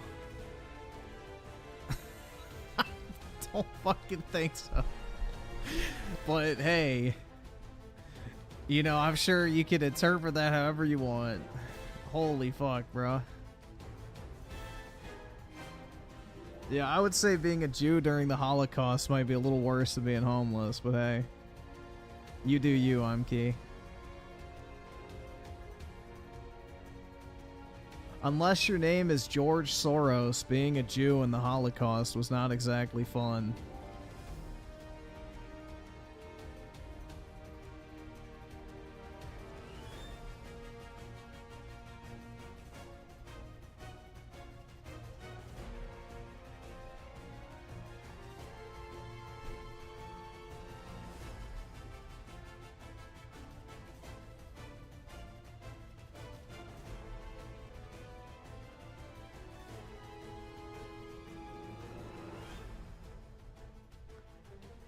You know what's scary? The gas weapons we have now are far more deadly than what we use. Yeah, exactly, man. It's like IBM during the Holocaust, too. Like the company IBM, which they named their AI Watson after the scientist. But yeah, he made this system for the Nazis to like track all the fucking Jews and shit like that.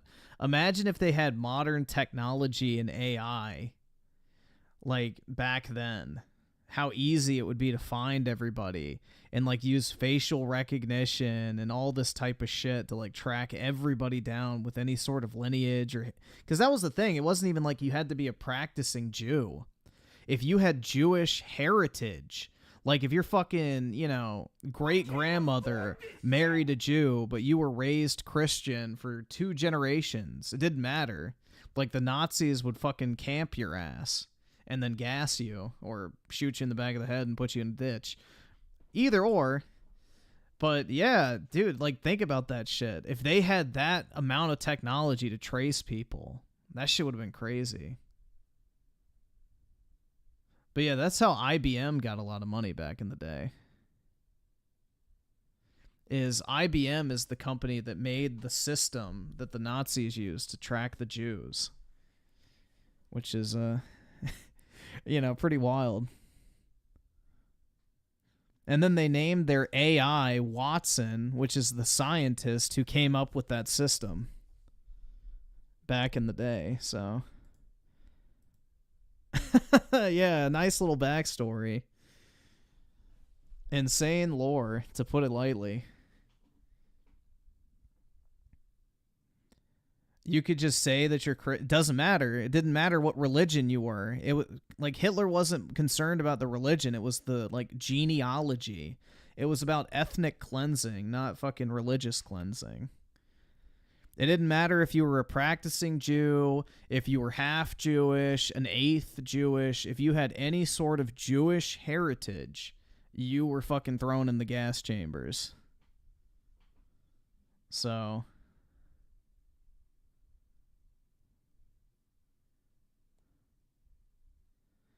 Like, Hitler had beef with like ethnically Jewish people, not religious Jews.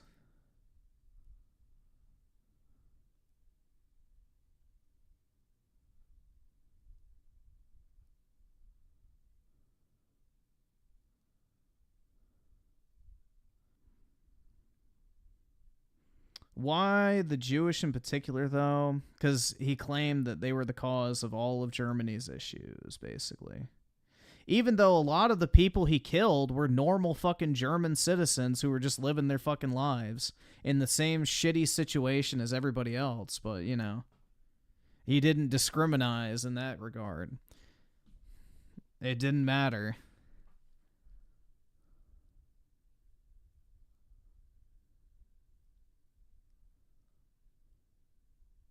But yeah, you could have been like 3 generations removed from like your Jewish ancestor or some shit, and you would still be fucking rounded up because you had Jewish heritage. It didn't matter if like you were predominantly like, you know, white or German or whatever. All that mattered is that you had like a fucking drop of Jewish blood somewhere down the line in your family tree, and that was enough. So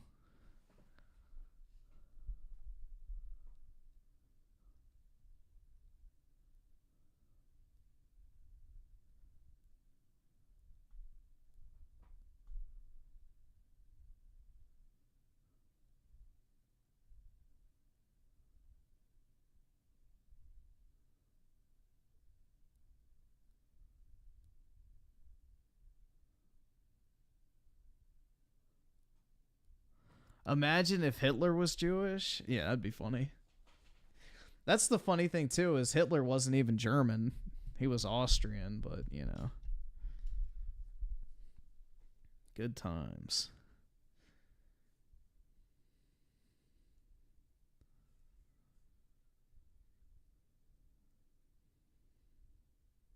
He also, yeah, he wasn't.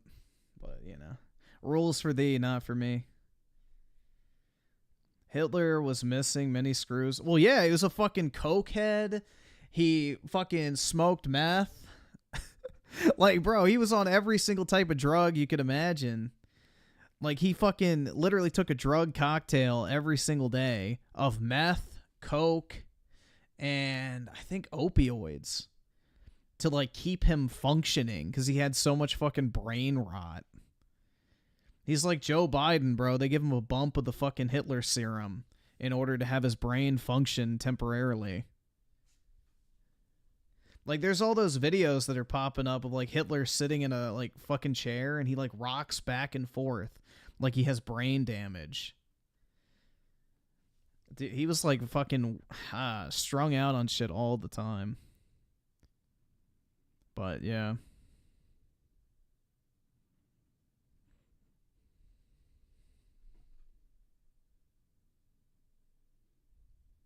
But that's the thing is, like, during, like, the era of Nazi Germany, they had this shit called, I think it was called, like, Pervitin or some shit like that.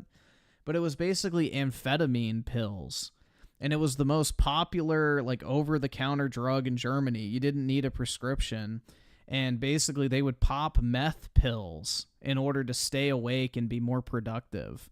And the German military would pop them for, like, 3 fucking days straight so that they didn't have to stop and sleep. So, yeah, pretty much everybody in Germany was like a fucking meth addict. Pretty wild, dude. We used to give it to our fighter pilots, too, back in World War II.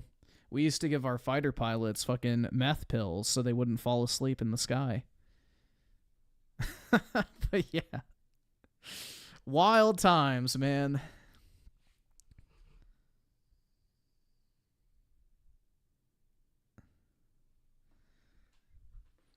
Did Hitler ever win an elect? Nope, he was never elected to anything. He lost every single election he ran. He was not very popular. Yeah, he was like basically appointed as the equivalent of like vice chancellor or whatever the fuck it was called. And then the Nazi party won in like the German parliament and forced the actual chancellor in. And then he they forced him to like resign, and then that pushed Hitler into office, and then he just never gave it up. So yeah. Pretty much, he never was elected.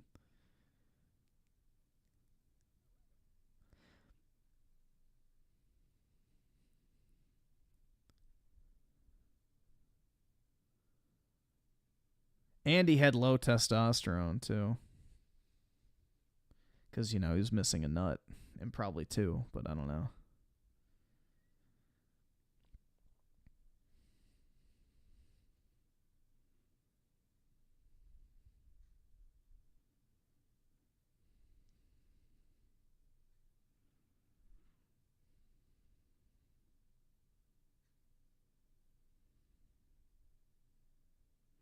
Even Hitler and his mother did meth because of recommendation. Yeah, dude, it was normal back then to recommend meth.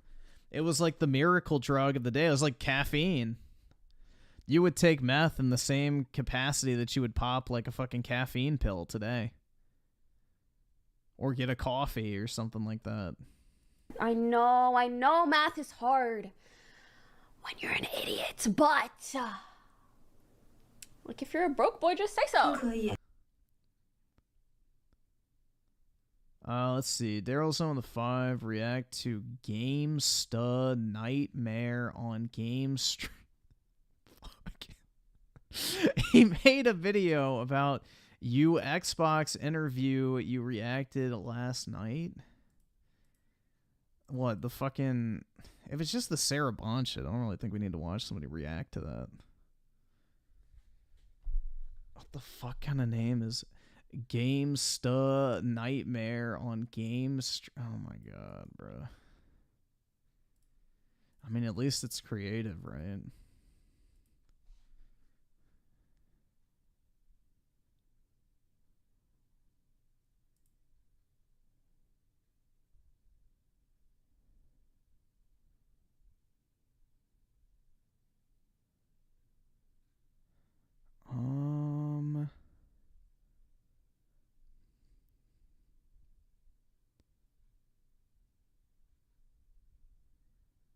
Alright, we'll see how it goes. It's 25 minutes. If it's just him playing the interview and shit over again, I don't really think we need to watch it. I don't care what type.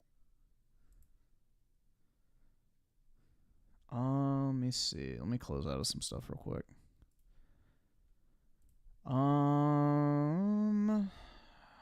Okay, close out of that. And that. Okay. Yeah, I don't know why he's recording his TV, bro. The DSP format should have died years ago.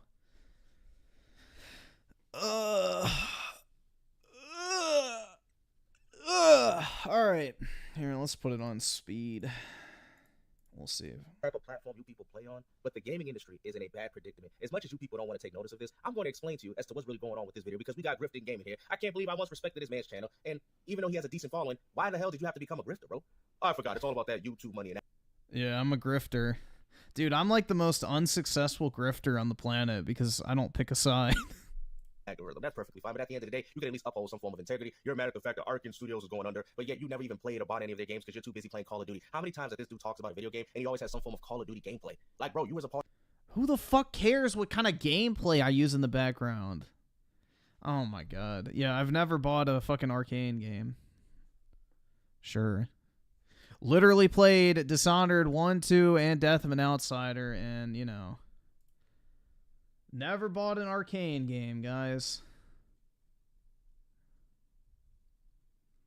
Never bought one. Not even once, dude. And that's not even to mention the ones I have on Xbox, but, you know. Never bought them. Part of the problem, you don't go out there and support video games. You play what you're comfortable with, and yeah, I don't support video games, guys. I don't play anything. You know, I don't buy video games. I don't support gaming. I just, like, literally only play Call of Duty, bro. That's it. That's me. No video games detected here. And that is the problem with the gaming industry. I told you guys this already, man. I told you that consoles will cease to exist, and you're going to see it right now, man. You're going to see it with Microsoft. You're going to see it with Sony, and I'm telling you, you're going to see it with Nintendo as well. And then I'm going to have to come at you Nintendo channels as well, because I'm telling you, people don't want to see the writing on the wall, man. This is not the early 2000s. This is not the 1980s. This is not the 1990s. We are in a different world now. It is what it is, man. You people can hold on to your plastic boxes as tight as you people want, but guess what? Ain't none of them untouched. Y'all think by going to PC gaming that you're going to save things. You're going to be playing the same things. Okay, you finally got the frames and the resolutions that you want, but you're still getting the same output of games. And on top of that, companies going to lock these games through services and subscriptions. So what? So all you PC gamers talk about, oh, we don't like exclusivity. Well, how about having an exclusive game to a service on PC? How about that? Oh, well, there's no exclusivity in regards to the platform, but there's going to be an exclusivity in regards to the service that you people play on. You guys already had this problem with Kingdom Hearts 3 in the Epic Game Store, and you people on Steam was out here complaining about, I don't want to play it on me. I want to play it on my own ecosystem, which happens to be Steam. Exactly. The proof is already right there in front of you, but let's break down this video, shall we? Tremendously groundbreaking games, but still. MrMattyPlays better than... Wait, of what? I love your thumbnail. Which... Oh, the one for tonight? Which one did I use? Shit. Let me see. Edit. Oh, yeah, the Lies of Phil with Dreamcast guy and Colt. Yeah.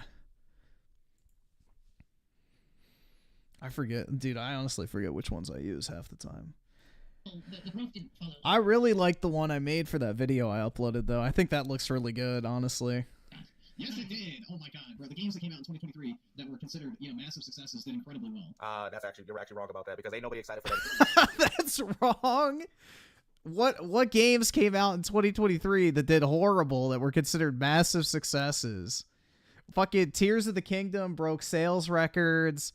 Baldur's Gate 3 broke sales records. I'm trying to think. What else came out? Fuck, dude. I don't even fucking remember. But it doesn't matter. Yes, the games that were extremely well received did very fucking well. Hogwarts Legacy did incredibly well. That was the first game to ever outsell a Rockstar or Call of Duty title.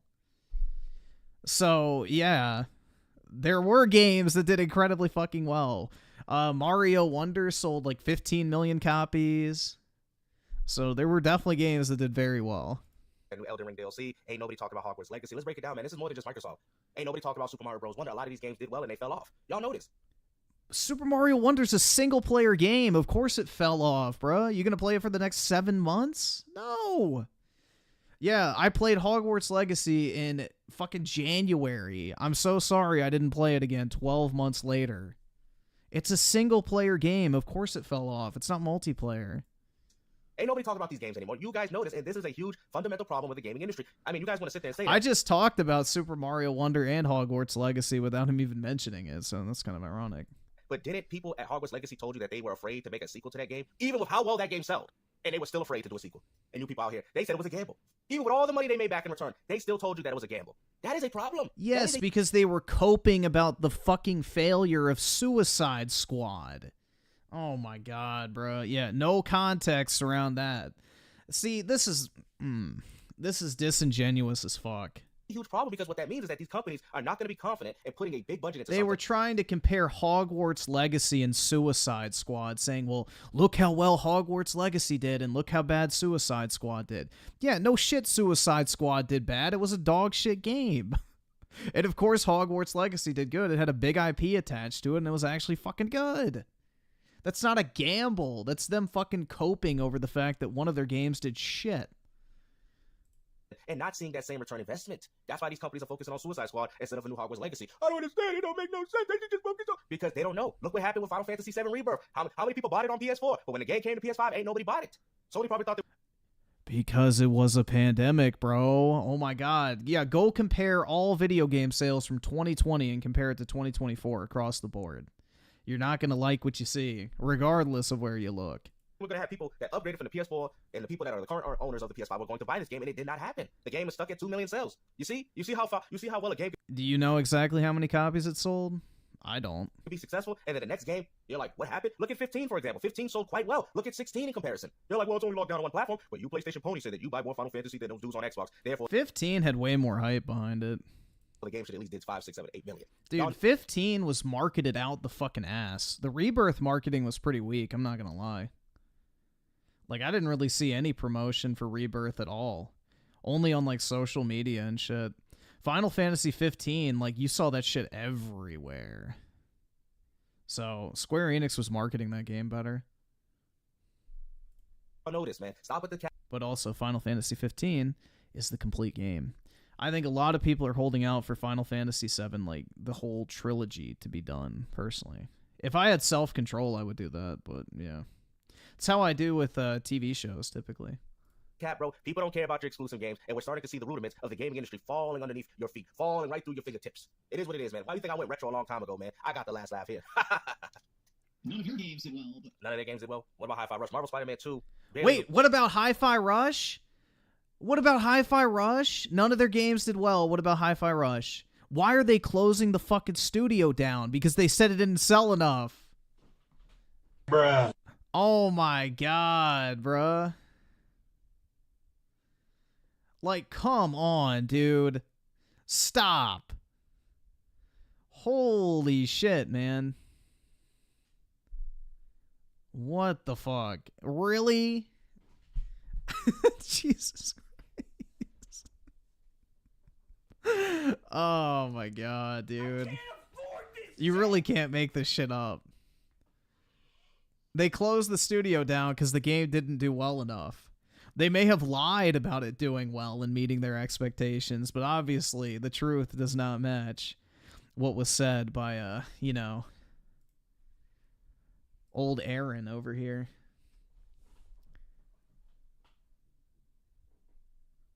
Let's see. Creators Freedom with the 2. What is going on with Beyond Good and Evil 2?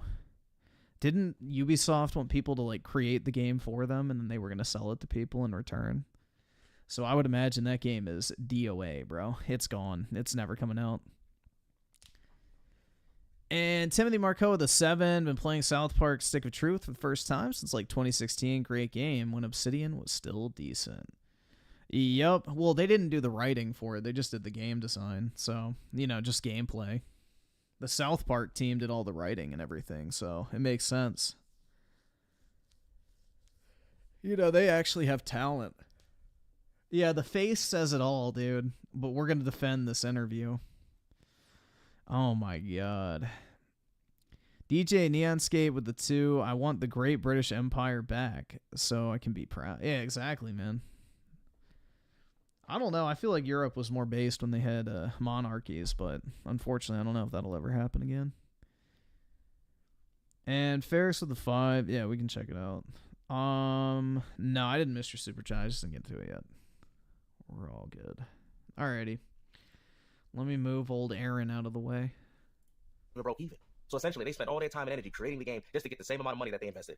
Why would companies do this, man? See, this is what you console and PC fanboys don't understand. What? Well, Griffin, I think he's just doing this on purpose.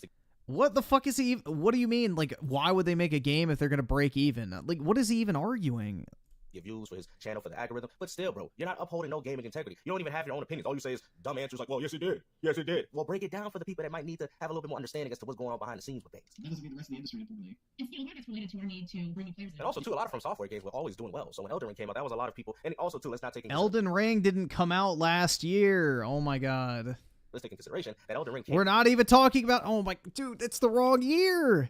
What is he talking about? Oh my god, dude, I can't. Well, at a time where there was really no I can't. And this was a game that Elden Ring was 2022, dude. It wasn't even 2023. Why are you talking about Elden Ring? Casual gamers picked up. They made it more accessible. They made it easier because a lot of people that picked up Elden Ring never played a Souls game before. Y'all know this. Y'all know this. Stop capping, man. You can be a Souls fan all you want, but you know that a lot of fake Souls fans, they bought that game. I mean, look at the old Legend of Zelda sales. You'll see them at 7 to 8 million. But when Breath of the Wild came out, 30, 40, 50 million. Where did all these fans come from? Because if these fans were back then how come when these games was on the GameCube, they didn't sell that? But they selling them now because the GameCube hardly had anyone buy the console. Oh my god. Just stop. Oh my god, dude, this is infuriating. A new demographic of gamers, and these gamers do not care about the direction of video games. Oh my god. They're not passionate. Making it more accessible, but all of that has been happening at the same time that the cost associated with making these beautiful games. You said, hold on, talk about that. Thank you, Sarah Bond. I'm happy that she even brought that up to people's attention. The budgets of these games are too high. Why do you think Sony's... What? Hey, guys, what did we literally just talk about for like 30 minutes, like an hour or two ago? About how video games need to be made with a smaller budget and target more of a AA type feel with a gameplay-centric focus. Were we not just talking about how video games need to do that shit? Dear fucking god, man. He's saying we're not doing AAAs anymore. We're doing AAs because they're too expensive. They're not making the money. You guys want to sit there and say, well, Helldivers 2 was a success. Helldivers 2 was a success because it was a AA game. Matter of fact, Stellar Blade is a success. You're like, well, it only sold 1 million games, so they don't make... Because the budget was not high. If Stellar Blade was a AAA game, Yeah, I'm pretty sure, like, I'm one of the biggest advocates for lower budget games, but, you know, just... Holy shit, man. I don't know. sold at a This million is copies, retarded. the game would have failed. But I did the mathematics. It needs to do a little bit better. It has to sell 2 million for the game to succeed, to double their profits, because I think they're like 10 million over or whatever. So that's good. That's good. That's kind of breaking even right there. But they have to sell 2 million, which I do think is quite easy to do for that game. So that game will be a success if it sells 2 million. Returnal, another game that didn't sell as crazy as Final Fantasy 16, but the budget was lower than Final Fantasy 16 was high. Final Fantasy 7 Rebirth, Marvel Spider-Man 2, these budgets were high. Final Fantasy 16 was like a 200 million budget. Rebirth, I think was it 200 or 300 million. These games are expensive, man. So when you make a game like Final Fantasy Rebirth was not 200 million, bro. It was a 3-year dev cycle. And I'm pretty sure, like, only, what? I don't know how large the team is over at Square Enix, but it's only a few hundred people. Japanese game development is incredibly cheaper than Western game development. There's no way Rebirth was 200 million to make.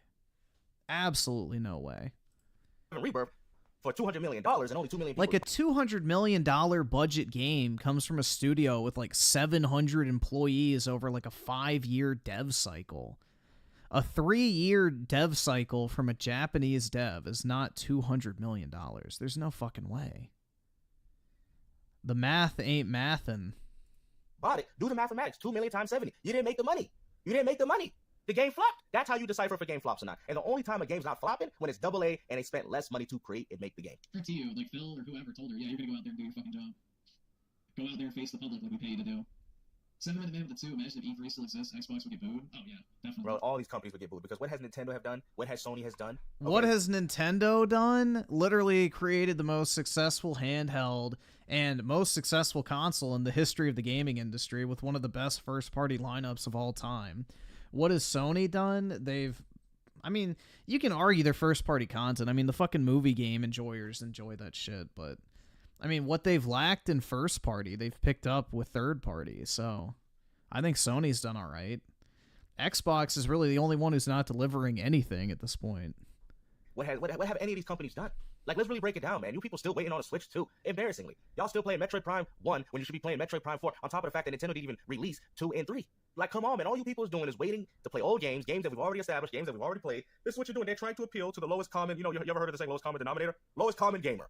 The LCG, the lowest common gamer. That's what they're trying to appeal to. We don't exist no more. If you're an old head and you've been gaming for 30, 40, whatever plus years, you don't matter no more. They're trying to appeal to the Fortnite gamer. You know, the gamer. Yeah, they're probably going to launch the Switch 2 in March like they did the Switch 1, so I'm excited, man. I will definitely be getting one of those on day one. Or like you, Griffin Gaming, where you play nothing but Call of Duty and buy season passes on that game. That's right, guys. I play nothing but Call of Duty. Huh. It's a shame. Fucking exposed, bro. Your type of gamer. But yet you people want to act like you got some form of gaming history, but you don't. Like, oh, I got a PC, I'm neutral. That don't mean you're neutral. Because at the end of the day, what's funny is literally in this exact stream he's watching, I played fucking Battlefront for like 2 hours. That makes it even better, man. It's like literally for 2 hours before we even started watching this stuff, I played Star Wars Battlefront 2. That makes this shit even better, man.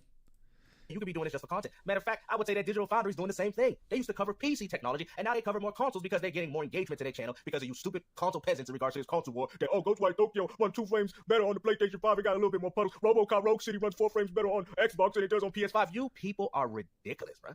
Like, for real, go outside and touch grass for once in your meaningless lives. Seriously, you claim that you're a gamer, but every time you guys talk about these situations, you don't even give your own insight, man. Like, this is regurgitation because you're just letting her speak on something and you're not trying to retort or say anything as to what's real. You're not breaking stuff down. I noticed that with a lot of channels, guys. They don't break things down for you people to understand. They're just I'm not yeah, I'm pretty sure I broke down this video, but, you know, if you would play it, maybe we would get a chance to understand that, but, you know. He pauses it after like 20 seconds and then goes, oh my god, you didn't say specifically this, and this. It's like, yeah. Maybe wait and see if I do. Only was 20 million. Hogwarts Legacy was 20 million. The game was a success. That's how they talk, but they don't break down like, okay, the problems. Okay, why did Hogwarts Legacy, even with how successful this game was? What's dude? Honestly, this video is shit. It's like he literally does not understand a fucking thing I've actually said. I mean, this is like literally him projecting, I guess, whatever perception of fucking, you know, Sony ponies he has onto me. It's like, yeah, no. All the shit he's accusing me of is literally the type of shit I literally advocate against, but whatever. sequel because of the budget. Maybe they're not brainstorming. They're just saying a bunch of hoopla. Absolutely, they will definitely not be doing live studio audience for the Xbox Game Showcase. AAA blockbuster games is going and the time it takes to make them. This is something that all gamers can agree to. And so much of our focus as Xbox is about how we do things to help the industry all up, while also ensuring that our brand, everything that we do is there for this moment of transition. The reason why they sent her out is because people are naturally more sympathetic towards women. Here we go with this. Now you want to be political with this. Man, get out of here, bro. I want to be political? That's not political, you fucking tard. That's literally just basic biology. Men are more sympathetic to women than other men. That's not political. Oh, like now you're being a conspiracy theorist now. Oh, that's not a conspiracy theory. That is basic fucking marketing, public relations, and fucking psychology, dude. That's not political or conspiracy theory type shit. That is literal scientific fact. Oh my god. I've actually taken all those type of fucking bullshit classes, dude. I understand how this shit works. I went to business school. Oh my god, man. I literally have taken classes on how to handle situations like this. We literally, when I got hired for my job, one of the questions I got asked in an interview was, how would you handle a security breach of customer information? And basically they wanted me to craft a quick statement to present to the imaginary client in the event of something going wrong, to judge how I would handle a situation like that. So bro, this is the type of shit you have to know to work in the professional world. It's not fucking conspiracy theory, bullshit pseudoscience crap. There's actual reasoning behind this shit. They sent her out because, maybe they other CEOs were doing something. At least Microsoft can speak up on it. Where's Sony? Yeah, the other CEOs were doing something. Dude, a CEO's job is to literally be the public-facing face of whatever company they're representing. That is the job of a CEO. You are the face of the company. The CEO is not balancing the fucking checkbook or having meetings on day-to-day operations. The CEO's job is to set the overall strategy for the company and then go out there and sell the public on it. Teriyaki, where's the CEO? I haven't heard from this dude since, man. Ever since he got enlisted. Where's he been? I don't even know. The who? Hold on. Oh, they sent her out because, maybe they other CEOs were doing something. At least Microsoft can speak up on it. Where's Sony? Where's Hideo Teriyaki? Where's the CEO? I haven't. Hideo Teriyaki? Fuck. Bro, he literally has held a bunch of investor calls talking about Sony's future strategy. I heard from this dude since, man. Ever since he got enlisted. Where's he been? I don't even know who this dude is, man. He's like that guy from boxing, Al Heyman, but you ain't never seen him. I'm being honest, man. Who is this dude, man? Literally. It's a natural. This man got a portrait, and it's a picture of a question mark. It's natural for men to be less harsh and more forgiving towards a female. That's not necessarily true, because with this demographic, y'all don't care, man. Remember, we live in a demographic where people think male and female is the same. Let's not forget, right? I don't fucking live in that demographic. Speak for yourself, bud. Again, the projection, dude. Oh my god. Yeah, this guy knows absolutely nothing about me. And it shows, man. Nah, not necessarily, man. You know how many videos that I see where the guy humbles the girl in the thumbnail, the guy hitting the girl in the face, and you people out here parading it? There's another thing too. Yeah, that's a bunch of fucking incels, bro. That's not the general public. With our society, man, that you guys have a lack of respect for females. The same females that birthed you. You guys always put the burden on these girls. I'm not saying I'm being sympathetical with this, but it's you guys put all this burden on a girl as a man. What is he doing? What is he doing right now? He's being sympathetic towards women because you have a natural fucking biological response to do so. Oh my god. Thank you for proving my point in the exact same video you're trying to disprove. It's just, this is retarded, man. Right there is the definition of a weak, feeble man. Because you guys claim that you're more superior, but then you post these videos. WNBA can't dunk. You're a grown man. That's like me bragging to a 5-year-old child. You can't dunk like me. You don't have the physical and the scientific traits and the genetics that I do because I'm a man. Real men don't do that because real men don't care. Real men humble themselves. Real men know that they're more superior in a lot of ways. And guess what? We don't care, bro. Oh my god, dude. While you guys out here degrading them. Have you noticed that? Men get credit for degrading women now. You people are sickening, bro. I don't even know how your mothers can even look at you guys anymore. Seriously. You're supposed to be there for your mothers. That is literally what I just said that Microsoft was doing to her in this situation. They sent her to go and fall on the sword and face the public. They sent her out as the sacrificial. That is quite literally what I just said previously. And now he's arguing in favor of that. I don't fucking know what to say, man. there for your daughters and stuff. And look at you as a man. Talk poorly about. I'm not saying in this. I'm just talking. I'm not even talking about Griffin Gaming. I'm talking about just life in general. Okay, well, at least he's not talking about me. You what know, you guys do?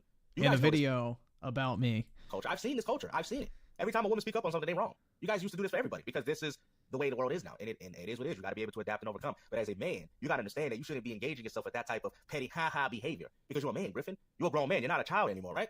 Just like you don't make fun of a child because he can't dunk a basketball. So why are you making fun of a woman that can't do one? Because of scientists, because of scientific stuff, because of biology. You're a man. Because I can say the same thing about you. Now come approach me now with that energy. See, this is where the whole cowardice comes from. See, you won't approach anybody else with that energy, but you want to approach a woman because you know a woman can't do nothing because they're... What?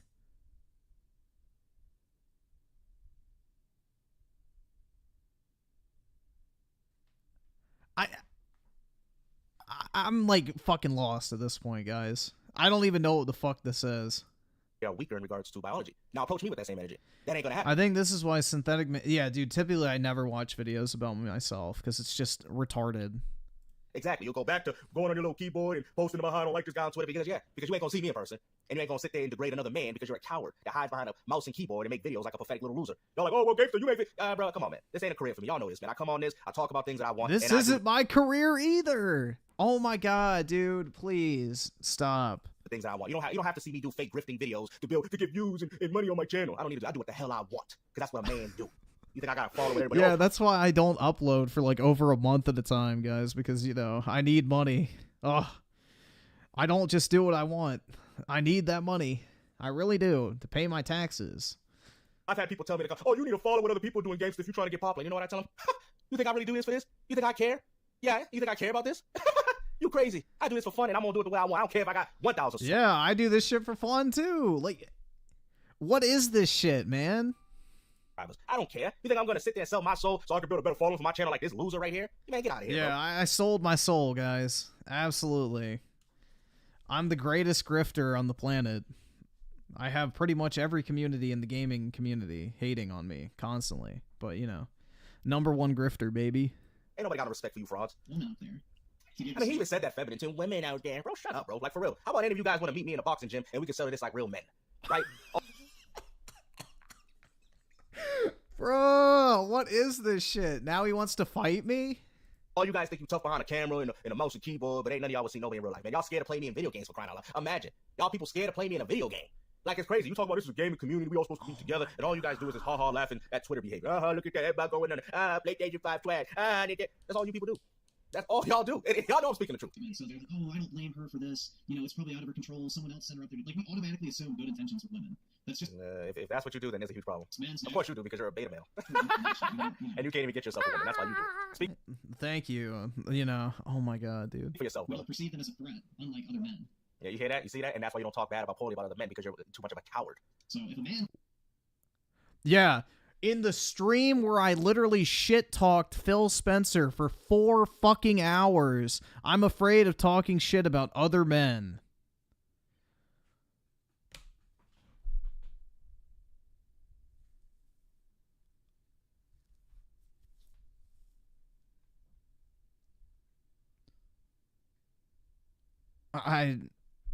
Dude. comes out and says something you don't like, you immediately get fucking hostile. And you're like, yeah, fuck that guy. I fucking hate that. Bro, you hear this guy, man? Look, you even respond like a child. You know what most men do? Huh? What did I hear? Oh, I'm too busy taking care of my kids, man. I'm too busy trying to provide for my family. Huh? Oh, I don't like you. You know how many people say in my comment section, I don't like you? Every time you fools come in my comment section, leaving hateful and negative comments, all you're doing is helping my videos get more viewership. You do understand that? If you personally don't like somebody, you don't watch their channel. You don't even dislike the video. Just don't come on here. You get what I'm saying? You people are just insecure, man. Like, I'll see what people are doing, but I'm not gonna go on Griffin Gaming's chat and be like, it's me, gangsta. I know it. You people are weirdos, man. I'm just saying, Griffin Gaming like the dude that you just want to keep your kids away, bro. He's probably an uncle, and his family probably don't even want they nieces and nephews around this man. Like, how? Oh my god, bro. This is insane projection at this point. This is projection at this point, guys. Obviously, he's the creepy fucking uncle that's not invited to the pool parties for obvious reasons. Holy fuck, bro. Oh my god.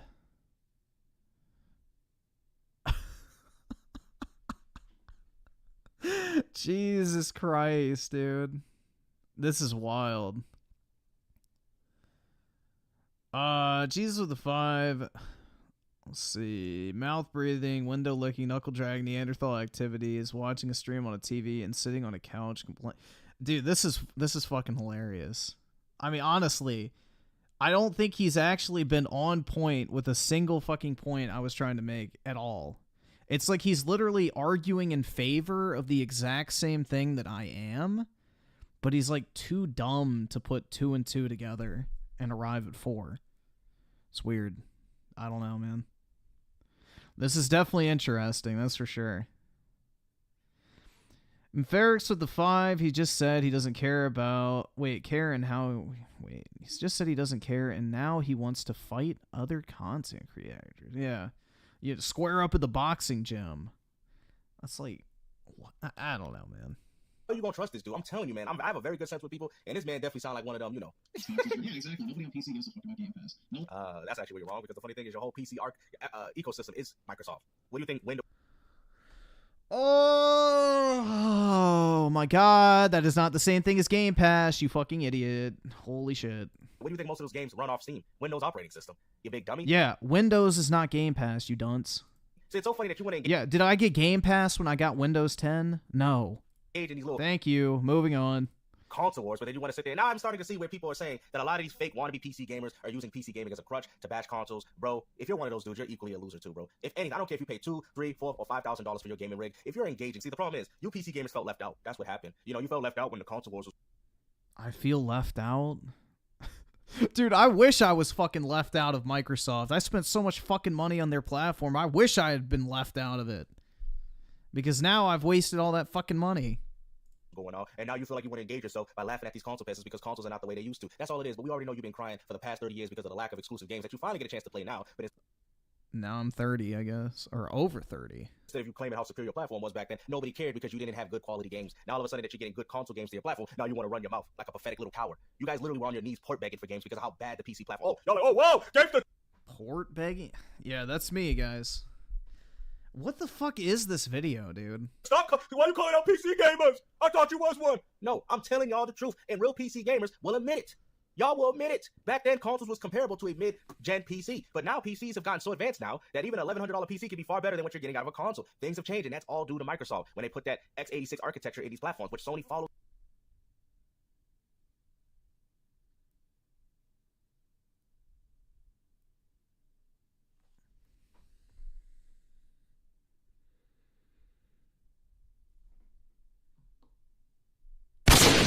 I guess this is another one of those Microsoft makes GPU types.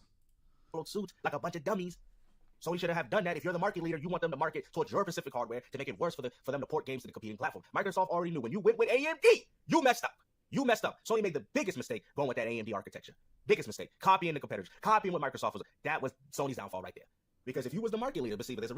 Sony had a downfall going with AMD? What?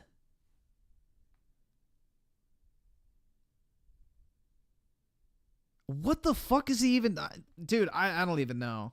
Reason for that. There's a reason why they copied the AMD architecture with Microsoft, and I'm going to explain to you as to why. Because I know everything. Y'all like, oh, Gabe, so you act like it. No, I do. I know everything. I know what I'm talking about, so shut up. So the reason as to why they went with that architecture, because y'all remember the PS3 with the cell processors and how it was hard to develop games for in regards to third party? Even Sony executives... Xbox does have AMD as well. I'm at a loss, bro. I really am. Came out and said that the PS3 was a very hard platform to develop, as well as the PS2. See, now we're talking about the PlayStation 3. Holy fuck, man. I gotta break it down because I'm an old school gamer. So the PS2 was very hard to develop for, but a lot of companies stayed to it because of the software. I mean, because of the hardware sales. So they figured out, okay, the PS2 is backwards compatible. Most people are gonna buy their games on the PS2 automatically. So we'll find a way to work with the lousy PlayStation 2's hardware. Okay, that's the first one. PS3, they try to do something crazy. Yeah, we know why he's the nightmare on Game Street, because listening to this guy will keep you up at night. Cell processor and all this other crazy stuff, which didn't work initially, right? Until the, Somniac and all these exclusive companies was making games for them, and some third-party games ran better on Xbox, whatever have you. Okay, so that's why they copied Microsoft to keep things in play. So those type of things during the PS2, which they got lucky because of the backwards compatibility with it, and also the DVD player. So people are going to upgrade that automatically. So companies, even though the PS2 was hard to develop games for people still made games for because that's where most people was going to go. It was backwards compatible. It was DVD player. It was all these things. So that's what I tried to tell you. So they got a pass on that. But when they did it with the PS3, they almost destroyed their own company. They almost went bankrupt. You feel me? So they were like, nah, let's just copy Microsoft in regards to the hardware that they're doing. Keep it kind of straightforward, nothing too crazy. And this is where you made the mistake. This is where Microsoft got you. Because now there's no real difference between the platforms. PS5 and the Xbox Series S and X are the same thing. That's what you people don't understand. They're the same same thing. Same architecture, same product, everything, bro. Look at the specs for yourself. And you call yourself a PC gamer, so I'm assuming, how do you not know this? That's 86 architecture. The only people buying Game Pass are people with consoles. That's not necessarily true. A lot of PC gamers can benefit from Game Pass as well. Like, why are you saying Yeah, they can benefit from it, but it doesn't mean they're buying it. Oh my god, dude, I'm just like, this is dumb. Like, that's what's crazy. You claim to be a PC gamer. You claim to act like you know what these things are going on. But like I said, you only bought your PC to play Call of Duty. So, like I said, I think your opinion is... That's right! That's all I have to say about that. Again, I don't even have to speak on that, bro. relevant. I would respect a console gamer. It just... that plays more games than Call of Duty at 30 frames per second like a Nintendo Switch owner than a guy that just bought a PC to play Call of Duty with his friends. It is like almost a one-to-one relation with console sales when it comes to Game Pass. And our commitment to make sure that the business is healthy for the long term. But with that said, our commitment to having our own studios and working with partners who games large and small. See, this is the problem. Remember, this was a 17-minute interview. He's probably played like a minute of me watching it. You know, and like I said, and this is uncomfortable for Sarah Bond because she understands that you fanboys and you fake wannabe social rejects with keyboard and mouse pads and stuff. They understand how you guys are going to see this. But I already seen this a long time ago. Consoles is dead. You are seeing the rumors. Oh, y'all going to flip this and say it's just Xbox. I've had people tell me, well, Xbox is going to leave first. And it doesn't matter. They all leaving. So regardless of who leaves first or not, you guys are all leaving the console gaming landscape. But there's something that you're not understanding is that when Microsoft leaves, they're going to be in a good position. When Sony decides to make that departure, they're going to be in a bad position. That's why they try to hustle these PC gamers by subscribing to their PlayStation Network accounts that they didn't want to create because Sony's going to be pushing a subscription service too in the inevitable future. So they try to get these people, they try to take the likeness and the popularity of Helldivers 2 to be able to create that for the inevitable future. But you PC gamers stood for it. You guys are all hurting gaming in your own ways. PC gamers, Xbox fans, PlayStation fans, and Nintendo. You guys are all playing a part of hurting the gaming industry, and this is why things are happening. And also too, things have become stagnant. That's right, guys. If you play on Xbox, PlayStation, PC, Nintendo, you are hurting the video game industry. So everyone, just stop playing video games altogether. I think the PS5 is going to outsell the PS4 even. I really don't. The sales are slowing up. You guys say the same thing about Xbox. Even Nintendo. Well, with Switch 2, they got hype coming in with the Switch 2. But that's only because of backwards compatibility. People are going to buy that automatically. You know, we're a platform where you can play GTA, you can also play Power World, where you can play Call of Duty, you can also play Pentiment. Why the fuck would you want to play Power World and Pentiment? Hold on, what? Hold on, what? Power World is not on another platform, though. I mean, Pentiment definitely don't make sense to me. But Power World? You can't play Power World on the PlayStation. And that game was... That's not... Oh, my God. Why? The question was not... Oh, my God, dude. I said, why the fuck would you want to play Pal World or Pentiment? Because the games are shit. Oh, my God. I'm not saying that fucking Pal World is on PlayStation. But that's exactly where his mind goes, bro. Because he's got console brain rot. Highly successful on Xbox. A favor and do anything else. Like if you wanted to call out for a game, you should have called it out on Pentiment because that's on PlayStation, that's on Xbox. I did. I'm not saying the game's on PlayStation, you fucking tard. I'm saying the game is shit. Oh my God. I didn't say which platform it was on. I said you should literally do anything else with your time than play Pal World or Pentiment. Holy shit, man. He, like, literally every single point, without fail, from start to finish, completely misinterpreted to the highest degree, man. That's on PC. You should have called her out on that. Then that would have made more sense. But you called her out on Power World, a game that's not even on Why would I call her out on putting a game on PlayStation? I don't fucking like the game, regardless of what platform it's on. I don't care. Holy shit. Just because the game is only on Xbox doesn't make it automatically good. Jesus Christ, dude. So that to me don't make sense because the game is a console exclusive to Xbox. Dude, it doesn't make sense because you didn't listen. Man, I'm done listening to this guy talking about this garbage. But like I said, man, you guys all have played a part in ruining the gaming industry. Consoles are, as you can see, dead. PC gaming will also... It just cut off. I didn't end it. Holy fuck, dude. Wow.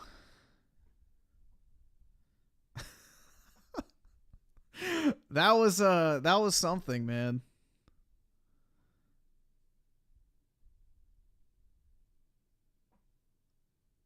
So basically, long story short, he had an issue with me, I guess, shitting on Pentiment because it was also on PlayStation. I'm trying to even remember what he even said, dude. Like, I don't even remember, in all honesty. 136. Oh, I'm sure, bro. Griffin taste in gaming is trash. That's right. I mean, I'm guessing this is an Xbox channel, right? Let's see. Dreamcast guy, PlayStation fanboys, Microsoft, Xbox finished. PlayStation fanboy, PlayStation. Yeah, he's an Xbox. Okay. PlayStation fanboy, PlayStation fanboy, PlayStation fanboy.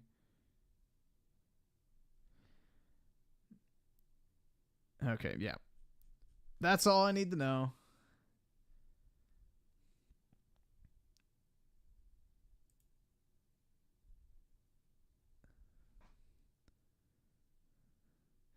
Yeah, he's got like the DSP camera.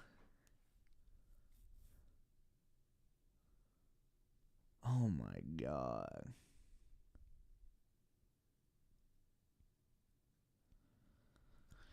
Woo! That was an exercise on not pointing a fucking gun in my mouth. All right. Next up. Xbox is dead. What's up, gamers? Dreamcast guy. Oh, hold on. Let's put him in normal. Not normal, but Dreamy's been cranking out these vids, man. Look at this shit. Dragon's Dogma 2. Dead. Talks drama. Why Xbox fail. Game Pass trash. Xbox fail. Fire the liar. Xbox shut down. Bro, he's been grinding. Good for bro. You know, get that money, Dreamcast guy. What's up, gamers? Dreamcast guy here. Piss on the grave. And today we're talking about the death of Xbox because it has been an absolute bloodbath for the brand the last 72 hours. Even the most hardcore Xbox aficionados, the people that completely love the brand. Yeah, if I didn't have a job, bro, maybe I would be able to crank out that type of shit and then I could just like bank. I mean, dude, if I could make like 5 or 6 videos on this Xbox shit, I probably could make a good amount of money. So I looked it up, and the CPM I'm getting on that on the Xbox video I uploaded yesterday, I'm getting paid $6 per 1,000 views, which is really fucking good for this time of year. So that's pretty good, man. Cheerlead, Game Pass, at this point have totally given up. The studios they buy are the studios they close. And even if you did actually enjoy Xbox like 5 years ago, you have to look at the... Yeah, just like you both grifters, you were just nut juggling Xbox a month. I was. When the fuck have I been nut juggling Xbox? Let's see. What's the last, like, pro Xbox thing I tweeted out? Or not tweeted, fucking posted about.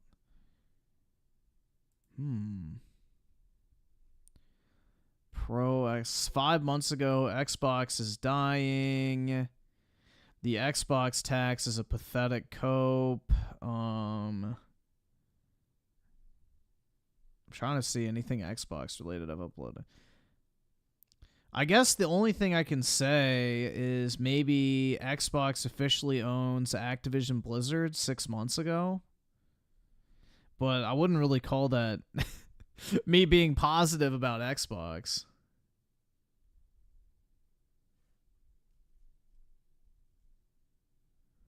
But yeah, I don't know. I was more so happy about the fact that my stocks went up to $95 a share from $50.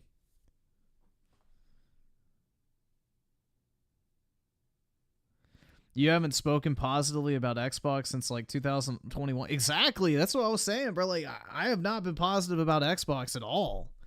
The fuck? They have been a complete and total shit show for the past 3 years. Anything on the wall. They're not coming out with new games. They're not even trying to hype up their own projects with trailers. At this point, Xbox has given up. And today specifically, I want to take a look at a huge insider article that was just put up over on IGN talking to tons of sources inside of Bethesda and Microsoft and Xbox and talk about how this imploded and how a lot of it is Phil Spencer's fault. Let's get into it. Hi, I hope you're having a... All of it's Phil Spencer's fault. He's been the guy for the past 10 years, bro. Like, the buck stops with him. He's basically gotten everything he's ever asked for, and he's managed to do nothing with it. Great day. If you could, please give this video a like and subscribe if you haven't already.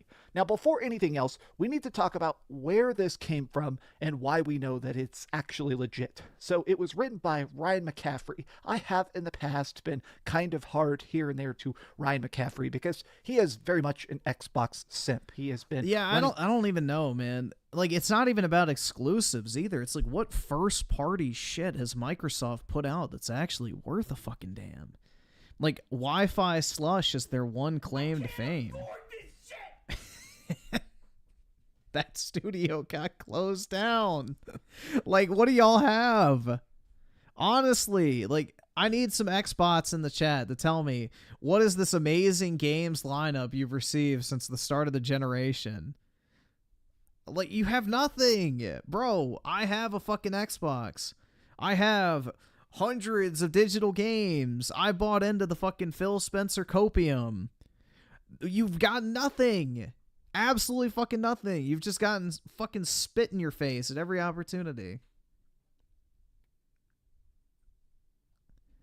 Like, they've just spit in your face and lied at every single opportunity, man. I don't know. What do you have to point to?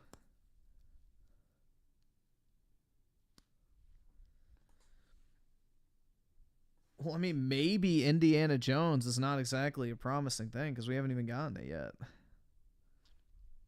An Xbox podcast for over a decade. He is a guy who is a professional fanboy. But, I mean, honestly, it's just part of his job. I don't think this guy is going home and kissing a picture of Phil Spencer that he keeps in his wallet. I think he's a guy who is paid to cheerlead Xbox, and he does that job dutifully. But even he has realized that it's over. The party, the renaissance, the heyday of Xbox has long since passed. Now, what's crazy is that not only does he roast it, not only does he cite some very unique sources, but if you look at the replies, people are sort of agreeing and proving it's legit. Like, this is Larry Herb. This is... Oh, God.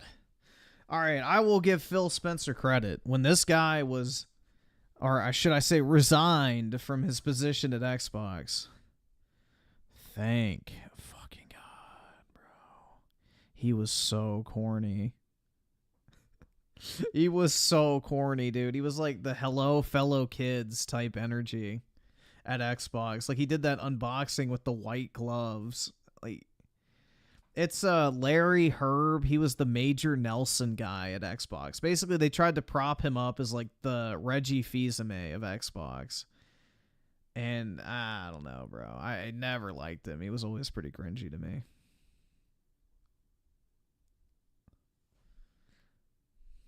The guy who worked at Xbox for 20 years, and even he is just sort of being like, yeah, you're kind of dropping hot fire here. Look at this. Everybody's being like, wow. You can actually see Seamus Blackley. This is the inventor of the Xbox. Even he, he's called the father of Xbox. Even he is talking about the fact that there are these quotes that Xbox is dead, and now it's just Microsoft gaming. But let's actually go through it. Let's actually take a look at this, because I've read the whole thing twice, and I must admit, I am shocked at how bleak the entire dumpster fire billion-dollar mess this has evolved into. Phil Spencer and the battle for Xbox's soul. Once a scrappy startup with a buttoned-up institution, Xbox and its longtime leader are now struggling to resist buckling under the weight of being the very thing they once stood against. Now, I will admit, this is part of why I feel like Xbox fanboys in the past, I kind of understood it. They definitely had that underdog vibe of like, oh yeah, okay, so Sony's selling 80 billion consoles, they're creating... What do you mean they had that underdog vibe? The 360 kicked fucking ass, dude. That fucking next generation was Microsoft's to lose, and they fucking lost it. They fucking fumbled it, dude. The 360 was not an underdog vibe. The 360 was on the top of the industry. Microsoft fumbled the fucking bag after that. They were not the underdog. Holy shit. Huge AAAs, but if you really want to cheer for the underdog, you root for Xbox. They can't compete with Nintendo's brand loyalty. They can't make games as big and beautiful as Sony, but... Yes, they can! They choose not to. You're telling me that Microsoft can't make a game like Sony? Oh my God, bro. This is so fucking stupid. No! They chose not to, or their incompetence did not allow them to, but they definitely could have. Vibe of Xbox, it's definitely something that stands out. But look at this. For the umpteenth time in the past decade, Xbox has once again stepped on a rake. Microsoft has found itself on the wrong end of bad news. And as usual, it's self-inflicted. Just as Team Green was starting to gather some positive momentum, with the Fallout TV show being the biggest thing ever, Fallout games being among the top games in the world being played, and now Senua Saga coming out here in just a couple weeks, it seems like everything would be good, especially but what does the Xbox TV show or old fucking Fallout games have to do with Xbox? That's all shit that they didn't make. Shouldn't that tell you more about the current state of Xbox than anything? Is that, you know, the stuff that they're not directly responsible for is the stuff that's doing well? Wouldn't that be more of an alarm bell than anything else? Like, the old Fallout games are making more of a fucking, you know, wave than Starfield did? I don't know. That would be my takeaway personally, but hey, you know, to each their own. Going into their showcase on June 9th, and yet now it's all managed to fall apart because they're closing 3 very beloved studios: Tango Gameworks, Arcane Austin, and Alpha Dog, which obviously people are talking less about Alpha Dog, but they are a sort of a mobile branch. They made a mobile version of Doom that some of my friends that were playing said it was actually good, so it being shuttered is bizarre. But look at this. Fans were quick to point out how now hypocritical many quotes from Xbox executives, such as studio marketing boss Aaron Greenberg, have been. Like, look at this. Last year, literally 1 year ago, he said, "Oh yeah, Hi-Fi Rush has been a gigantic success by every single key metric. It's getting played a bunch." Bro, he tweeted that the day after Hitler's birthday. Coincidence? I think not. Getting crazy reviews. It's exactly what Xbox wanted, and yet they decided to shut it down anyways. Look at that. We could not be happier with Tango. Then why did you close them? In 2021 documentary called Power On, Sarah Bond, which is the president of Xbox, said they were trying to avoid closing studios. Power On was this documentary kind of about the history of Xbox, and they said that a specific goal they were looking to not repeat is buying a studio, in that case, obviously the fabled developer. Yeah, the Halo TV show was dog shit, so...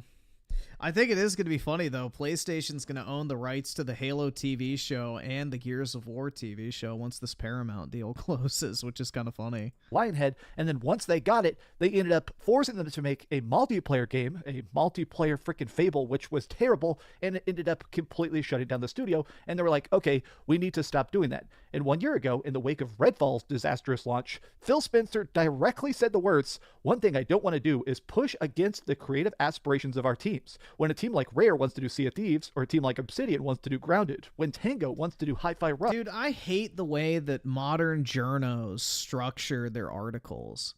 Like, these walls of text, I get, like, it's practical, but, like, you should use graphics and, like, text formatting and just ways to make the visual appeal pop a little bit more. You'd get way more people reading your articles if it didn't look like a fucking, like, page of a textbook. Rush. Look at this. When everyone is doing things, they could have done Evil Within 3, but I want to give teams the creative platform to push their ability and push their aspirations. Now, here is my favorite line of this entire article. It's why I reread it twice.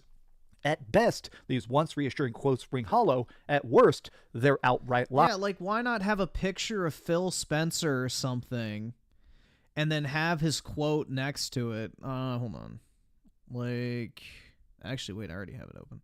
I can't afford this shit! Like this person did. This is so much more effective than just putting the fucking quote in the body of text. Like, have a visual with the text. I don't know, man. That's like an observation I have. And if I was running IGN, that's what I would have them, like, start doing. Stuff like that. Because you're never going to have, like, you know, reading retention in today's day and age with, like, this boring textbook excerpt type shit. Eyes. A lot of the interestingness that's been happening, especially over the course of the last 48 hours, is people asking, are these people lying? Is Phil Spencer actually coming out here and saying things that he knows isn't true? I mean, I even put out a video last night talking about the fact that Sarah Bond pretty much refuses to talk about it. She was directly asked about the closure of Tango, and she was just like, oh, there's a lot of subjective metrics. What does that even mean? Like, right here, is Aaron Greenberg lying when he said that they could not be happier with Tango? Was he lying that the game performed well, or is he lying that Tango is actually up to snuff? Like, some part of this is definitely a lie. It's hard to tell which part is a lie, but they're literally lying. Look at this. We've come a long way from Xbox fans proudly cheering, "I trust Phil." People used to post these. I want to show you this meme because honestly, it's so cringe. The will of Phil. The fucking will of Phil, dude. But gosh dang it, I've had so much fun playing it. I believe in Phil Spencer. Why were you guys even making, like, fake political posters for these? Yeah, dude, that shit was so gay. I agree. The fucking, you know, knob slobbing of Phil Spencer was never fucking clear to me. It's like, what has he delivered for you, bro? Like, honestly. game developers. Somebody actually tweeted me yesterday and they said, Max doesn't burn against Nintendo enough. He doesn't roast. I should put that here. Let me see if I can find it real quick. I believe in Phil Spencer. Oh, there it is. Reddit. Of course it's from fucking Reddit, dude. I should have known. Oh my god. How many updates did it get? 350? The top comment is, this shit is weird. It's weird when it's a movie star or recording artist. It's straight up crazy when it's a business executive. Yeah. And then there's some retard going, you didn't credit this person who made it. It's like, oh my god. Alright, let me save it real quick. Save image. I'll name it Will of Phil. Let me drop it in my... Oh, wait, fuck, I didn't save it as a PNG. Save images. Fuck. It's a WebP. Will of Phil .png. And then let me drop it in my Xbox folder so I have it. I'm saving all of my images regarding certain topics and folders moving forward so I can actually find shit. It's a slow process, but soon my porn stash will be as fucking, organized as Vosh's. So none of my horsecock and lolly porn will get mixed up. There we go. Oh my god. That's fucking crazy. That is like fucking psychopath behavior, man. The Pokemon clips? Yeah, I got a few of those, guys. Hahaha. But, yeah. Those are for my eyes only. I know math is hard when you're an idiot, but like if you're a broke boy, just say so. No, I don't keep my taxes on this computer. They're on my laptop. I don't keep anything personal really on here. PlayStation enough, when honestly anybody who's been watching me for a long time knows I absolutely do. I've done multiple viral videos, especially roasting Nintendo for stuff like their old Nintendo Switch Online headset and stuff. My point is the fact that my rule has always been that these companies are not your friends. They're not your buddies. They're not your pals. They're not your schoolyard buddies trying to make some cool project. Dude, you don't have to download Pokemon feed pics. You can just look them up. They're available publicly. You can just look it up on YouTube, bro, and get a compilation. These are companies, and I think it is okay to buy into hype. I mean, life is short. If you want to get excited, if you want to get yourself really amped about a project, even if it is just a CGI trailer with no gameplay in it, I'm not going to tell someone, don't be excited. Because, you know what? Do whatever makes you happy. I think, though, that people go this step further and they want to defend brands. Not just defending people, they want to defend these brands like they're their friends. And in my opinion, not only is that counterproductive... That is literally what you do, bro. I know you ain't casting stones in this house. I think it is just generally, I think it's bad for the industry. I think we should, if you love something, you should be more willing to roast it. Xbox fans, I will fully say, I respect the fact that Xbox fans are first in line to roast Xbox when they mess up.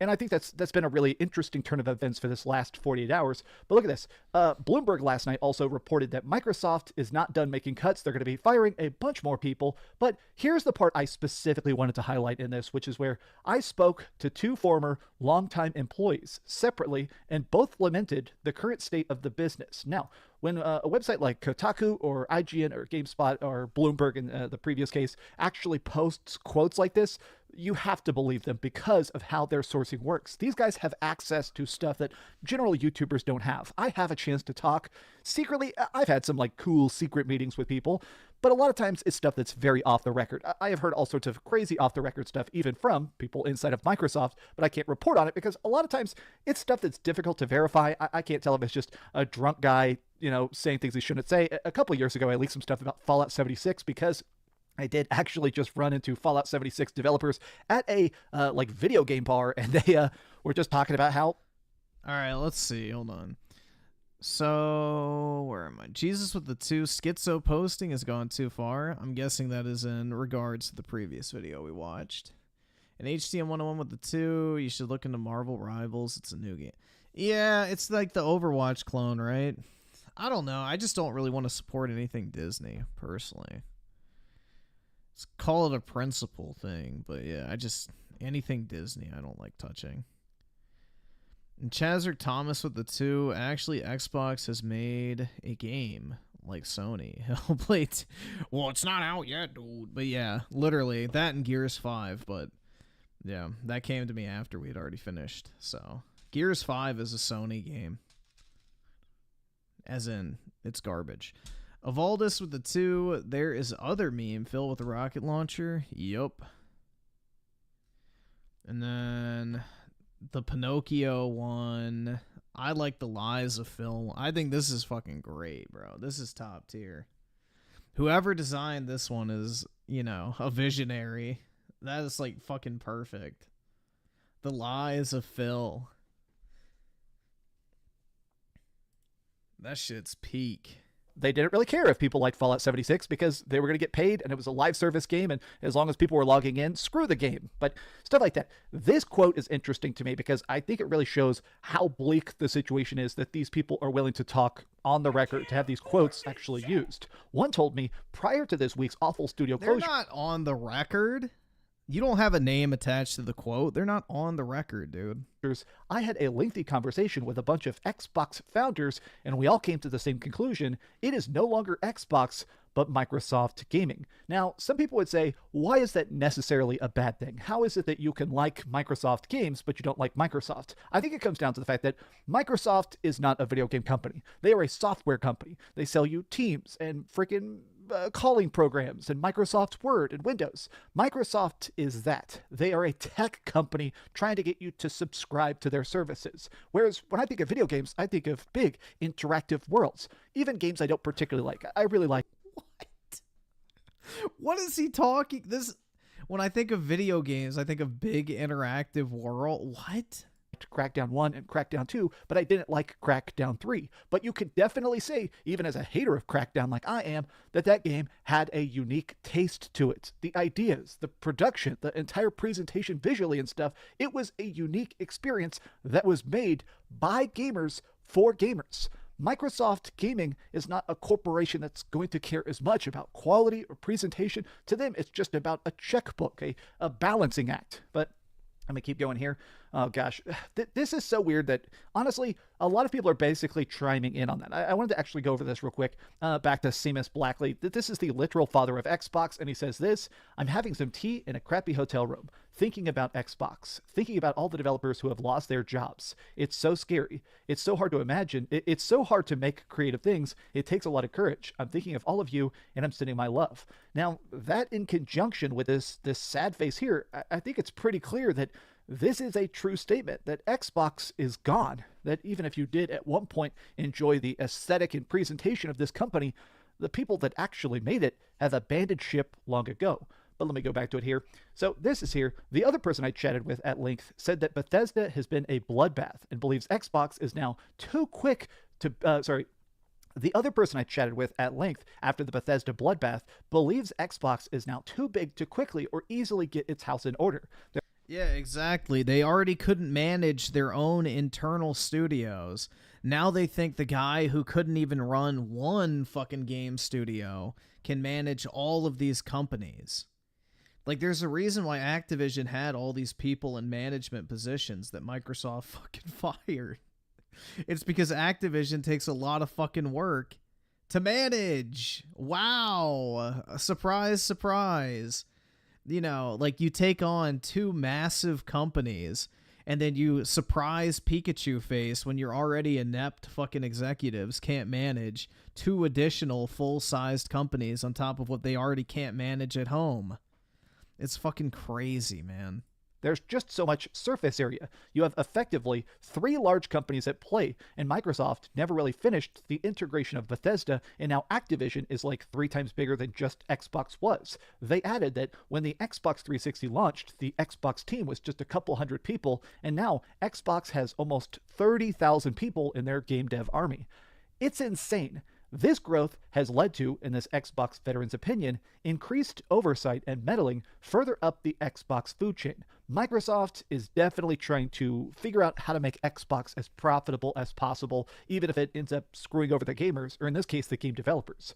The reason this seems so inconsistent with previous Xbox leadership team statements is that these decisions probably aren't being made by Phil, they're getting dictated by Microsoft CEO Satya Nadella, Microsoft CFO Amy Hood, and it all seems like it stems from these Xbox acquisitions, specifically the Activision one. When I see quotes like this, that this is just a board-level decision, truly, I'm going to use a word I don't use very often. This disgusts me. I actually did a tweet just a bit ago because honestly, this entire situation to me feels completely misguided. Like right here, I said that I don't think anybody in Xbox even knows why they closed Tango. Like someone in Microsoft at some point did some math on a napkin and said, oh, we need to close a studio, let's shut down Tango. And I think they instantly realized they've messed up. I simply cannot believe that any sane person would look at Arcane's track history or Tango's newest project and say, oh yeah, those guys suck. In fact, somebody found this. The president of Xbox tweeted to Tango, like wishing them a happy birthday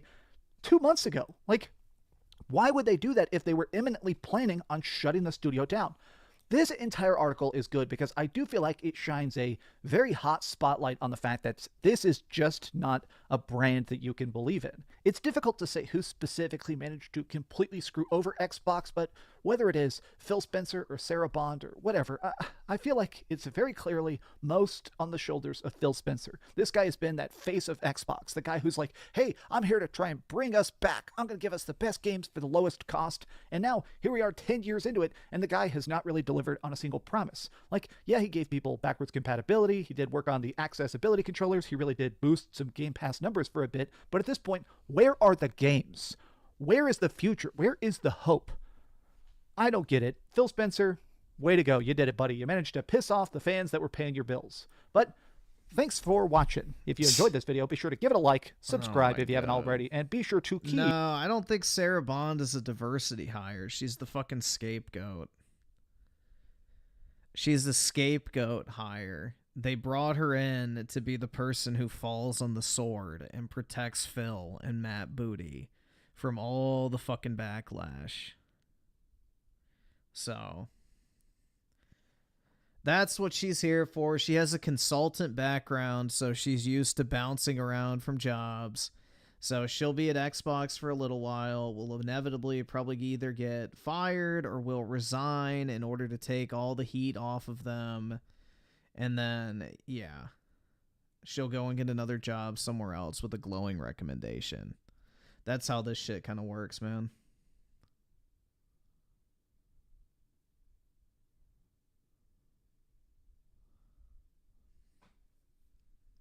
This is a very common practice in the industry. And any industry, for that matter.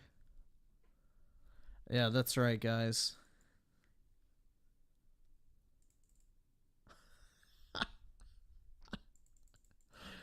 Oh my god, bro. That is beyond fucking sad, dude. Honestly.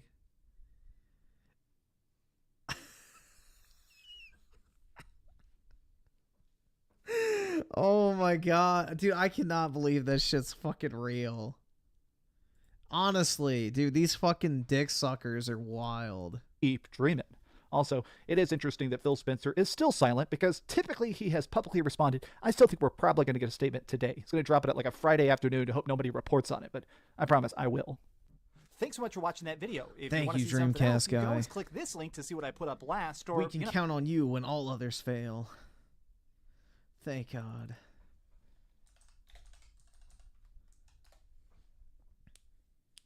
You know, thank God for Dreamcast guy, guys.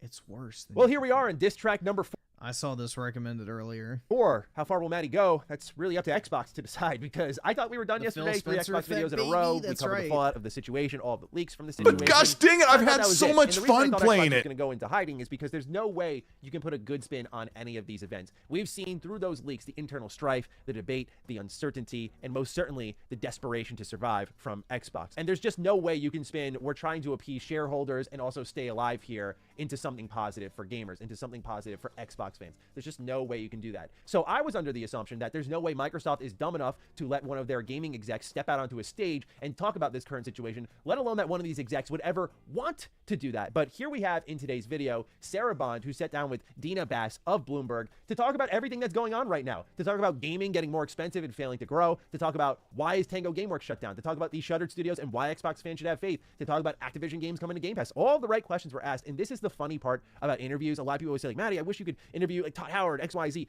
The reality is that you can get the right interview targets, but as you will see here, it doesn't matter who you get. If they are PR trained and they got all those answers prepped and ready to go, you can push every button, you can ask every single right question. You're just not going to get the best answers. And this is a perfect example of that, because these are some of the most PR coded, horrible attempts at a positive spin on an awful situation I've seen. And I hate to see that it's Sarah Bond, because she was one of the people that I was really happy to see rising up the ranks in Xbox. What did I tell you guys? All the dudes are going to be like, oh, I'm just so sorry to see that she's the one who has to take the fall, blah, blah, blah. Like, oh, it should be Phil instead. Like, thank you. I don't know, man. I'm not pulling this shit out of my fucking ass. I know what I'm talking about with this type of crap. It's all about fucking public perception. And in order to transition your anger into sympathy, this is the type of fucking mentality that they, employ to try and fucking, manipulate people. It's basic psychological manipulation. You take people's anger and transform it into sympathy. This is like basic shit. Xbox, and to throw her to the wolves here when I think this should have been like Matt Booty or Phil Spencer, that's a damn shame on its own. For now, we're going to take a look at various clips throughout this interview. I'll have it fully linked down below, but we're going to cover every highlight of it. It's only like a 15-minute listen if you're curious, but we're really going to go through the majority of it here. So let's start off at the top. Gaming's not doing well. What can Xbox do to turn around? Here's Sarah Bond's response. Yeah, the last year or so in video games, largely the industry's been flat. And even in 2023, we saw just some tremendous releases, tremendously groundbreaking games, but still the growth didn't follow all of that. And a lot of that's related to our need to bring new players in, make gaming more accessible, but all of that has been happening at the same time that the cost associated with making these beautiful AAA blockbuster games is going up, and the time it takes to make them is going up. And so much of our focus as Xbox is about how we do things to help the industry all up, while also ensuring that our brand, everything that we do is there through this moment of transition. Now, I know we have games like Hi-Fi Rush and Redfall on our minds when she's talking about how we had these tremendous releases and they didn't really move things forward. To me, this is an admission that Starfield also failed to move things forward. We already knew it failed to move Game Pass forward, but to kind of see that even revenue didn't move forward is, again, I think underlining how bad Game Pass is for the sales of their games, where I'm imagining with the amount of players and hype that Starfield had, could have moved the needle for them, but their own ecosystem, their own economy. Nah, I don't think so. I mean, maybe initially, but dude, Starfield landed with a resounding thud.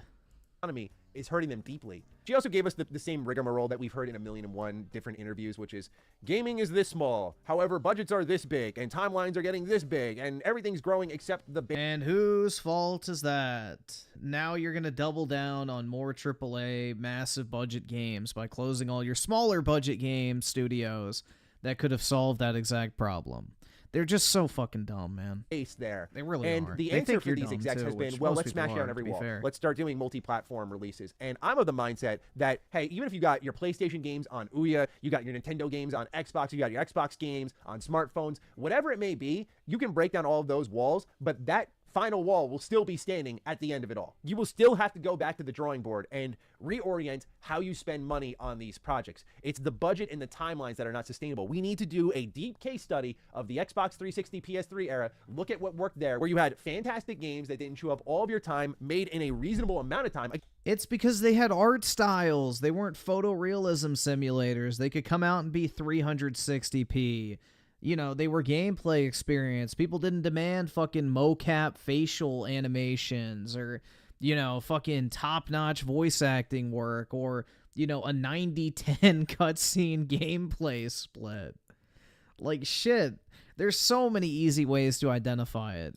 Again, I always go back to Uncharted. A whole trilogy delivered an entire generation. Do you hear about that now? Look at Final Fantasy VII. I love Remake, I love Rebirth, but we're probably going to get the next entry of that by the end of the PS5, maybe the PS6. We're getting full series across multiple generations now. And by the way, Final Fantasy VII being an example of something quick. We need to go back to the drawing board and make games smaller, make them tighter, because even if you grow gaming, you're going to scale the budget and the timelines to that audience and again hit that wall, and then there's going to be no room to grow. You have to reorient how a game is made now, not down the stretch when we have, instead of 25 million console users, we have instead hundreds of millions of users who could potentially buy our games because our platform is available on every device imaginable. I just don't think it's going to pan out the way they are thinking it's going to, and I think it'll lead to a crash of some kind. Especially if you take a look at Hi-Fi Rush, a success now deemed failure. This is a game that hit about 3 million players through Game Pass. Let's say that they were floating around the 25 million subscriber mark because this game came out before we got that new milestone mark of 33 million. Ladies and gentlemen, not even a quarter of the Game Pass base was interested in this super surprising, high-quality gem. That's not a dig on the game, but the reality is that ratio is not... Oh, now all the fucking shit I talked about back in the day, guys.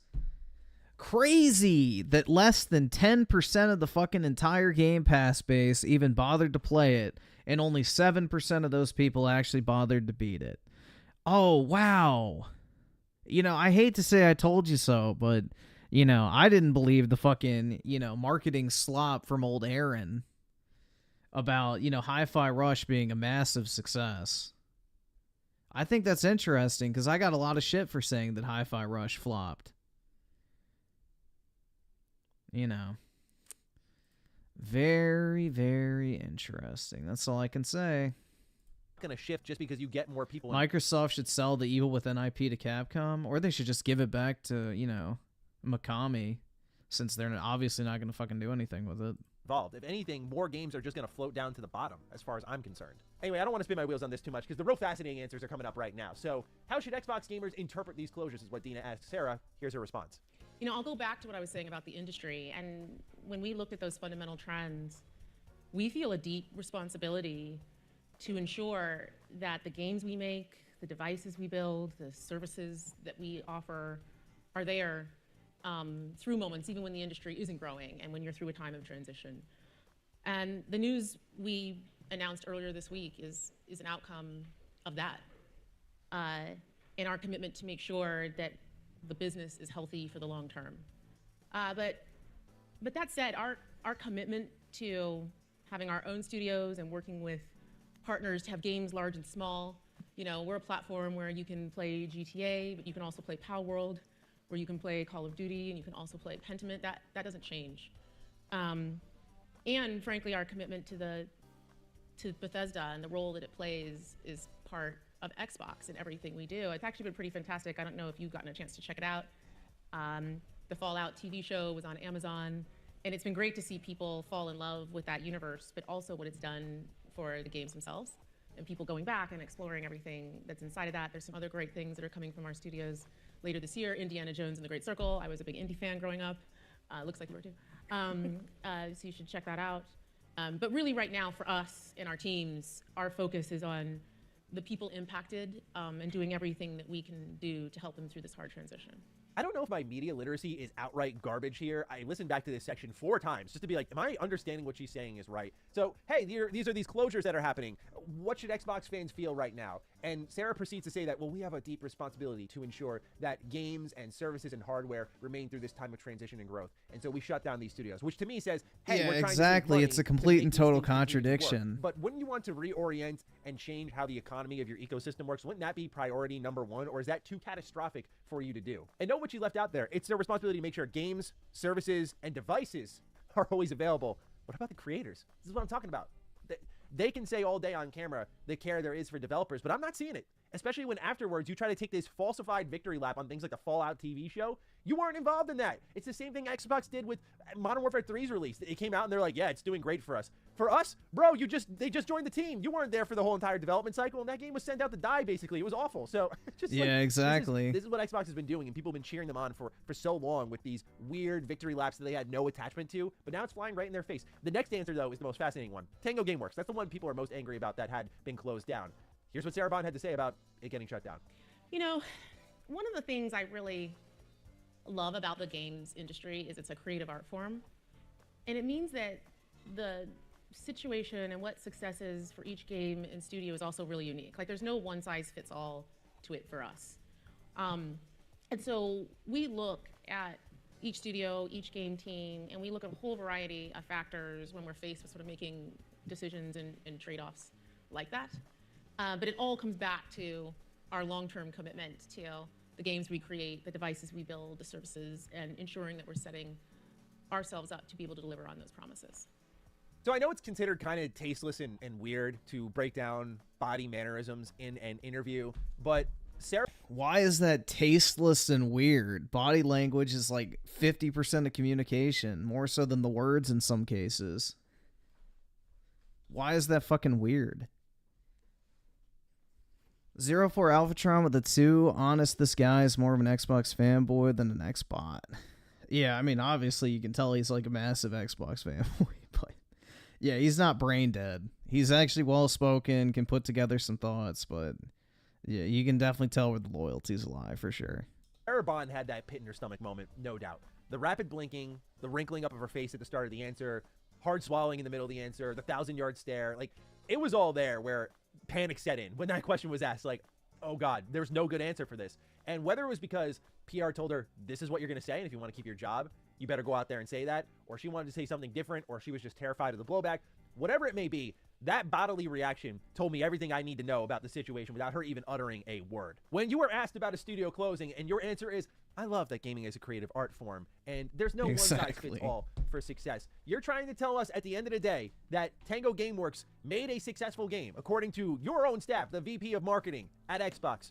It was a success in all areas. And you're telling me there's different measurements of success so that even a success, which Dina mentioned, like, hey, it won awards, it had great engagement in Game Pass, there was everything there to suggest it was a positive. Why did this studio still get shut down? You're like, well, there's all different measures of success, and even a success means that it's not a success. What? It makes no sense. This is why I'm saying, like, you could not get on camera and try to make any sense of this at all. It goes back to delivering on long-term promises. One of your long-term promises was to ensure that these smaller teams could trust an Xbox to make the small games that they wanted to make, and it would feed Game Pass. But now all of a sudden you bring in Activision, which completely destabilized your entire business, and you didn't even run the numbers on that clearly because it has wrecked studios in the meantime and has put others like Obsidian, Compulsion, etc. on notice. Ninja Theory especially on notice. It's an unbelievable non-answer here. A couple other things she talked about was that there's no data for Xbox games on PlayStation, but they're really encouraged by the reception. This is run-of-the-mill for Xbox, and it was something that we've talked a lot about over on Last Stand on how Xbox's lack of numbers when it comes to sales figures, it's always like percentages. We never really know how a game does, ever. We just have to trust that it might be doing well because they're trying to feed all the information through their execs.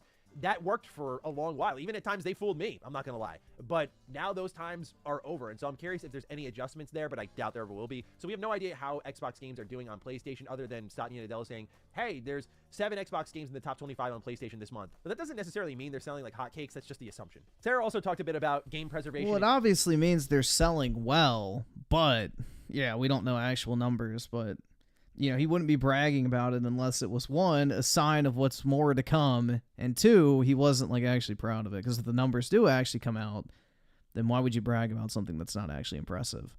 And taking things forward, presumably for the next generation, almost like smart delivery, I would think. But this was when she was asked about concerns. Oh, dude, yeah, COD will 100% remain an annual release. Microsoft will never let them do that shit of like reducing it to 2. Are you shitting me? Especially now when, you know, they're expected to pay it back.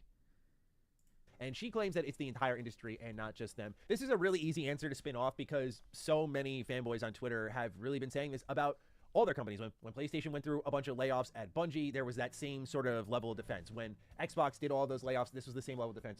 It's the entire industry. And yeah, it's awful. But it also requires accountability and answers because the reasoning we've originally been told is pretty much, hey, we overhired during COVID and we didn't anticipate it falling off, which is the most mind-boggling thing ever, that we all thought we'd be inside forever, so we hired according to that with remote work. Anyway, we learned about an Xbox... Well, dude, Microsoft and other companies like them were probably hoping that, you know, Joe Biden could convince people to live like that forever. So you got to remember, COVID was not supposed to be temporary. It was supposed to be permanent.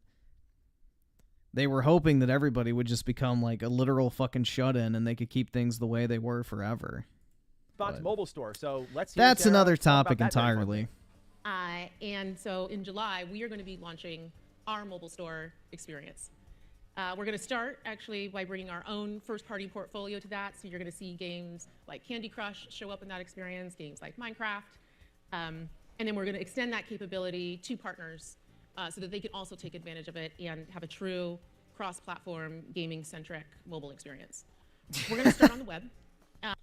A web-based mobile app. Dude, literally, how the fuck do they think this is going to work? How? And we're doing that because that really allows us to have it be an experience that's accessible across all devices, all countries, no matter what, independent of the policies of closed ecosystem stores.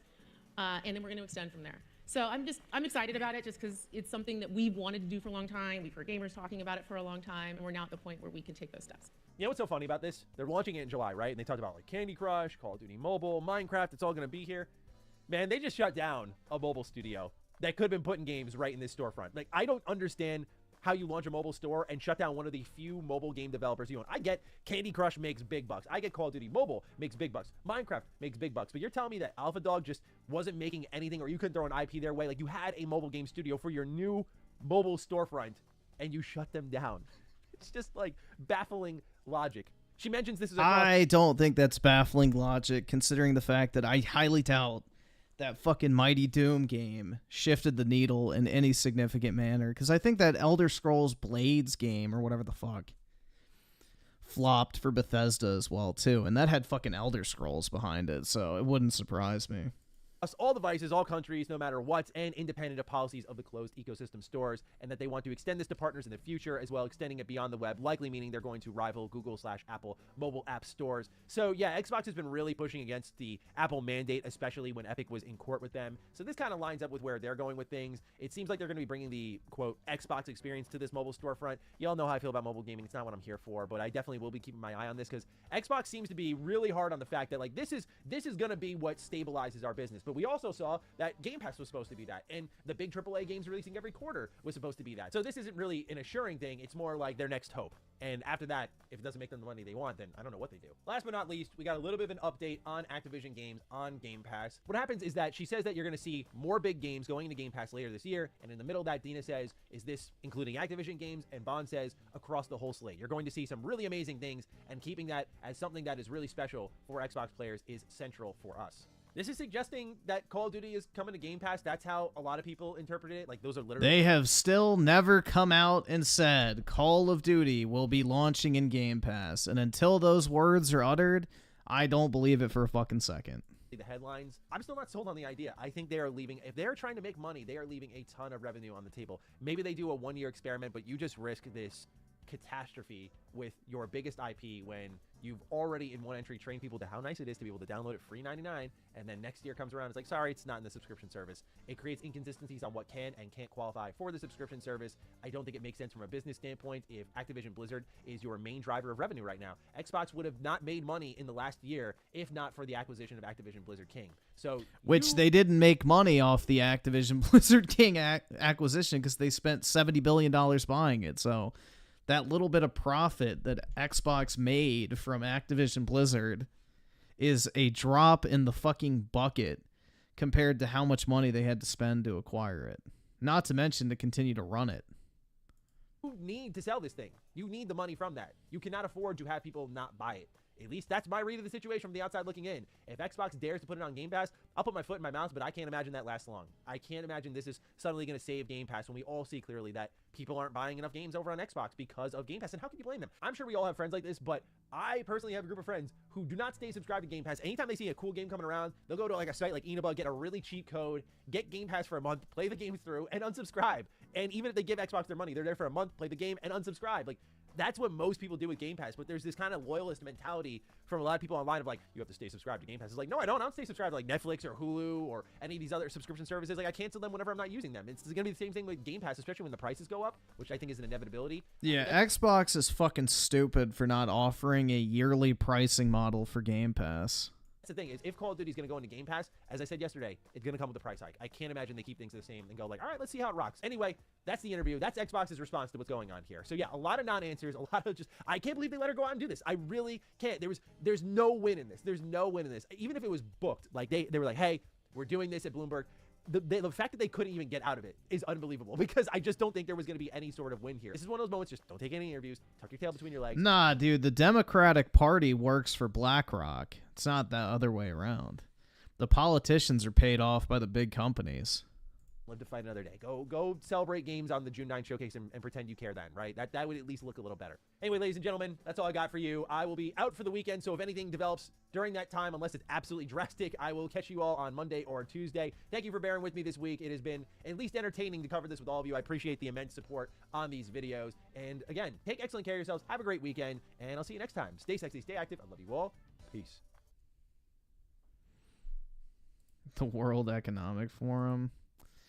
I don't really think they're that, the World Economic Forum is not necessarily powerful as an entity. It more so is a convergence point of all the powerful people.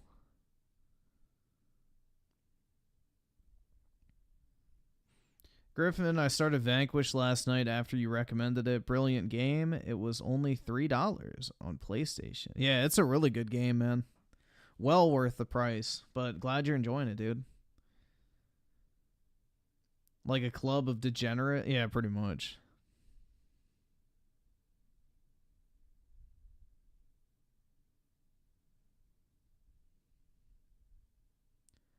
Yeah, what I did is I did the $3 or $1 upgrade, where it's like you buy 3 years of gold for $60 a piece, or whatever price you can get it at, and then you fucking upgrade it for $1. That's what I did last time.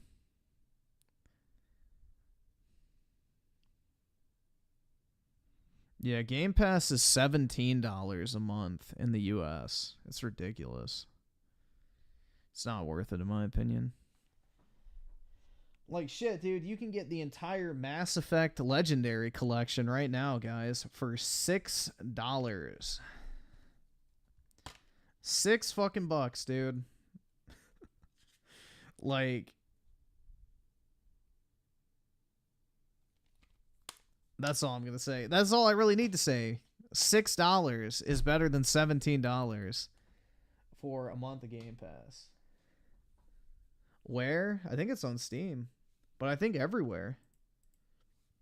I think it's $6. What was I gonna look up? Fuck. I can't afford this. Yeah, $6 on Steam. Like, bro, that is a steal. $2 a game for like 3 of the most entertaining fucking games of all time. Yeah, it's the remastered versions with the updated gameplay for one. Well fucking worth, man. These games are fucking top tier. Like $2 each, though. Like, you can't beat that. I recently did a full playthrough of 1, 2, and 3 back to back with all the DLC, 100% of the games, and it was great. So, it is a very fun experience to go through and play them all back to back. Mass Effect is the real start, for real, dude. Absolutely. Yeah, if you can't afford $2 a game, then... I know math is hard when you're an idiot, but... like, if you're a broke boy, just say so. Oh my god, dude. That just awakens something in me. I can't put it into words. But yeah.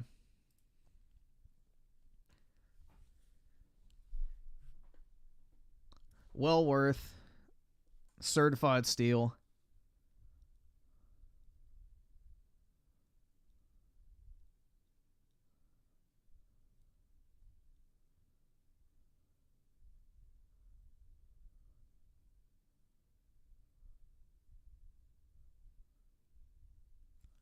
Let's see. Ascendant with the 2. Watch some act off. Maybe. I don't know.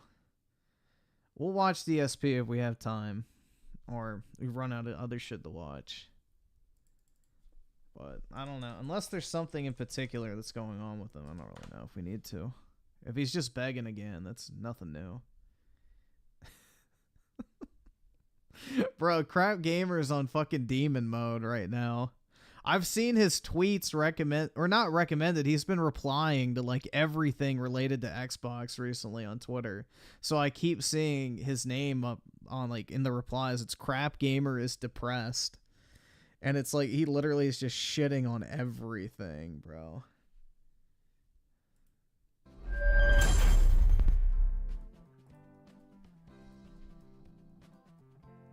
At this point, I don't think anybody can be surprised by this news. Microsoft further putting their foot in their mouth, even when they're trying to explain something in a way that people can maybe understand. I think people are never, ever going to forgive Microsoft for what they've been doing, and I don't think that things are going to get better for them no matter what they do. I'm sure they think they can just put on some kind of showcase that'll blow minds and that everything will be forgiven. But I honestly don't think that's going to be the case at all. And, you know, unfortunately, I feel like what's going on right now is, you know, you have the hardcore fans of Xbox who are trying to, like, damage control things. They're trying to make it seem like it's not that bad. You know, and that's what it is. You know, it's like they're going to do what they're going to do. They cover, oh, this is not Phil's fault. It's coming from the top. I mean, literally, Phil only answers to 2 people, Satya Nadella and Amy Hood. That's it. All the decisions, Game Pass was his, buying Minecraft was his, buying Activision was his, buying, you know, ZeniMax was him.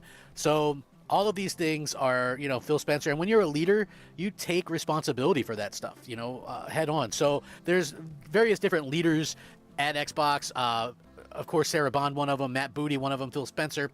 So Sarah Bond gave an absolutely incoherent explanation for why the Hi-Fi Rush studio closed. Absolutely asinine, and I'm going to link this. You guys have to see this. I thought politicians were bad. This would have been the most nonsensical bullshit I've ever seen in my life. So the gaming world obviously is still reeling from the announcement that Microsoft was closing Tango Gameworks, the studio behind last year's big Xbox hit, Hi-Fi Rush, which won multiple awards. It was one of the best reviewed games of the year and was beloved by fans. Everyone's been asking why. Why do this? And now we have at least one executive trying and utterly failing to answer that question. That would be unfortunate for her. Sarah Bond, the president of Xbox, this woman's only been working for Microsoft for 7 years, and she's already the president of Xbox and just one step below Phil Spencer. Utterly ridiculous. Everyone's been very curious about this. What's going on? She was asked a question at a Bloomberg Tech event this week. Her answer has gone viral, or rather non-answer, as she offers no explanation and rambles in corporate PR speak. Kid Smoove gonna worship Phil? I haven't checked in on him. How is he hold on, let's just check real quick. Let's see. How is he taking this? I forgot he existed. Oops. The case for Xbox down bad. Xbox closing Arcane. Is he defending it or not? I don't know. I haven't watched it, but I forgot about him, bro. Without saying anything at all. It's such a poor answer with apparently zero. He was the guy who thought it was an own that I made a video at 3 a.m. I was like, okay, so. Prep on Microsoft's end. It's almost unbelievable, and I'm going to link it so you guys can check it out. So this is what she said, right? She was asked about the studio closures and things like that. So you might think she would go, he was more mad last time with Phil. Okay, so still not fully rejecting the will of Phil. Yeah, we love Hi-Fi Rush and Tango Gameworks, but... I made a video at 3... Dude, I make all my videos at 3 a.m. This last video I recorded from like 3 a.m. to like fucking 5 a.m. and then spent the morning editing it and shit. So, yeah. I do pretty much all of my videos overnight. But, you know, it's really sad that that happened, and I feel for all the people. But what does she say? Here's her response, and I quote, "You know, one of the things I really love about the games industry is it's a creative art form, and it means that the situation and the success is for each games and studios is really unique. There's no one-size-fits-all to it for us. And so we look at each studio, each game, and we look at a full variety of factors when we're faced with making decisions of trade-offs like that. But it all comes back to our long-term commitment to the games we create, the devices we build, the services, and make sure we're getting ourselves up to make sure we're able to deliver on those promises." So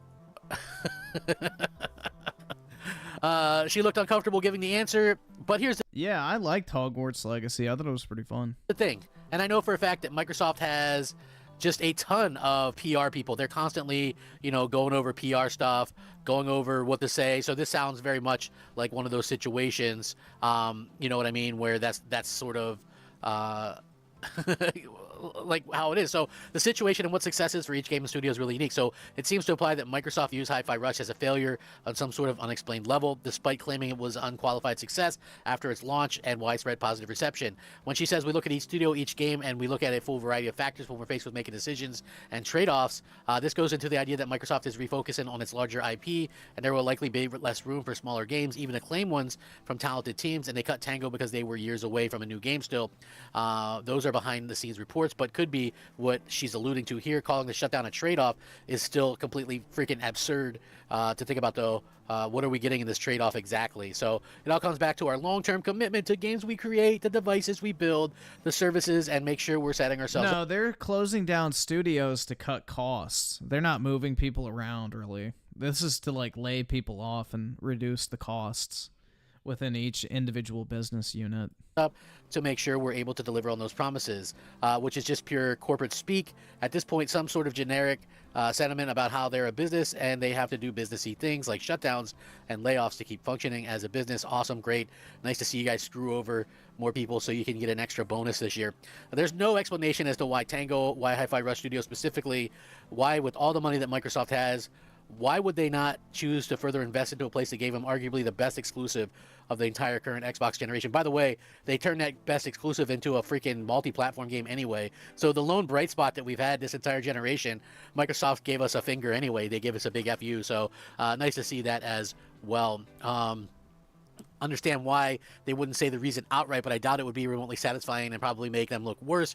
But saying what Sarah Bond said here is almost more insulting, and Tango is indeed insulted.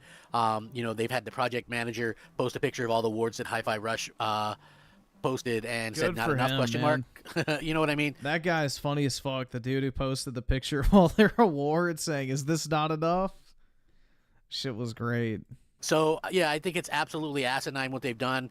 She doesn't get a free pass because of who she is or anything like that. If you're the president of Xbox like she is, then you are fully able to take the brunt of this. I know people really like to prop her up for whatever reason. And to me, dude, she's doing exactly what she was hired to do. Have a simp audience. I'm telling you, man, people treat women differently than men. Men automatically do not assume a woman is approaching them with malice.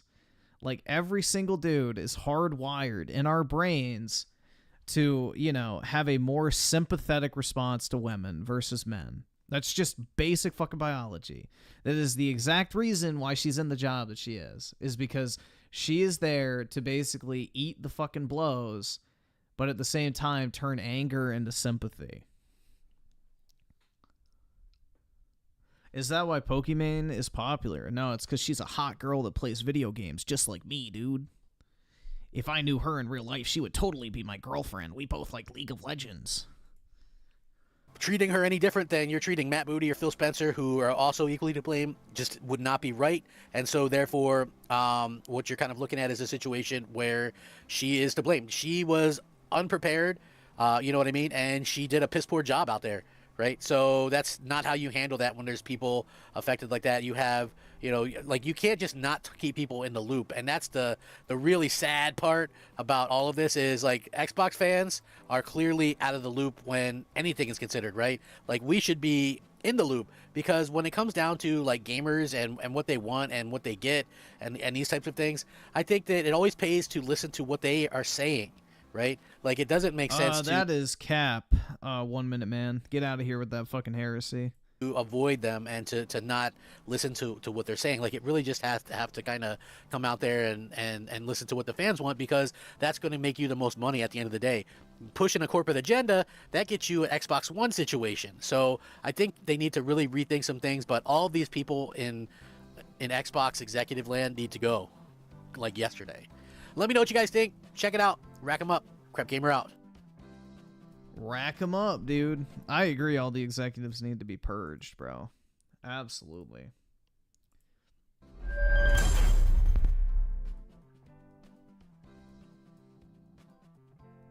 You know, when it comes to Xbox, I'm never really super surprised by some of the stupidity. I think a lot of Melanie Mac greater than Pokimane. One to cash. Get out of here with that heresy as well, my guy. Stop. You're lying to yourself and everyone in this chat. of us kind of look at what they do and we absolutely not. We think to ourselves, you had everything going for yourself. Like, think about this for a little bit. Xbox, realistically, this year seemed to have a really banging second half of the year. I know that sucked for the first half, but realistically, they were going to have a lot of stuff on the second half of the year. You know, obviously Hellblade 2, Indiana Jones, Avowed, Towerborn, Flight Simulator, possibly Forza Horizon. You know, a lot of games. They could have a game a month for the last 6 months of the year, and that would be awesome. The problem, you know, and that comes at a time when Sony is struggling with their first party. That should be, like, you know, this would be the time to get out there, advertise Xbox, sell your Xbox, pimp these exclusives, you know, like that's what you should be doing.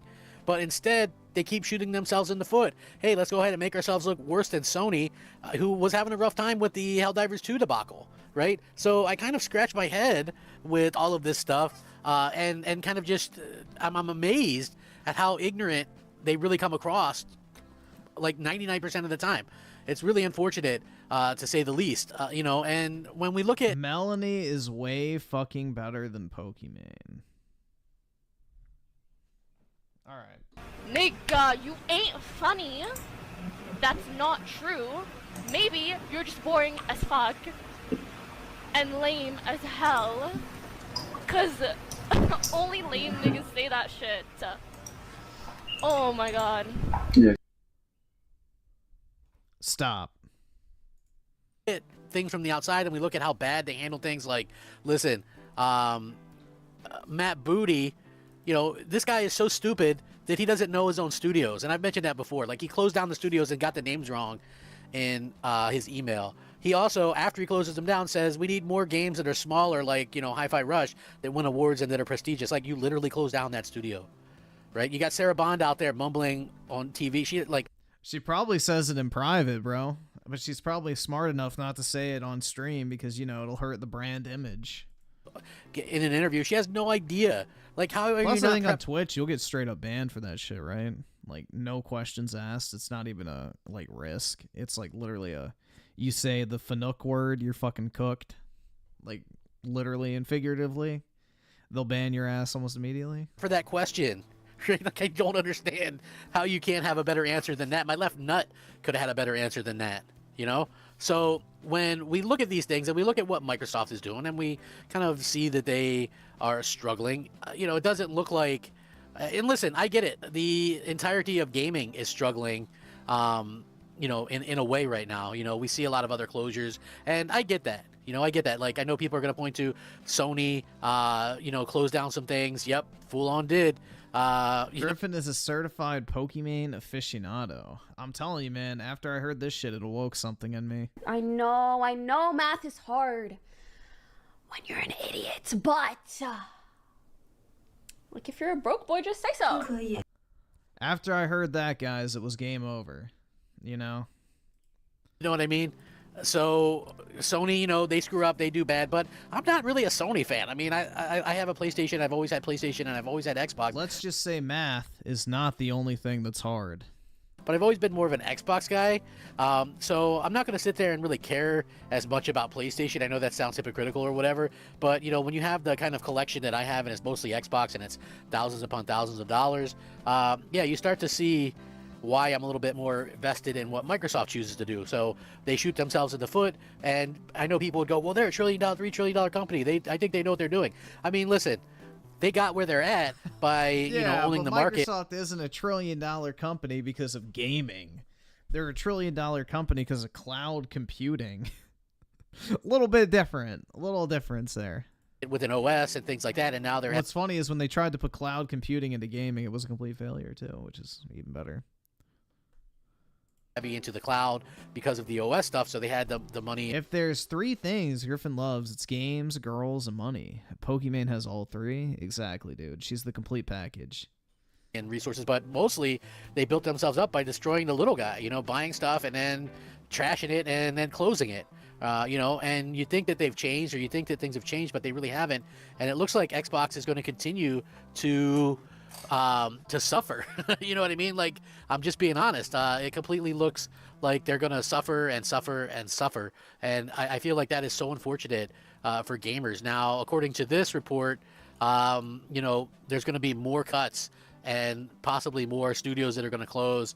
Microsoft, the $3 trillion tech company that recently spent over $70 billion to get Activision Blizzard, and prior to that got ZeniMax Media for almost $8 billion, will likely continue cutting jobs within its first-party game studios to become a leaner operation, according to a new report which claims that the company is offering voluntary severance agreements to producers, QA testers, and others at ZeniMax as part of an ongoing cost-cutting program. Yep, they're paying people to quit, which, you know, I guess it's better than getting fired, but still, it's pretty shit.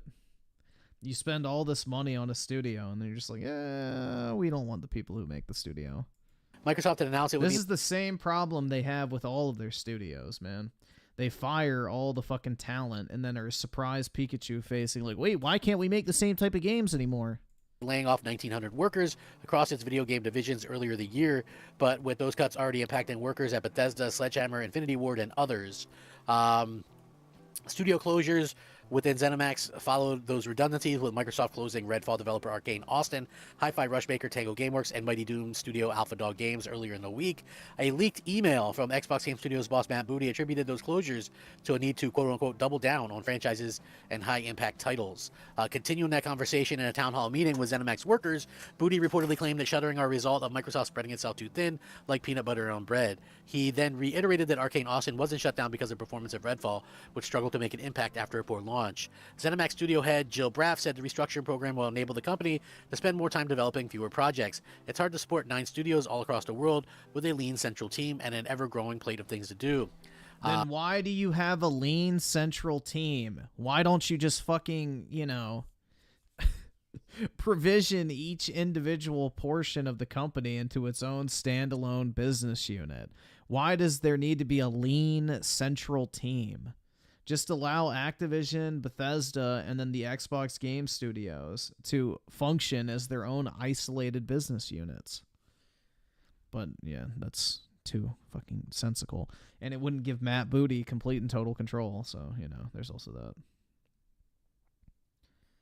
Chronicle with the 1 gifted membership. Either subscribe, donate, or get Appreciate the fuck out. According to Bloomberg, I think we were about to topple over. Bizarrely, The Verge claims that Matt Booty also told Town Hall attendees that Microsoft remains eager to develop quote-unquote smaller games that give us prestige and awards. Projects, you might say, like those created by Japanese developer Tango Gameworks themselves, which won numerous accolades for its work on Hi-Fi Rush. In another report, The Verge stated that there is uncertainty within Microsoft as to whether Call of Duty would be bundled into Game Pass, but it does seem like maybe Sarah Bond confirmed that it would be, kind of saying that everything first party would be in Game Pass day one. It's been bolstered by Microsoft's financial performance, and some inside the company are apparently worried, though, that adding the first party franchise to Game Pass would be counterintuitive. So basically what that means is, would people get it in Game Pass, maybe, you know, try the dollar deal or whatever and play it, and then those people normally would buy it. But I feel like, you know, and trust me, I'm not like a super huge Microsoft backer or anything at this point, but I do feel like at this particular point, there's so few Xboxes out there, right? And most of the people that own an Xbox are already subscribed to Game Pass. So you're in this weird situation, right, where you have Game Pass, where already most of them have it. People aren't going to go out and buy an Xbox because Call of Duty's on Game Pass. Like, you're not really going to lose much. People on PC are still going to buy it. People on PlayStation are still going to buy it. I heard there's not very many people that buy it on Xbox because there's not many Xboxes sold, but I'm sure that there's the same people that usually buy it are going to buy it, and that's kind of what it's going to be able to do. When you look at it, though, like, Xbox would have been down year on year 5% had it not been for the Activision stuff. And I know people will throw up Activision and go, well, yeah, but they have Activision. Yeah, they bought it, dude. It's like, yeah, but they had to pay $70 billion to buy it, dude. Yeah, they have Activision, but, you know, being a third-party publisher is a lot different than a company with, you know, that actually has hardware to sell. So, you know, again, they're expecting more closures of studios, more layoffs, and probably more game cancellations. Believe it or not, that's the thing that we, like, haven't really seen. Like, oh, you're at Kaya? Yeah, she is creepy, man. Reporting on it, but clearly there's been games that are canceled, and there's going to be more studios that close. This puts everyone in risk, in my opinion. I think Ninja Theory is a huge risk of being closed. But anyway, let me know what you guys think. I appreciate it. Rack 'em up. Crap Gamer out. Kyle, I hate to break it to you, man, but pretty much everybody that talks negative about Xbox used to be an Xbox fan.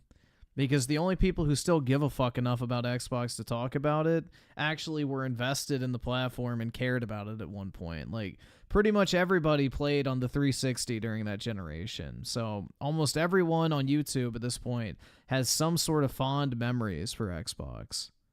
And we would like it to do better, but, you know, you can only fucking suck cock for long enough before you realize, oh yeah, these fuckers are just, you know, leading me on infinitely and never gonna deliver. So you have to cut yourself off from the fucking hopium eventually. It's like seeing a friend from high school. Yeah, I had a few of those I cut off.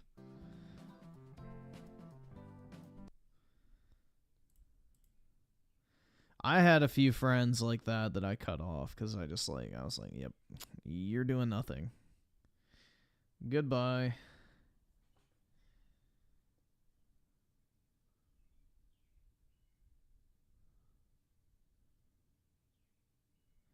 So if you keep talking negative about Xbox, it's just going to draw people to go buy this. No, I don't want people to buy an Xbox. I've been saying since this generation started to buy a PS5 instead of an Xbox. The complete opposite. I don't want people to waste money on it like I did. Because the Xbox that everyone knew and loved is fucking gone. I hope no one buys an Xbox. You'll be saving yourself a lot of disappointment.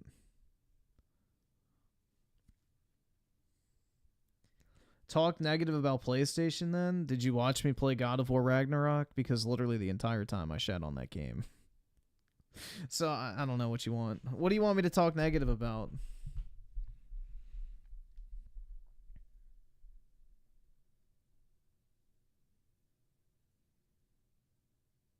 Yeah, Spider Mid 2.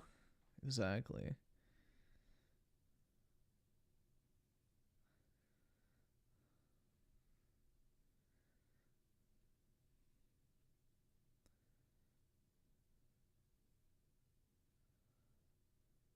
Yeah, Ratchet and Jank. I don't know. I don't like PlayStation games at all. The Last of Us 2. Fuck, man. That's one of the pillars of my channel at one point, was shitting on The Last of Us 2.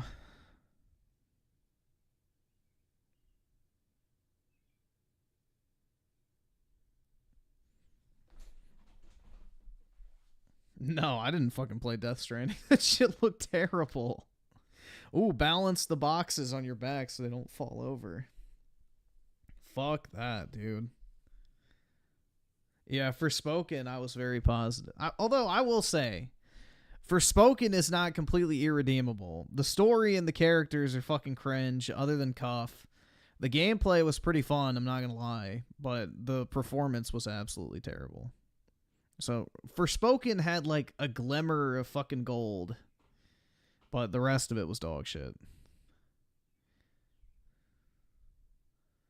Yeah, Cuff was too based for that game, man.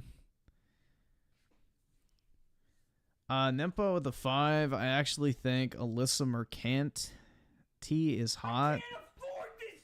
I'd gladly fuck the pronouns. What does she look like? I don't know who that is.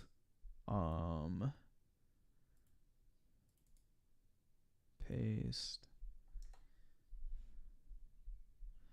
I'm seeing you in the chat. Let me see. Images. I don't know about that one, bro. I don't know about... That's one of those alt chicks. I'm good. Yeah, no, that's gonna be a no for me, dog. I mean, I guess I could maybe see, but nah, not for me. She's tatted up too, so not my type at all.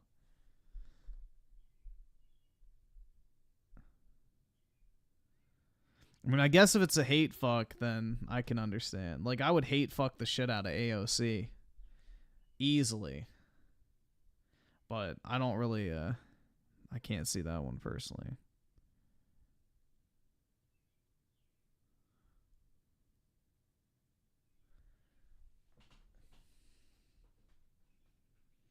Yeah, the gameplay of Forspoken is actually pretty fun. Like, the movement and the actual magic is cool, but the story Holy fuck, it's bad.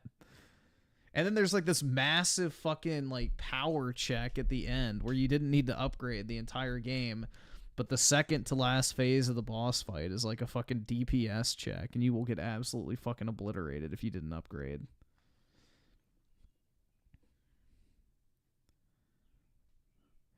"100% agreed. Crazy, I'm not the only one about..." Yeah, dude, I would hate fuck the shit out of her. 100%. Like, imagine the tension, bro.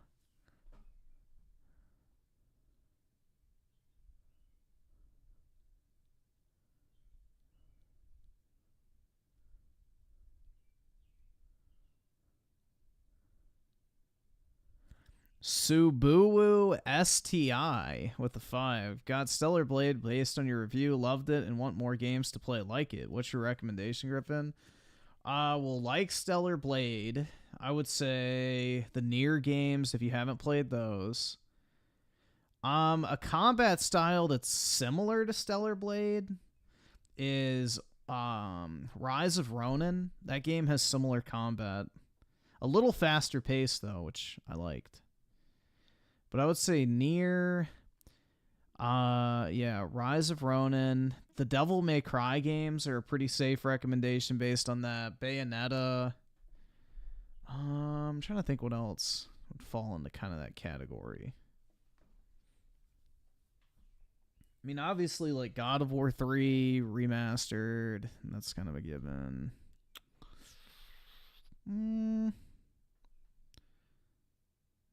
I would say that's probably a good batch of games. Yeah, Neo's another good one, too. Ninja Gaiden, yeah, you can put that on easy, and then... Nah, Lies of P is a straight-up Souls clone. It's not really an action game. It's more of a Souls-like.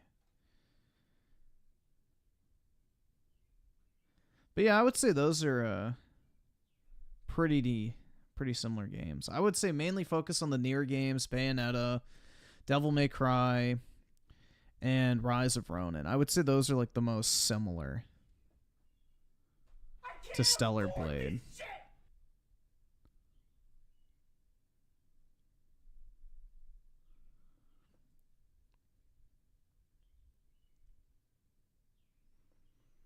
Play all the Devil May Cry games. Well, 2 is not very good, but yeah. Am I into goth e-girl? I hate e-girls, bro. The e-girl aesthetic to me is one of the most disgusting things ever. I absolutely hate that shit.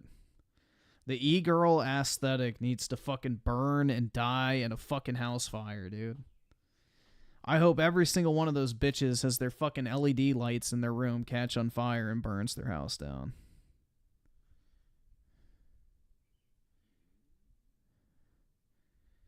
I hate that fucking look, man. With the, like, fucking black eyeliner and shit. Like, ugh. Gross. Absolutely fucking gross. The fucking colored hair, the uwu anime bullshit, the fucking Japanese schoolgirl look. Like, ew. Disgusting. Be gone, foul thought. How does an LED, like, I don't know, but I hope it does. Maybe the fucking cheap Chinese wiring will fucking short. I don't know. Yeah, e-girls are trash, bro.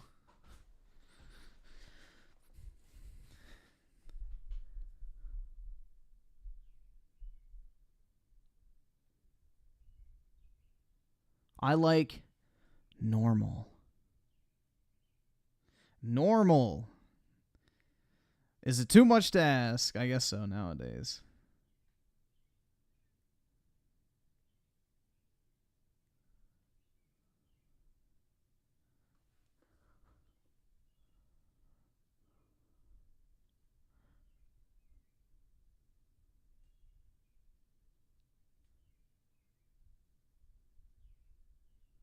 There's no normal Griffin. Everyone's... Yeah, but they're not weird in the sense that they LARP as a fucking anime bitch on the internet.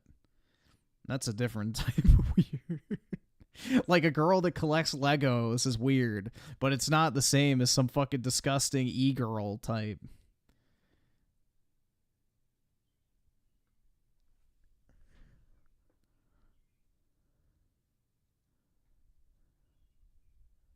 There's levels to weird, man. That's the key.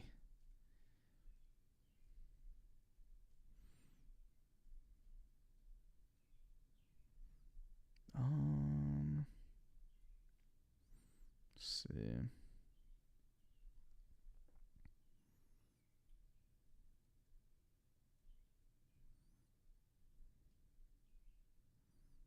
Why is that not loading? Give me a second.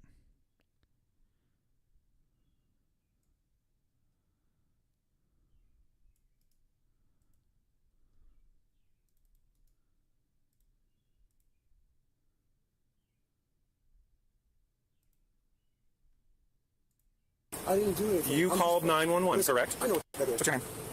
Law-abiding citizen. You, and you. Hi, y'all fucking suck. You guys are making it up. On October 2nd, 2023, officers responded to a grocery store. Griffin wants a I want a woman with a strong personality. Yes. Following a report of a man. I wouldn't say like dominant, like, oh my god, handcuff me and beat me like a little bitch. Like, no, not that type of dominant. But I like chicks with a strong personality. I think that's very attractive. An employee when asked to check out as the store was closing. How are you doing, Mr. Hayes? What's going on? How's it going? I do. Maybe for the research info. Did you say disconnected? Yes. Oh, cool. Hey, Michael. Hello. What's going on? This guy's tell me that I'm doing something wrong. I'm just shopping in the store. So tell me what happened from the beginning. I'm just trying to figure this out. A strong personality, like somebody who knows what the fuck they want and they aren't afraid to tell you, like, oh yeah, I want to do this, or, you know, no, I don't want that. Like, I hate the fucking bitches like, I don't know, or I don't care. Like, I like people that are like straight up with you and they're not like fucking pussyfooting around what they want or what they like or whatever. Like, you know, just tell me what you fucking want. That's better. So a strong personality, someone who knows what they like, what they want, and they aren't afraid to tell you. I think that's a dub, personally. I hate that fucking like, I don't really know. Like that type of shit. Like, I like people that are forward. So that's what I mean by a strong personality. Why don't you go ask him? Why don't you go ask him? Why don't you go ask him, please? Okay. Why don't you go ask him, please? Are you sure? Why don't you go ask him, please? Okay. So, again, what happened? Why don't you go ask him, please? No, you were the one who called. I did. Okay, so if you do not tell me what happened, how can I help you? Did you date that type? Date? Bold of you to assume. No, because I would like for you to ask him, please, because he's the one that's starting the problem. I didn't do anything. You called 911, correct? I know what that is. So what happened? If you do not tell me what happened, how can I assist you? It was like maybe 10 minutes till, or 10 minutes after closing. We closed at 10 o'clock. And I made several announcements. And then he had come up, and I guess apparently he had headphones in. And we've had a lot of instances just in the last 2 weeks of people doing some weird stuff. So it made me like really uneasy, like incredibly uneasy. And I told him, I said, hey, you know, I told him, I said, hey, you know, I didn't know that you were in the store. If you could just buy your stuff real quick. This stuff is laying on the floor right there. And he just wanted to argue about whatever. And we kept arguing. And I told him at this point, please leave. Yeah, exactly, man. Griffin dating and what were you for real? Like, come on now. You're not gonna buy your groceries, so go ahead and leave. I know I'm not dreaming, so come on. And then he started getting like right in my face, and then he struck me right here. Everything's on the cameras. I can show you that. You have it on camera? I do have it on camera. And then when I finally got him to the door, he put his foot in the door, and I could not get him to close it. And then I was, you know, He struck in the face. What did he struck in the face with? I think it was with one of the cans. He was holding his hand, and he kind of struck me just like on the side. And when his foot was in the door, I was just getting really nervous and kind of scared. And so the only thing I could think about doing was pushing him away and then closing the door and locking it. Okay. So you're not going to tell me what happened? Yes or no? Nah, if I was dreaming, then why would I be pissing in this toilet right now? Okay. You stay over there. Stay over there. Stay over there. Over there. Stay over there. Don't come near here. Stay over there. Stay over there. I just told you to stay. Stay. Over there. Yo, that's the type of guy that hangs out at high school volleyball games. Okay, stay over there. You're about to go to jail. Resisting. He's giving you a lawful command. Yes. He's giving you a lawful command. This is 100% the type of dude that hangs out around high school volleyball games. What, sir? Failing to obey his order, he's giving you a lawful command. What RAS is? Yes. Do you understand what RAS is? Yes. What is RAS, sir? We are investigating a crime right now. What is RAS? You like that term, don't you? I do. The last time I was out with you. Yeah, but do you know what it is? I've asked you multiple times. For what? What happened? You called us for a crime. I did. I told you. And you will not tell us what happened, correct? I did. No, you didn't. I asked you 4 times and you did not tell me. You said go talk to him. You are the one who called and you will not tell us what happened. Mr. Hayes, do not go near that door. You're not going shopping. They're closed. Because you're not understanding. We told you do not go near there. Dude, this is the type of guy that hangs out at the fucking high school and then asks a bunch of like teenage girls if they want to smoke some weed, and then he tries to get them so high that he can like molest them. That's the fucking aesthetic I'm looking at here. Okay? Because I said so. Because you said so. They're closed. Do you not understand that? So you're not going shopping. You're sitting here calling 911 saying that he potentially bad. I don't call 911. Okay, you called Cocoa Beach Police Dispatch. I didn't. You didn't? No. So who were you on the phone with when we walked up? Our dispatchers? I don't know. Okay. Why is that one? So is there not an emergency? Dude, that beard is something, bro. So somebody Do they have access to the video? He said it's on video. So and I'm shopping at my store. We want? I'm shopping. Detain him? Yeah. Okay, I'm shopping. Okay. And so. All right, Mr. Hayes, go ahead and place your hands on your back right now. You're going to be detained. Why volleyball? Because they got those fucking really small shorts on that shows off their ass. You didn't have a girls' volleyball team at your school? Damn. That's sad. We'll talk to you about it. Not under arrest, you're just being detained at this moment. So I go to shop food and I get arrested. Do you have your body cam on? Yep. Good. Yes, sir, we all do. And what was your name? Woolbright. I'm sorry? Woolbright. Woolbright? What was your name? Those fucking- 82. Those look like Tim's, right? Gentlemen? My name's But they're like off-brand ones. My body cam is on as well. Okay. All right. So, but we'll put him in the back of your car for right now. Just Back my, for what? because you're being detained. For what? For what? No, hold on. It's detained, sir. For what? We're investigating the battery. Hard-ass shoes, yeah. The battery. An employee of the store. Who's that? Who's the employee? Actually, they have theft too. He's just detained right now, so we'll just go ahead. Mr. Hayes, have a seat. Why would you You're not put me under arrest because we're just putting you back there for right now. Because you really haven't listened to what we've said, so putting you in this car allows us to do our job at a better or more efficient rate. So have a seat. You guys put me in this thing and I'm going. You're not under arrest, you're just being detained right now. What's your arrest? We have a complaint from an employee saying that you struck him. Sorry? So, Yo, he's down south. They got to win Dixie. we're gonna check the video footage, okay? What employee? I don't know his name off the top of my head, but we're gonna check, okay? Have a seat for us, okay? Dude, you, please, you speak. You f***ing make sure that you look at that video. We need to, but we'll not get You speak. You, please. Mr. Hayes, have a seat so we can do that. You speak. I will. You please. Sit. Please. Sit. Please. Look at the video. Oh my God. Swing your legs. Don't hit anybody. I don't hit anybody. No, I don't consent. I don't consent. You're just being detained, sir. You're just being detained. I don't consent. You're just being detained, sir. I don't consent. You're just being detained. You're not under arrest. I don't consent. You put me in this thing and you're gonna put me in jail. Sir, you're not. No, As of right now, you're not going to jail. You put me in here and I don't consent. You're gonna put me in jail. Sir, we're just investigating. Nope, you're gonna steal me. Nope. Nope. Sir, I don't want. Sir. Dude, he's got to be on something. Holy fuck. I can't afford this shit! Oh my god. Ferrex defied the beard is murdering me. How the fuck do you let this shit get that? Either he's never shaved his entire life or he has an extension in. Right now, we're investigating. You seem like a decent human being. All right, so we're just investigating a crime right now. Yeah, you're investigating. Trying to say that. Investigating, is that a misdemeanor or is that a felony? That's neither, but we have the ability to detain someone while we're investigating. In Florida, you don't. Yes, I do. As a matter of fact, I do. You know, you actually because we have reasonable articulable suspicion that I've committed a crime. I'm committing a crime. That you have or so go check it out. Yep. Go check it out. They're checking on it right now. Good. Yes. Beard extension's crazy. Yeah. RAS 190-191. Go ahead. It's a real thing. You're just detained right now. Yes, I understand. And you're going to go ahead and do your investigation. However, you don't have RAS right now because I haven't committed a crime. You walked up on me and you got your hand on me, and I like it. That's awesome. What's your name? Officer Morris. And my body cam is running because I know you asked that earlier, so I just want to reassure you that it is running. So where were you? What were you getting while you were here? It's a food store. You're getting food stuff? Food stuff. Yeah. What's your name? Officer Morris, what's your name? Law-abiding citizen. Law-abiding citizen? Yes, sir. Is that the name on your birth certificate? Yes, it is. Oh, wow. That's a pretty cool name. Awesome, isn't it? Yeah, it's a pretty dope name. Fantastic. You know, some people think that I make this up. That you make this up? I'm just waiting for them to check the video, and I'll be able to go from there to see what's going on. Check my ID. 110-65-8627. Oh my God. What is that? It's my College ID number? Oh, social security number. I don't have another once. Not a bad You're buying dinner? Okay. Well, like I said, sir, if the video looks good, I'm going to get you out of these cuffs. They're checking the video inside on the store. You told Officer Bullet to go check the video. They're checking the video to see what happened. Everything looks good. Then I'll get you out of those cuffs and we'll get you on your way. You have no RAS. Why am I in cuffs right now? Because you're detained right now. Why? Because the store employee says they have video of you striking somebody. If there's no video, if there's no video of you striking someone, then you can go on your way. But we have reasonable suspicion. Whoa. Now, question. Yeah. Sir. Yes, sir. What's your question? Oh my god. What a fucking retard. Who said that I did? One of the store employees. I don't know exactly which one because I wasn't inside with the corporal. But if you didn't strike anyone, it's not on video. I'll get you out of those cuffs. You'll be able to go on your way. But you can put me in cuffs right now. When we can detain someone. Listen to me. Yes, sir. You can put me in cuffs because somebody said I struck somebody. If we have reason to believe crime has occurred. You don't have RAS. You don't have RAS. You, and you. How dare you? I am. I'm sorry, sir. How dare you? I am. You're not an idiot. I know. And you don't seem like an idiot. You are not an idiot. You are a gentleman. I can tell you're a gentleman. And this is a shame. You just put me in goddamn. Well, you technically Officer Bullet put you in cuffs. Well, you know what? He's a fucking cunt, and you are complicit. And complicit. You're a fucking cunt. Like I said, sir. Yes, you, dude. Okay.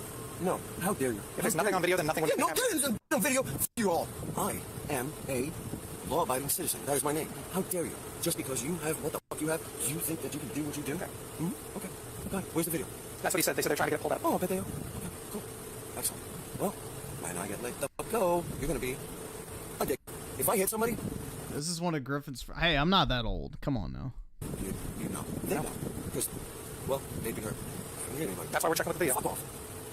Fuck off, check off. How dare Can I stand up? Or are you gonna, like, throw me in? You can stand up. I'm not going to throw you anywhere, sir. I'm not going to throw you anywhere. I'm trying to have a nice, reasonable conversation. No, you're not.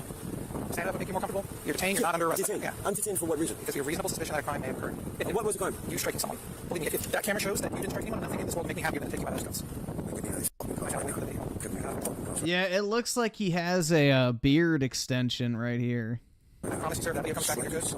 That's what we're checking. What's your first name? My first name is Ian. It looks like he took like his hair or something. Anything you say can and will be used against you in a court of law. Anything that you say will never be used for your benefit. Did you know that? I know that, but that would be the case if I read you Miranda. But yeah, well, if you read me Miranda, I'm not reading Miranda because I'm not. Well, you know what? Honestly, you don't give a fuck about nothing because you already detained me, and I haven't fucking done anything. We're just trying to confirm no, something. Well, is that a misdemeanor or is that a felony? If you struck someone, is that a misdemeanor or a felony? It would be a misdemeanor. It would be a misdemeanor. So is it? Is it what? Is it a misdemeanor? It would be when you struck someone. It would be. Is it? It is. I'm waiting for you to finish your statement. I can't get my phone out to fucking show that you guys are an asshole. It's all being recorded, sir. Good. Yay. Hi. Yeah. I'm cuffed. What's the RAS? The reasonable articulable suspicion? Oh, yes, the reasonable articulable suspicion. We have reason to believe a crime may occur. What was the crime? You striking a store employee. If it comes back and you didn't strike a store employee, then I will happily take you out of those cuffs. Well, you need to get the to it. Yeah, that's what he's doing right now. Officer, that was just well, get the to it, dude. I'm hoping he's get to it. I love this store. I've been shopping in the store for 15 years. Why would I don't know. Dude, I just got here. Yeah, you did. Yeah. You all suck.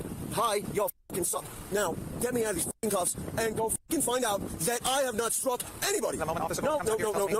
Now, sir, I'm not the arresting officer. Yeah, dude, there's no arresting nothing. You're assholes. I'm trying to see what. Not the primary. You, and you. These are my friends here. I don't. Oh my god. Get me out of these fucking cuffs. Okay. How dare you, dude? They're fucking ridiculous on the right hand side. Yeah, some fair spot. Okay. Can I see him? Yeah, please. Hang on, your jacket's all around him. I got him in trouble. Yeah, my pretty jacket. What the fuck did I do? Why am I? That's what I'm trying to see, sir. What? No, that's what we're trying to see. Okay. Oh, cool. God damn it. Where's my phone? Why don't? Do you have your video on? I have it on. It's on my Solid. Yay! I'm so gonna get that. Okay. Can we get back in the car, sir? No, I'm not getting in the car. No, I'm just staying here. You're gonna stay out here? Yeah, please. Yeah, absolutely. I want to get in the car. You good? Yeah, I released him for you. Why would I have to get in the vehicle? No. If you're fine here, now that you've calmed down, if you're fine here, then I'm fine with you here. And so he's just like, I'm asking him to please file your stuff so you can leave, and he just wants to get in my face and argue.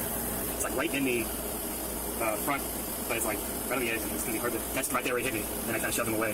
Like I said, it's right on the edge, and he came at me like that, and I shoved him away from him. And that's why I felt like incredibly scared, and that's why I pushed him, because at that point I did not know what was going to transpire.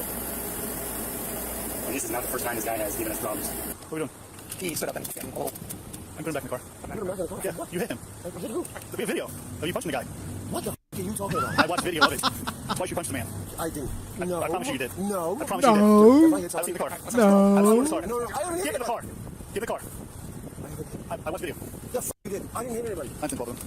I watched video of it, okay? I didn't hit anybody. Get in the car. Get in the car. No, you didn't. What a fucking retard, dude. I've seen the car. Have a seat in the car. Please help me. Get in the car. Will you watch the video? Get in the car. Get in. Listen. You're gonna make it way worse by not getting in the car. Michael, get in the car. Sit in the car. Yo, have you guys seen that thing where people are wearing like a fake finger when they go and rob places? Because then it shows that they have 6 fingers in the fucking like security footage and stuff, and then they can claim the video's AI.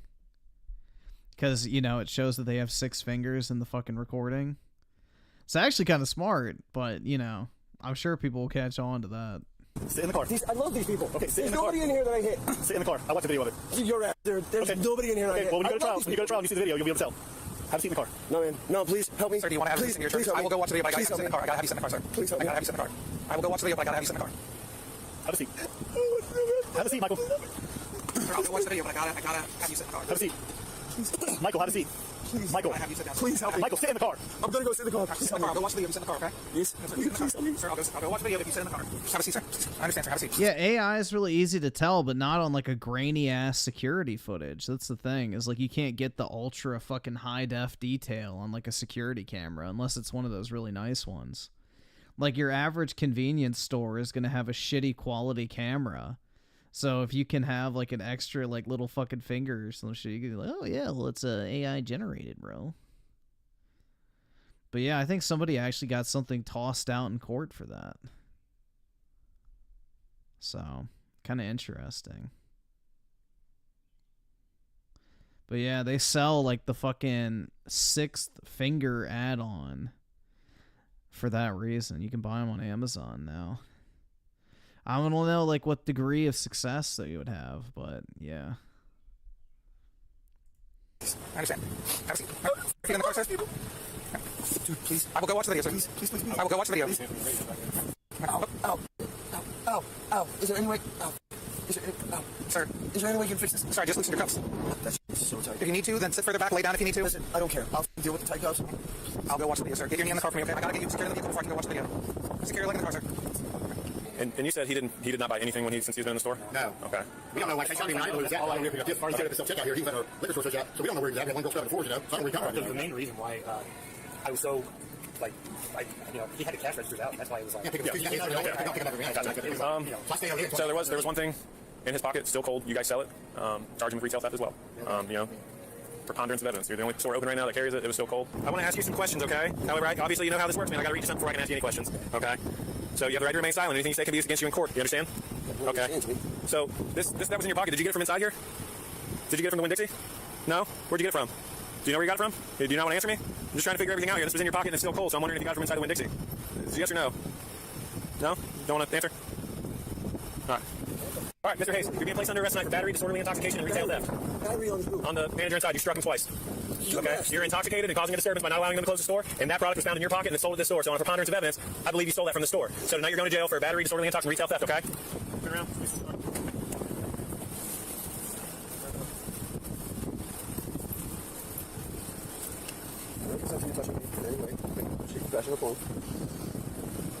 What a dumbass, bro.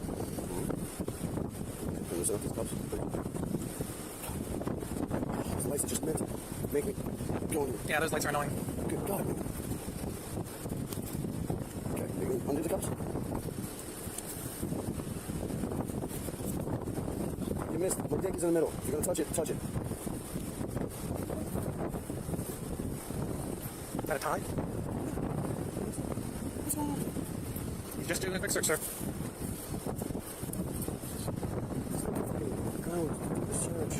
God damn it, guys. Hey, this way, sir. We're going to switch into your car. You serious? Yeah, you're more comfortable. What? Told you, battery, disorderly intoxication. On what? On the individual inside. Dude, I never touched anybody inside. They saw video, sir. Have a seat. They saw video. Yes. You're telling me that I touched somebody inside? You punched him twice. Have a seat. Have a seat, sir. What? You're out of your mind. Have a seat. Oh my God. Oh my God. You guys are making it up. Oh my God. Video, don't worry. Yep. I put food inside and walked outside. Oh my God. Have a seat. Have a seat, sir. I'm about to have a seat. I bought food inside and walked outside and you guys came and with me. Have a seat. Oh my God. Jesus Christ. You guys are bad. What's your name, sir? Listen up, please. Could you, like, and if you get in and turn your back towards me, I can check your cuffs. Seriously, please. Just cooperate and I can help, okay? Yeah. Cooperate. Yeah. Which one? On the right hand side, man. Are you kidding me? Oh, I tried to ask you questions and you didn't want to answer. I asked if you bought the stuff. You didn't want to tell me you did. So. No, I win. Oh my God. Of course he has painted nails. Yeah, no, it's awesome. I just got it. Oh my God. Dude, what the f*** say that I hit? Manager of the store. Michael James Hayes was charged with battery causing bodily harm, disorderly intoxication in a public place, and petty theft. Oh my God. Wait. Michael. I can fix her, guys. She can be saved. Hell yeah, dude.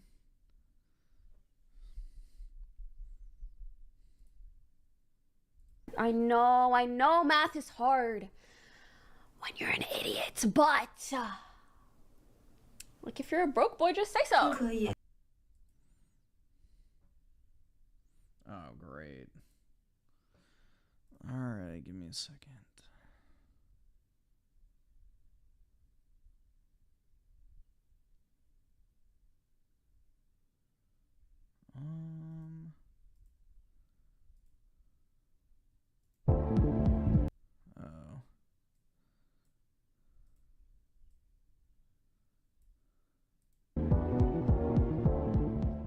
What's going on, YouTube? Let me not get too excited. Welcome back to another stream. It's a late one, but guys, it's better than nothing, right? Goddamn, when the f is the Smash character come out again? And shouts out to all the support on the newest video, the reaction. I got a lot of haters. I got a lot of haters, man. People are mad because I didn't fake a reaction. Yo, we're gonna talk about a couple of things tonight. Before I play anything, stay tuned. I'm gonna run public chat tonight.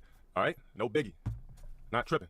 Whenever we get the camera on, I just want to slay somebody. Griffin's Latina mommy. Oh hell yeah, dude. Real quick. I'm not gonna say no names. I'm just gonna pull up a picture and we gonna go. Yeah, that's all grown men do is fantasize about me 24/7. But we'll talk about it when I get the camera on. The Ace 24. Don't mention no other YouTubers in my shit. That if they don't have a real YouTube channel with a real fan base, don't mention them in my chat. That goes for all of you. Do not mention clout chasers in my shit. Yeah, we're gonna talk about the hairline and all that shit. I don't know why y'all keep making shit. Like, I don't give a who's getting piped down by who's piping this money. Fuck about that bitch or that old ass. What's wrong with you, man? You know who you speaking to? You know the God complex of a deity you speaking on, baby? Give a fuck about what no bitch and what no nigga got going on. Maybe I got bills to pay, money to make, accolades to hit. I keep telling y'all because I have no emotion. I'm literally an extraterrestrial. Nigga, look at my Smash reaction and look at everybody else's. You see the viral tweet today? Everybody doing fake reactions and shit like that.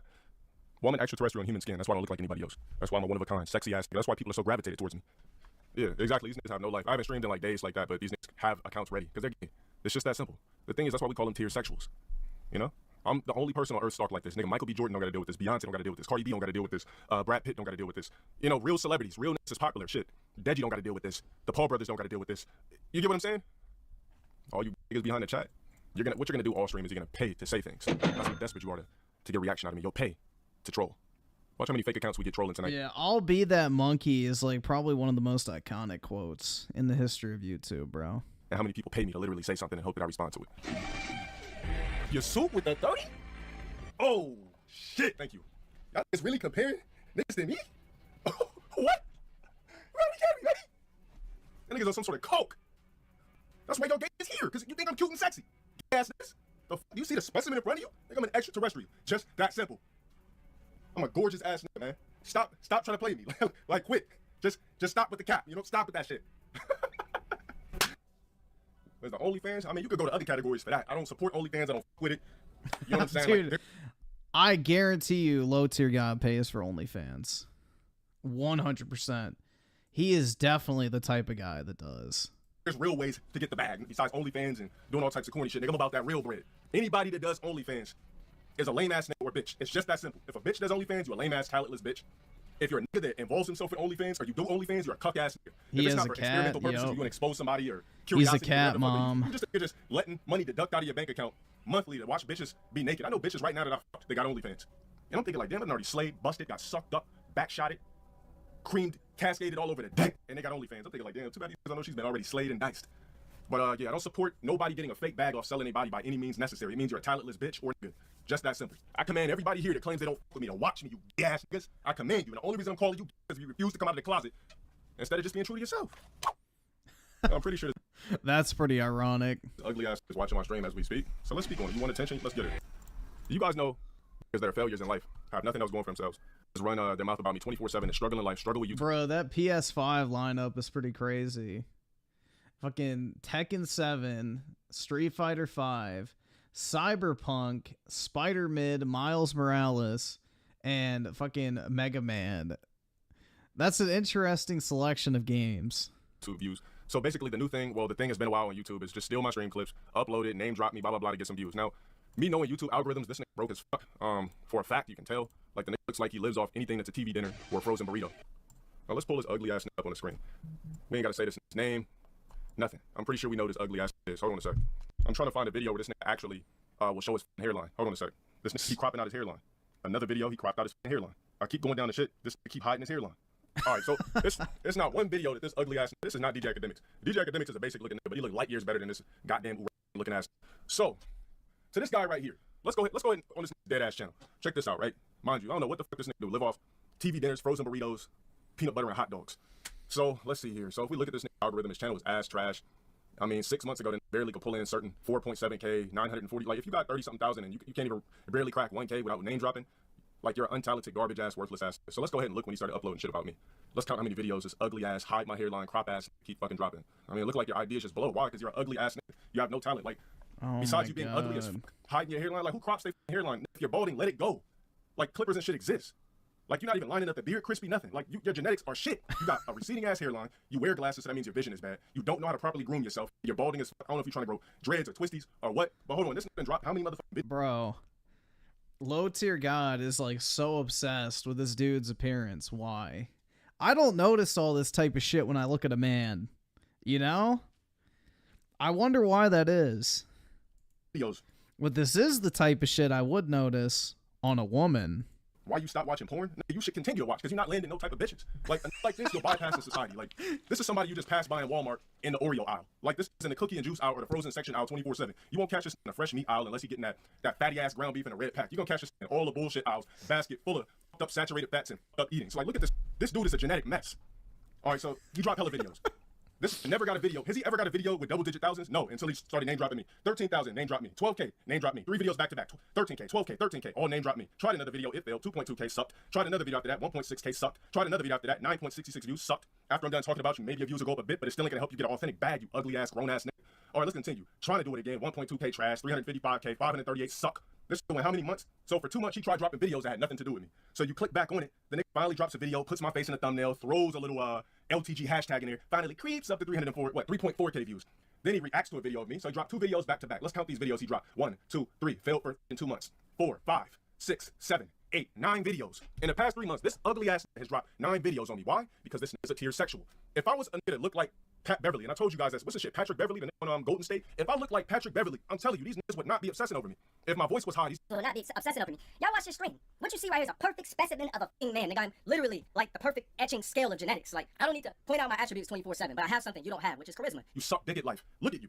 I would understand. And it's a thing in the black community too. I would understand that an ugly ass like this would hate when a like me. Like, it's not my fault that my parents laid down and had hot, sweltering sex and fuck you, ugly ass. It's not my fault that I cracked the code to what is charisma, or cracked the code to being somebody who just believes in perseverance, believes in himself so much arrogance that none of you guys can fuck with me. But you know what the fucking algorithm is, right, guys? Drop LTG hashtag, make a video about me, put a fucking thumbnail about me, and you'll get some views. But here's the thing. Here's where you fucked up, you ugly, gross ass, disgusting, abominable black snowman mixed with a fucking monkey. This is what you don't understand. You fucked up your channel big time because the only time you're gonna get any kind of views is when you obsess over me, you ugly ass, worthless, fat, obese ass, waste of life ass. You keep cropping out your motherfucking hairline in every video you do. You sit on your ass and you don't work out, you don't do shit. I don't even know if you work. You look like a nigga that works at Walgreens and pulls pallets. Like, don't this nigga look like somebody that you would see pulling pallets at fucking Walgreens or Walmart? They always get these ugly, sluggish niggas like this. They know they can work to the bone because they know they serve society no purpose. Like, what other purpose would this serve society? You are a worthless, ugly ass clout chasing black. Look at you. You obsessed over me before. We played Smash Brothers when I was barely new at the game. You knew what you were getting yourself into, you ugly ass clout chasing. You tried to do a chargeback for $10, $20. I can't remember. What does my shit stay on my website? This is before I stayed on the website. When you play me in games, you will not get good sportsmanship. I will possibly rage quit before you get that W. I don't want to lose. I don't want to lose. What the fuck is this dude wasting his time? This dude's wasting my goddamn time. This, that, blah, blah, blah. The clauses are there. But listen, the reason why these ugly asses obsess over me is because they don't have nothing going for themselves. I'm the most stolen from on the internet. I'm the most stolen from on the internet. And the fact that this grown, rusty behind ass is palate puller, frozen burrito eating, saturated fat guzzling, black, obese on a verge of type 2 ass, balding hairline, 4 eyes ass, can't see without the glasses ass. You even got the motherfucking tint on your shit because your vision is so fucked up. You got some black crust on his lips, ungroomed ass. You know this stank too. Like, when he get up, he probably smell like Geritol and 99-cent knockoff Old Spice. Oh my god. The shit that will last in your body for an hour, but it just starts making your pheromones reek. You fat, cheap ass, worthless. You're gonna continue riding my dick. You're gonna respond to this because that's what you want. You want clout. You want views. You think your channel's gonna boost. When you stop talking about me, no one ain't gonna watch your shit. It's proof. The videos, you realize your channel was struggling. Your algorithm sucked. Fat ass dick like mine, bitch. You realize your algorithm was trash. This dropped the video before the last 3. He dropped the video. I didn't even notice he dropped the video until somebody sent it to me. Drops a video. Sonic release. So I wish I had a shirt with some titties or something like that. Like, this nigga's wearing a V-neck with literal titties. Nigga, estrogen levels are too high. Do some push-ups or something. The only videos this will do where it shows his head is when he's wearing a beanie hiding his receding ass hairline. You whack ass genetics ass. Whack genetics, right? You got to weigh like at least 320. Oh my 320, god, got the bad knees, bro. slugging your body around, realizing that, damn, I'm just a piece. Dude, he is tilted. I'm just a worthless ass in society, but I got to get my Oreos, though. I got to get my Oreos, my frozen burritos. I got to get my juice. You're one of those fat ass, ugly ass, worthless, high saturated consuming asses that you're only happy when you consume up foods. Eating healthy would actually stress your ass out. From the looks of your titties in this video, I'm gonna pull it up real quick. Let's pull up the motherfucking thumbnail real quick. Hold on a sec. This is what you wanted, right? Some clout, you ugly ass blob of a nigga. All I do is grind, go to sleep, hit the gym, grind more, wake up, and I got this on my dick daily. Like, I don't understand it. Let's pull up this physique. Now, you can tell by what he consumes, his physique shit. You can tell the way somebody looks is how they eat. Man. We gotta pull up this physique. I wouldn't be surprised if he hides the video after this, y'all, to see how much of a blob he is, but he's so desperate for clout and views, they're probably bringing him in $100 a month. Like, that ad revenue gotta be dumb low. Like, look at the views on your channel. They don't even know how to work YouTube correctly. Then your channel will continue to fail because you keep name dropping me. That's why your channel's gonna fail, because as soon as you don't drop an LTG video, like, oh, he's not talking about LTG?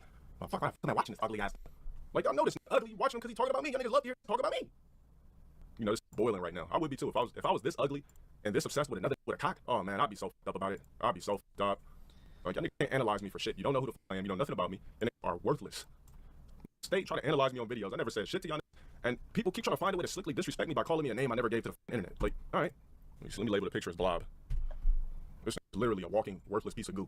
All right, look at this physique, bro. Like, would you look at this dude? These are the type of niggas you would expect. Tubbs of the 5. Did I ever watch the video where the prankster got shot with the... Yeah, and the guy won his case, and it was, like, considered self-defense. That was right in my area, I believe, in Dulles, which is, like, 45 minutes away from me. Yeah, I remember that. He, like, kept getting in his face and shit, and the guy pulled a gun. To, like, drop videos about me. Like, look at this fucking guy. Like, did you really think this video was gonna be a fucking hit?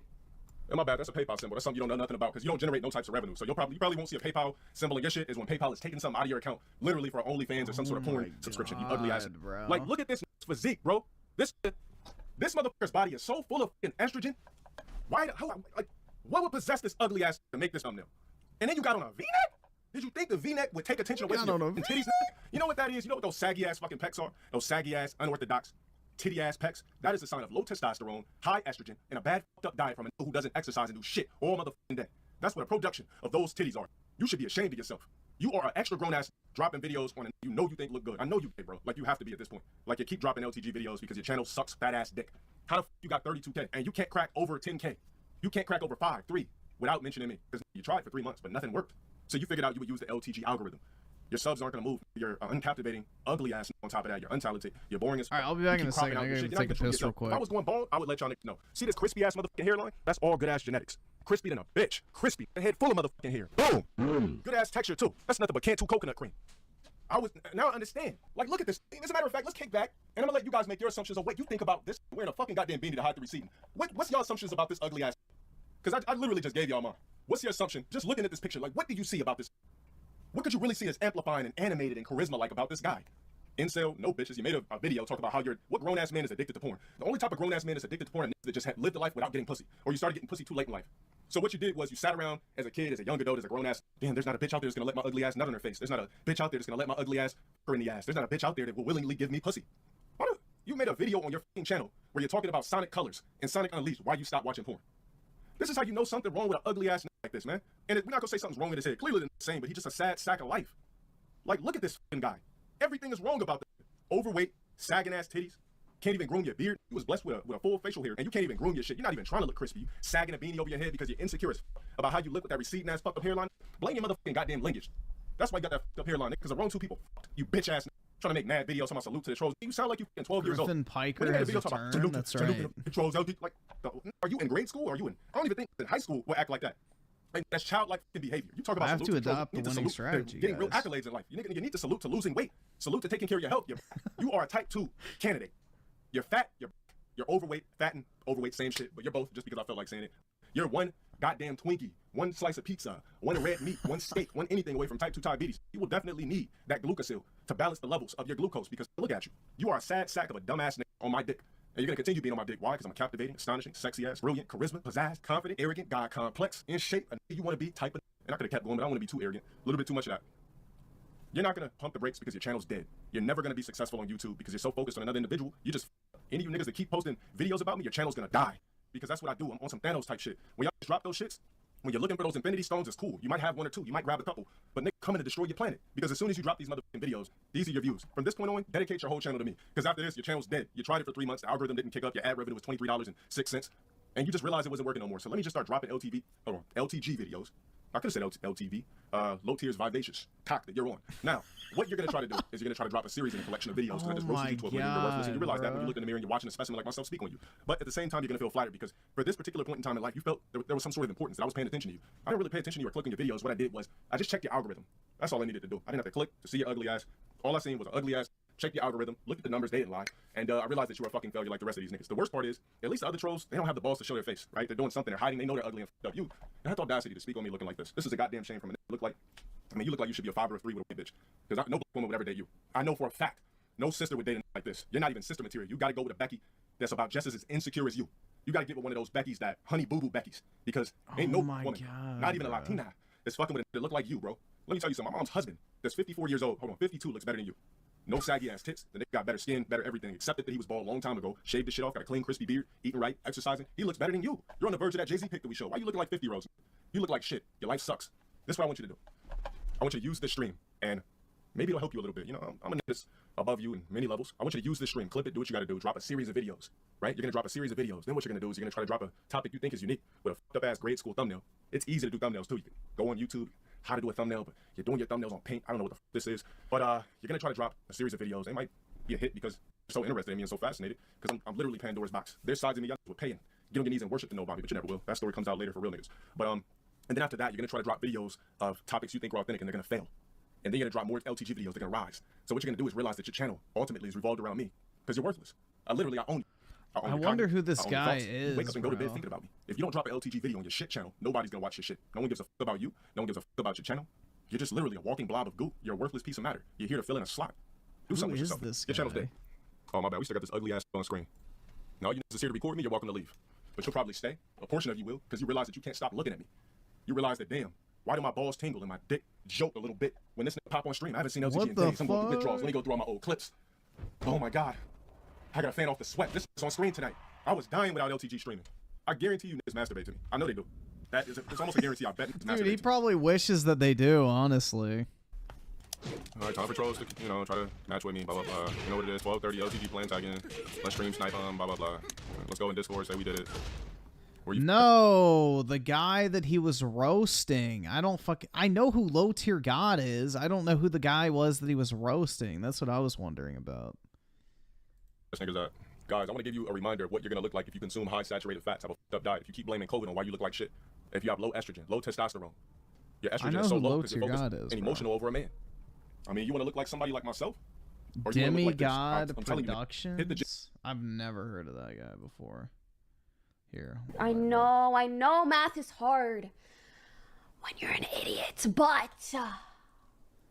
like if you're a broke boy, just say so. Looks like he deleted his channel. Yeah.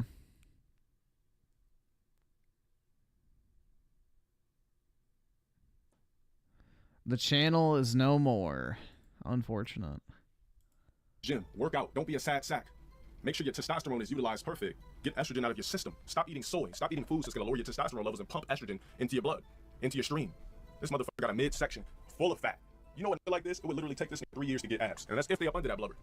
Even Wiz Khalifa. Wiz Khalifa, last summer, what was it? Summer 2019, was on Instagram talking about I got my summer body. He had somebody take pictures of him at the right angle so it could look like he had abs, and he was putting on a little bit of size. Wiz Khalifa stopped working out, instantly turned back into a fucking twig. Abs gone. This nigga I guarantee you, every time he dropped in videos, the midsection literally blubbering over. Like blubbering over his belt line. I guarantee you. He could flip it up, and it'll flop back like a fucking flapjack. I fell down a goddamn mountain, skinned up my whole shit, up my back, everything, was still in the gym, barely. I was in the gym like, I can't get skinny. I gotta keep lifting. I'm like, I'm still doing whatever I can. Fucking injured like a motherfucker. Y'all niggas seen me on stream with a big ass bandage. I was fucked up. I had to wait till my skin grew back to a certain type of shit to really get full range of motion. But you got fat ass niggas like this. Yeah, I could see Low Tier God being a steroids user, but I don't know. He cares too much about his BBC genes. That are making up all type of excuses to look like this. Like, nigga, what? Sonic Color, Sonic Unleashed, you fat ass? Like, that's not even no type of trending topic. Like, let me give you some pointers, you fat blob. Listen, be on some DJ Academics type shit. Just start dropping videos about that will always excel you in life. Start making videos about celebrities 24/7. You don't got it. At least make angry videos about every celebrity. You might get some views, bitch ass. You keep making videos about me, it's over for you. There's my pointers for you. Yeah, nigga like that. His whole life is literally consuming fuck versions of calories. Has no idea what he's intaking. All he has an idea of what he's intaking, but he doesn't know the macros behind what he's intaking. And all he's doing is defecating, but still storing fat. When your titties sag like that as a nigga, as a man, you have a fucked up bad diet. You're unathletic as shit. Now there's fat that are athletic, but if I pull up this picture again, there is literally nothing special about you. Imagine being ugly. Imagine having a baboon nose, ugly fat ass, berry white lips. Rest in peace.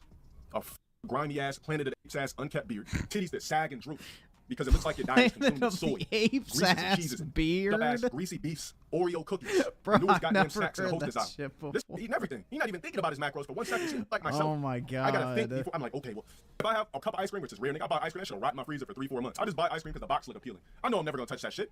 Every once in a while, I go to Walmart, grab a quart of cookies and cream ice cream. I have 2 spoonfuls, forget that shit existed, open the shit back up. It's like, because it's freezer burn. I buy the shit and forget it's there. I'll buy candy bars and shit, throw it on top of my refrigerator, forget it's there. Why? Because my diet's not playing around looking like a fucking blob. That's why. Everything I'm eating, I'm thinking about it. If I have a pizza, I'll put it on my calendar and mark on my calendar when I'm eating a pizza. Dead ass. Yes, I eat cereal with water. If I know I want a pizza, I will dead ass put that shit on my calendar. It's December 15th. I might have a pizza December 29th if I want one. If I eat one ice cream, I feel like I turned into this. If I don't hit the gym for one day, or if I hit the gym for an hour instead of my 2 + 30, I'm feeling like I didn't get a good workout in, because that's the way you gotta think. You got one fucking body. And if you treat it like this, you're gonna be a miserable, ugly ass. The only thing that can save a guy like this is the lottery. Then a fake ass facade will pop up. Bitches will use his ugly ass for money. In exchange, he would get the sex he so desperately desires. The confidence would still lack because he would still be bald, ugly, and fat. But at least he could pay for things, you know? At least he could pay for bitches and things like that. Because a bitch will f you and suck you. The baddest bitch will f you and suck you if you got some revenue, you know? All my in here, use this as motivation. If you're a blubbery, flabby ass, use this as motivation to get out of that stage. Do not be a product of your f***ed up ass environment. This is a product of his environment. I mean, he is kind of spitting right here. Probably got anime toys in his room, Sonic pillows, posters of anime characters we never heard of, all types of snacks. Guaranteed this got goodies all in his cabinet right now. Let me tell you, the closest thing I got the goodies. Protein powder and granola bars, your fat ass. Whole room full of posters and anime toys. Just because you like anime don't mean you gotta put that shit all over your f***ing wall. Exactly. Just 'cause you like anime, you gotta collect action figures. I hate seeing a motherfucker's wall that could ejaculate nut with posters all in his shit. Hella toys. Got I think Alex Myers' room was looking like that. Like, you have a girlfriend, y'all just fuck every day or week or some shit, and you're sitting back there with Sakura posters and Sakura action figures and toys. Like, why do y'all do that? You don't need to prove you're a geek or prove you're a nerd or prove you're into anime. If you like it, you like it. You don't gotta decorate your whole goddamn room with action figures, toys, and posters. I agree, man. 100%. You don't need to fucking, you know, advertise your fucking hobbies to everybody. The fuck? I still like Wolverine and all that shit. There's still shit I like, but I'm not gonna, damn, I'm gonna get a Gil, I'm gonna look for a Gil figure. And just put that shit there. And, like, do bitches come over your house? Or you probably don't even live by yourself. Like, your niggas are sitting there with a Ryu doing a dragon punch. Like, imagine me just having a goddamn Gil meteor shower figure just sitting here. A bitch come in my room, like, she might not say anything, but the first thing she gonna say when she comes upstairs is, she probably gonna think like, damn, I didn't imagine this to play with toys. I've had bitches come in my room and be flabbergasted at the fact that I got all these damn systems sitting here. Like, and these are systems. It's not like they look like toys. Like, bitches have come in my room before and be like, I didn't expect you to play video games. What the fuck? Like, wow. I'm thinking like, I was like, yeah, like, I mean, like, everybody got systems. And bitches looking at it like me crazy because I got systems sitting around. So all you motherfuckers with the goddamn action figures and shit like that, make sure you got a room for that shit. That's not your bedroom. If you want an anime room or something like that, like a cool room or something like that, make it a room. That's like a bitch coming in my room and I got hella sneakers everywhere. Okay, that shit corny too. I just got shoes everywhere. Bitch coming in here, I got a roll full of Jordans and Yeezys and everything up under the sun. Hide that shit away. Be classy with your shit. All you with toys, get that shit out of your fucking room. If you ever f*** the bitch, get those fucking toys out of your room now. If a bitch walks in your room and you got a Gil poster, she gonna think there's something sus about you. She gonna walk in the room and see some fucking deedy ass figure with long flowing blonde hair and a goddamn Speedo. And she gonna be like, see, a bitch is honestly gonna ask you about it. But somebody that's not probably gonna think like, what the fuck? Then you gonna wonder why your ass got left on red. She gonna look at your poster while you're like, oh, did you want some water? Did you want to water something? Yeah, I'll take a water. You know, a bitch is always gonna accept the water. It's rare that a bitch won't accept the water. They always gonna accept the water. You gonna fucking ask the bitch if she want a water? Probably, well, yeah, did you want, I got gushers too. Yeah, I haven't had gushers since I was 12, but yeah, you know what, I'm feeling spontaneous. I'll take some gushers. You bringing up gushers, you going downstairs to get your gushers and goddamn Costco water. This bitch over here looking at your room, checking out your shit, looking at your posters and toys, and really second guessing if she's gonna let you. Oh my god. Then she's gonna see the Gil poster or some anime poster of a bitch with anime titties and shit, and be like, what the fuck? Like, I mean, like, I think he's cool. Like, I'm just trying to figure out like, how the fuck he got posted. Then it's even really bad if it's not your own place. If you come home, you bring the bitch to your house. I don't like gushers. Then she go in your room and it's looking like the Three Ninjas room, full of posters and toys and bullshit and fucking a goddamn mini basketball hoop, neon lights that say come in. She see on the front door, it says do not enter. That's how you know you still live at home. You got a goddamn poster on your front or the fucking door of your goddamn room. All right. Jesus Christ, man. Low tier god only dates other black people while white women don't think the same. I don't think he only dates black women. I don't know how true that is. I'm trying to think. I remember he had one video with his like ex-girlfriend or some shit. I don't think she was black, but I have no clue. I didn't really pay attention, to be honest. Fruit roll-ups way better. Yeah, I mean, gushers are alright. I just don't like candy. I'm not a candy fan. I just like chocolate mainly if I'm gonna have something sweet. But I would say chocolate and ice cream are like the two desserts I like. Everything else is kind of like, whatever. I don't like cake or pie or candy or cookies, really anything like that. I'm more of an ice cream / chocolate kind of person.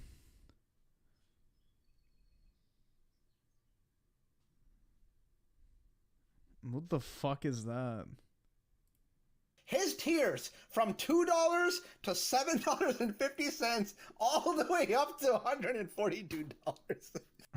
Wait, what? Dreamcast guy has a sugar daddy tier on Patreon?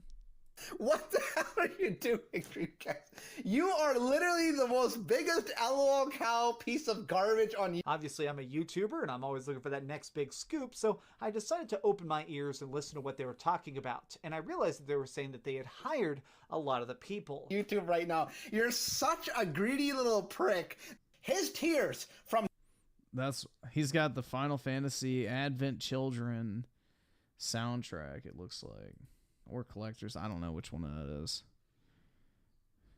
Yo, guys, do you think I can honestly say now that I'm the bigger Final Fantasy VII fan than Dreamcast guy? Because I think so. I think I could go band for band with Dreamcast guy in a fucking Final Fantasy VII fan contest. He may have the life-size Buster Sword, but bro, I got volume. I think I could go band for band with Dreamcast guy. Easily.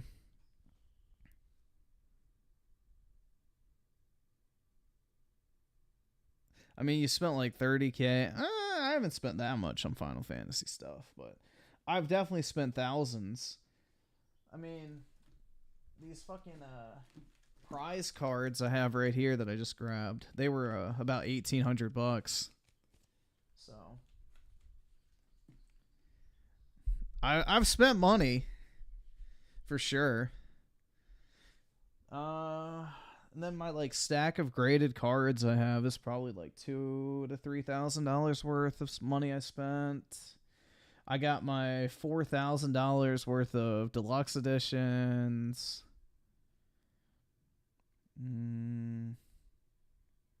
I got like 10 steelbooks, which I didn't really spend money on, but I got a lot of stuff. Don't be... Nah, I'm good. Dude, I have a shit... Like, I actually have a shit ton of money saved up right now. I have not really been buying that much stuff other than, like, graded games and Final Fantasy VII shit to grade. That's about it. It's about the... Well, that and I bought a bunch of PlayStation games, but that doesn't count, bro. That's work expenses, dude.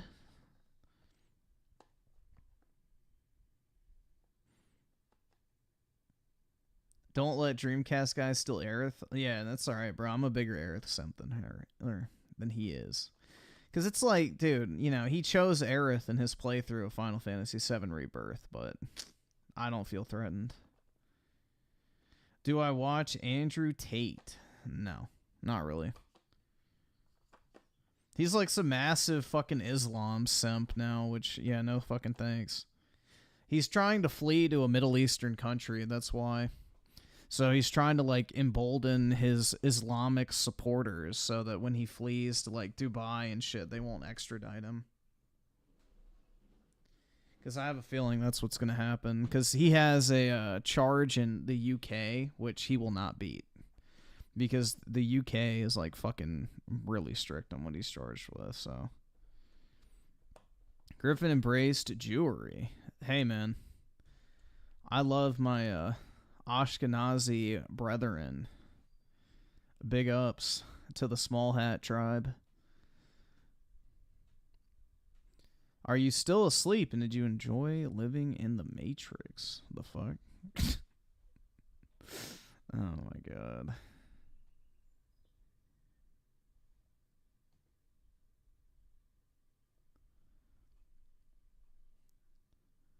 Griffinberg Gaming Steen? Yo, that actually has a nice ring to it. Griffinberg Gaming Steen. I could get behind that.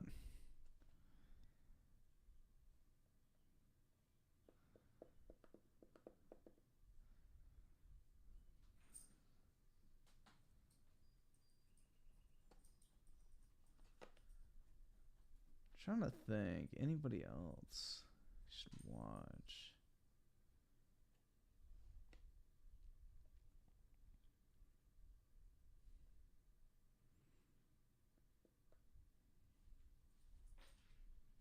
Shalom, bro. Thanks, man. What is my opinion on the Earth's shape? It's flat, bro, obviously. That's why they had to fake the moon landing. To psyop the population. Daddy's girl on shirt. Ew, why'd you just draw my attention to that thing? I wasn't looking at that Yeah, we gotta refresh. That's disgusting. Ew. Whew, it's gone. Well, now we have this thing. But it's better than whatever else that was.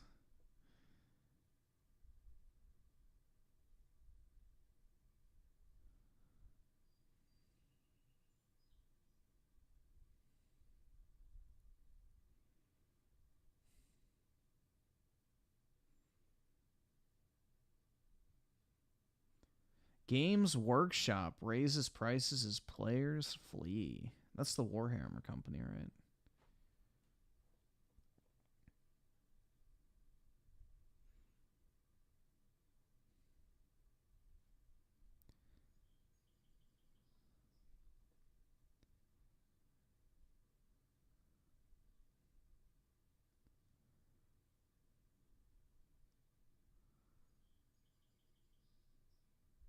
Hold the line. That's right, man. Wait till E3, baby.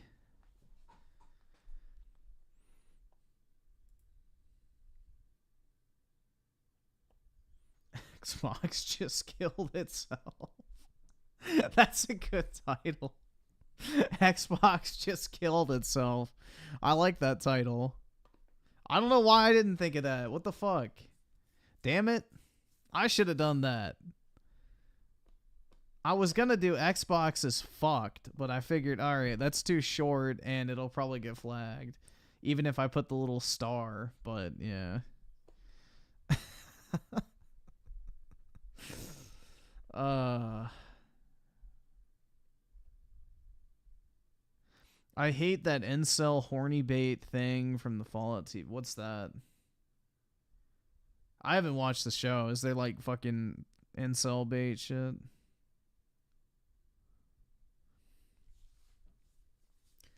Dude, I'm gonna be honest, that chick from the Fallout show is weird looking. Like, people are simping over her. She is not very attractive.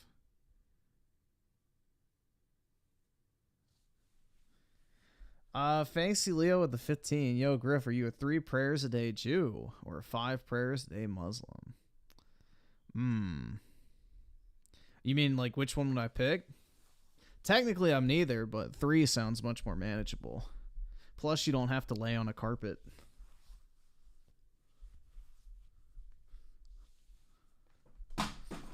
So that's another plus.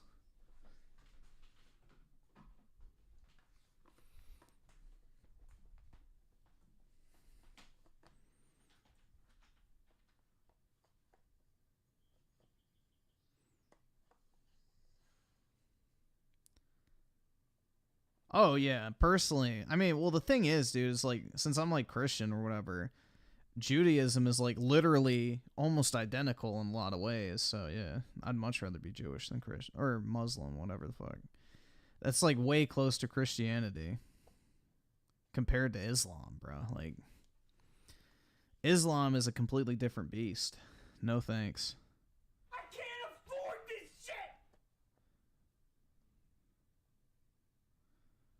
The Fallout chick isn't hot, but she makes up for it with her personality. She's quirky and cool, just like me.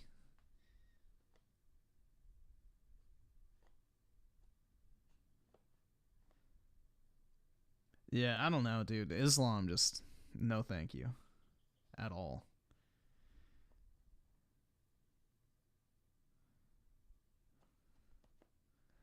That ain't the world I want to live in.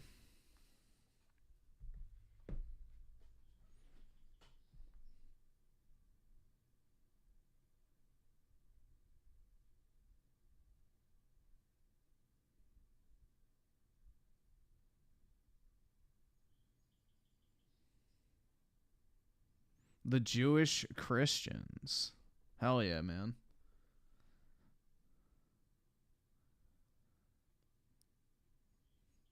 Islam is for masculine men, something you'll never understand. That's right. Sorry. I'm just too much of a beta to, you know, praise Allah.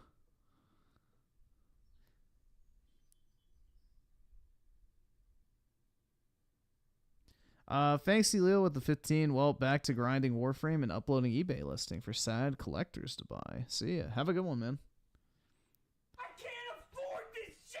No gold chains? None. I'ma say it, Jewish chicks are hot as fuck. Oh, absolutely, bro. Every single one I've known has been absolutely fire. So, plus all those videos you see of like Israel or whatever, whenever there's like a female police officer or an IDF member, whatever, usually they're really hot too. So, they got something going for them, man. Absolutely.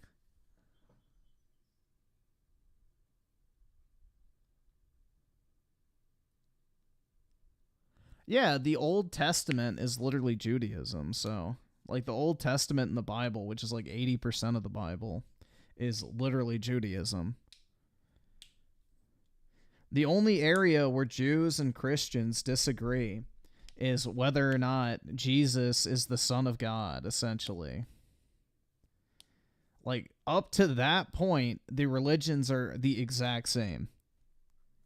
So, it's the same God. It's the same, like, you know, prophets and everything.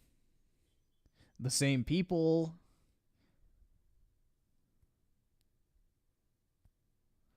So, the Old Testament is pretty much Judaism. The New Testament is what makes Christianity Christianity instead of Judaism. Do I believe an ancient civilization existed years ago with advanced tech? Yeah, the Roman Empire. And then it took 1,800 years to catch back up. Jewish women are God's chosen, and mine too. Gaming.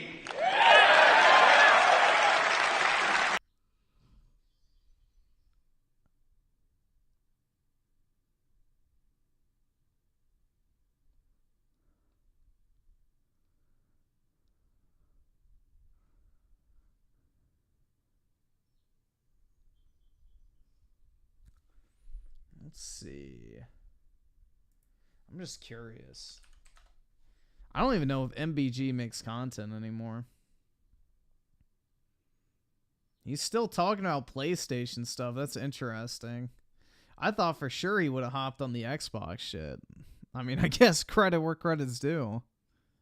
That's pretty wild. He's sticking to his lane.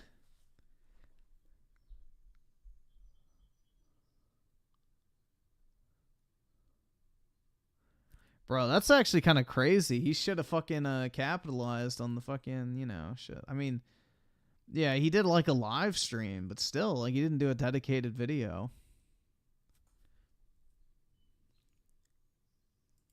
Who's another guy we should check? Griffin is a traitor to what?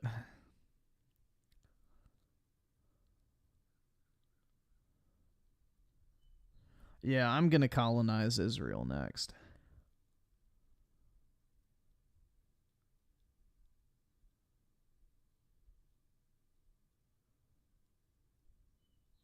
Let's see if Colt's done anything.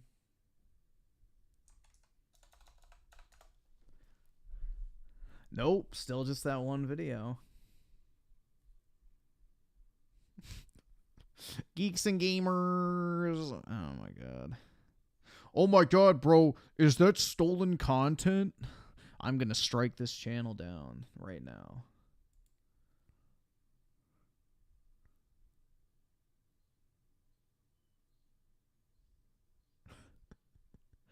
The gaming crash. Oh my god. Hopefully, dude, I hope we have a Western gaming crash, personally. Dude, Colt's entire, you know, cult-like lying whatever has completely backfired on him. His years of fucking brand loyalty and shilling just completely fucking blew up in his face. Years upon years upon years of just blind shilling.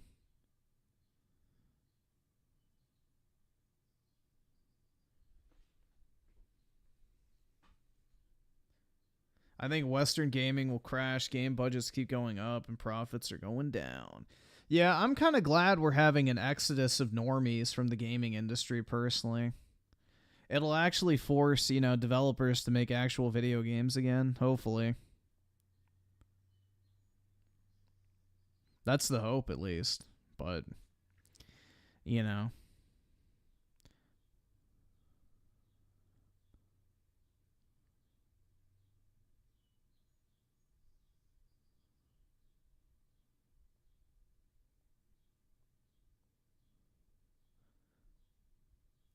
I'm rubbing my hands together. The fuck?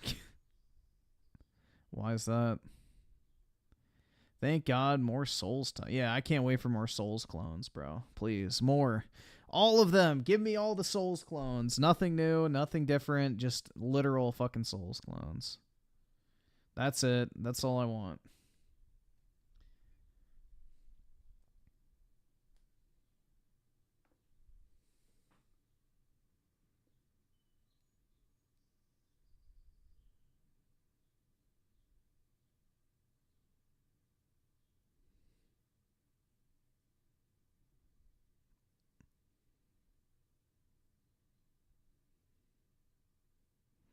Can't wait. Yeah. I'm surprised Ubisoft hasn't gone bankrupt, honestly.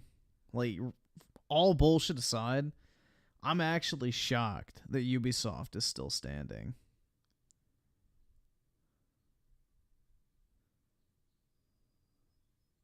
Like, what have they released? I mean, that Prince of Persia game I think did okay for them because the budget for it wasn't very high. Whatever that Skull and Bones game was subsidized by the Singapore government, so I don't really think they lost much money on that. I don't think Assassin's Creed Mirage did particularly well. Maybe it did. I'm not sure. But aside from that, they got Siege, and that's it. But did Avatar do well? What were the sales like on that? Let's see. Ubisoft Avatar game sale.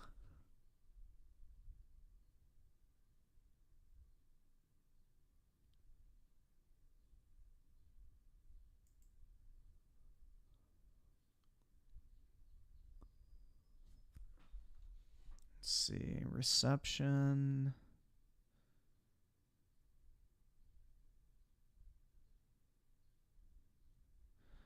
Avatar Frontiers of Pandora debuted 5th place in physical sales charts and fell to 12th. In Japan, PS5 version sold 8,000 copies. So, total, the game has... yeah, it flopped, bro. 2 million copies. 1.9 million players with an estimated 133 million in revenue. Yeah, that shit bombed. Oh, dude, it was terrible. They probably spent a shit ton of money on the license for that, too.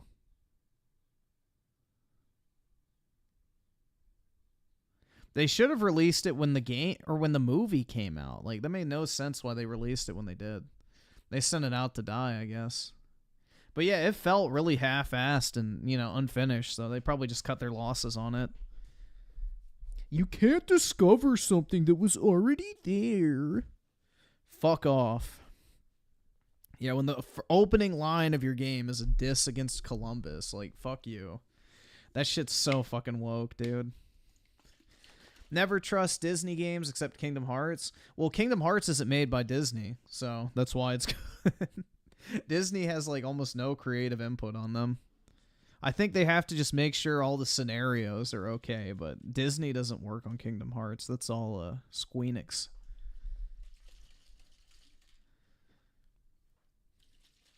So, it's the Final Fantasy team, which is why it's good. Disney ruined Kingdom Hearts 3. What, did they tell them they had to change shit? Yeah, I heard, like, basically Namura came out and said, like, there's a lot of shit he wants to do with Kingdom Hearts, but Disney won't let him. Because they can only use certain characters in certain ways. So, yeah, Disney is super fucking restrictive over their IPs. Very fucking restrictive. Am I going to play the Epic Mickey remake? I never played Epic Mickey, so I don't even know what the fuck it is. So probably not. Bro's mad they dissed Columbus. Dude, the entire theme of the Avatar franchise is white people bad. That's not even the beginning of my fucking anger towards Avatar. Literally, Avatar is James Cameron's White Guilt, the franchise. That's it. There's nothing else to Avatar other than James Cameron's fucking White Guilt.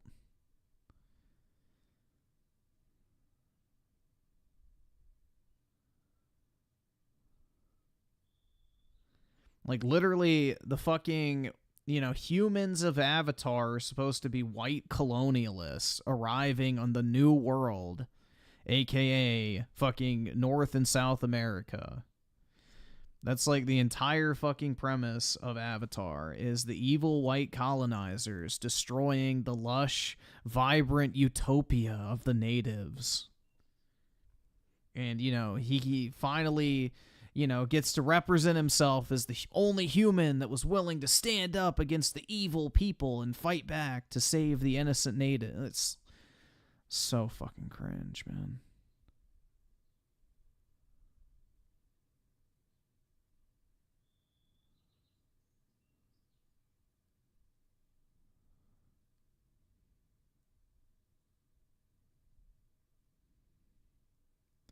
Like, James Cameron already hates the fact that he's a male. You know, he considers testosterone to be a fucking poison. So, yeah, the dude is an absolute fucking hack.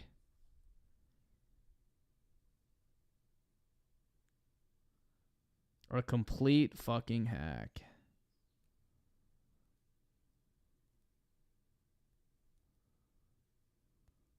Yeah, I hated Avatar. I don't remember how old I was when it came out. I immediately knew what the fuck they were getting at, because it was during the same time period where they started trying to, like, cancel Columbus, basically.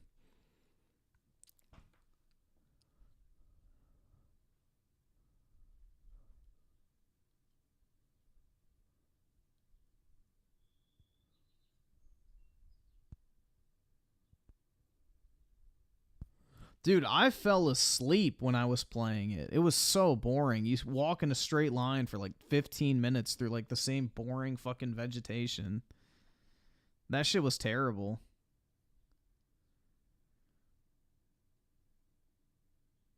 Like, I genuinely just did not have the willpower to fucking finish that shit.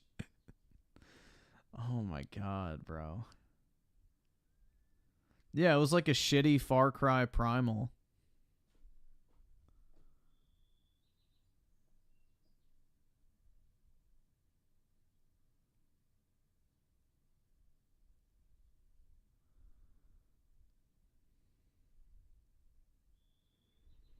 I was 9 when Avatar came out and saw it in 3D with my friends.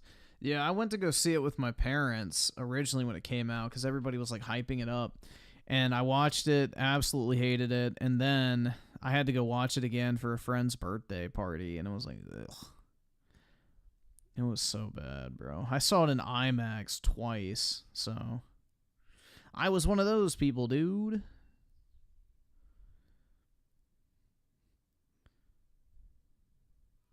But yeah, we had an IMAX theater right by our place, so.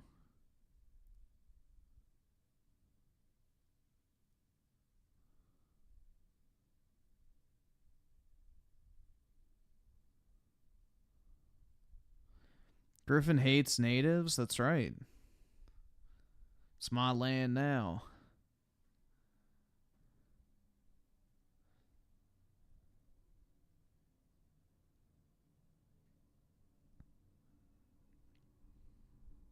Yeah, its software has been quiet, man. It's been 4 years. Over 4 years since their last game. Hopefully they announce something, but we'll see.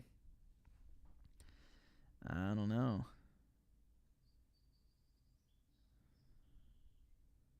Yeah, dude, if they didn't want to give up their land, then they should have won the war. Get good, scrub.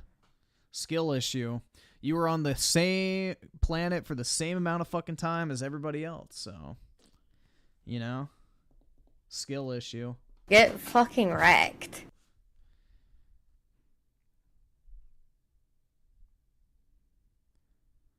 Imagine they... well, dude, if the next game they put out flops, then it's entirely possible. They might roll them in to be a Call of Duty support studio. Bro, could you imagine? Could you fucking imagine that they turn id Software into a fucking Call of Duty support studio, bro? Oh my god. Could you imagine? id Software, the fucking father of first-person shooters, becomes a COD support studio.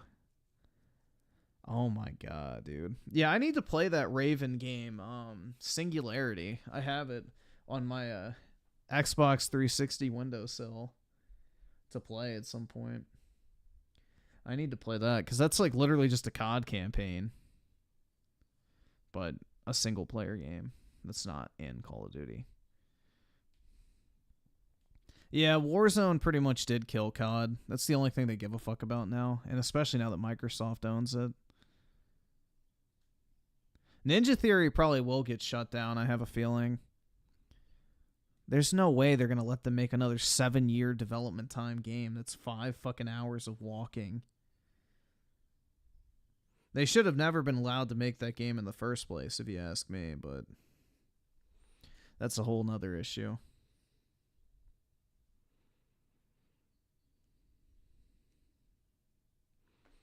But I'm going to go ahead and hop off, guys. It's 6 o'clock for me, so I may see if I can get some sleep. A novel concept, right?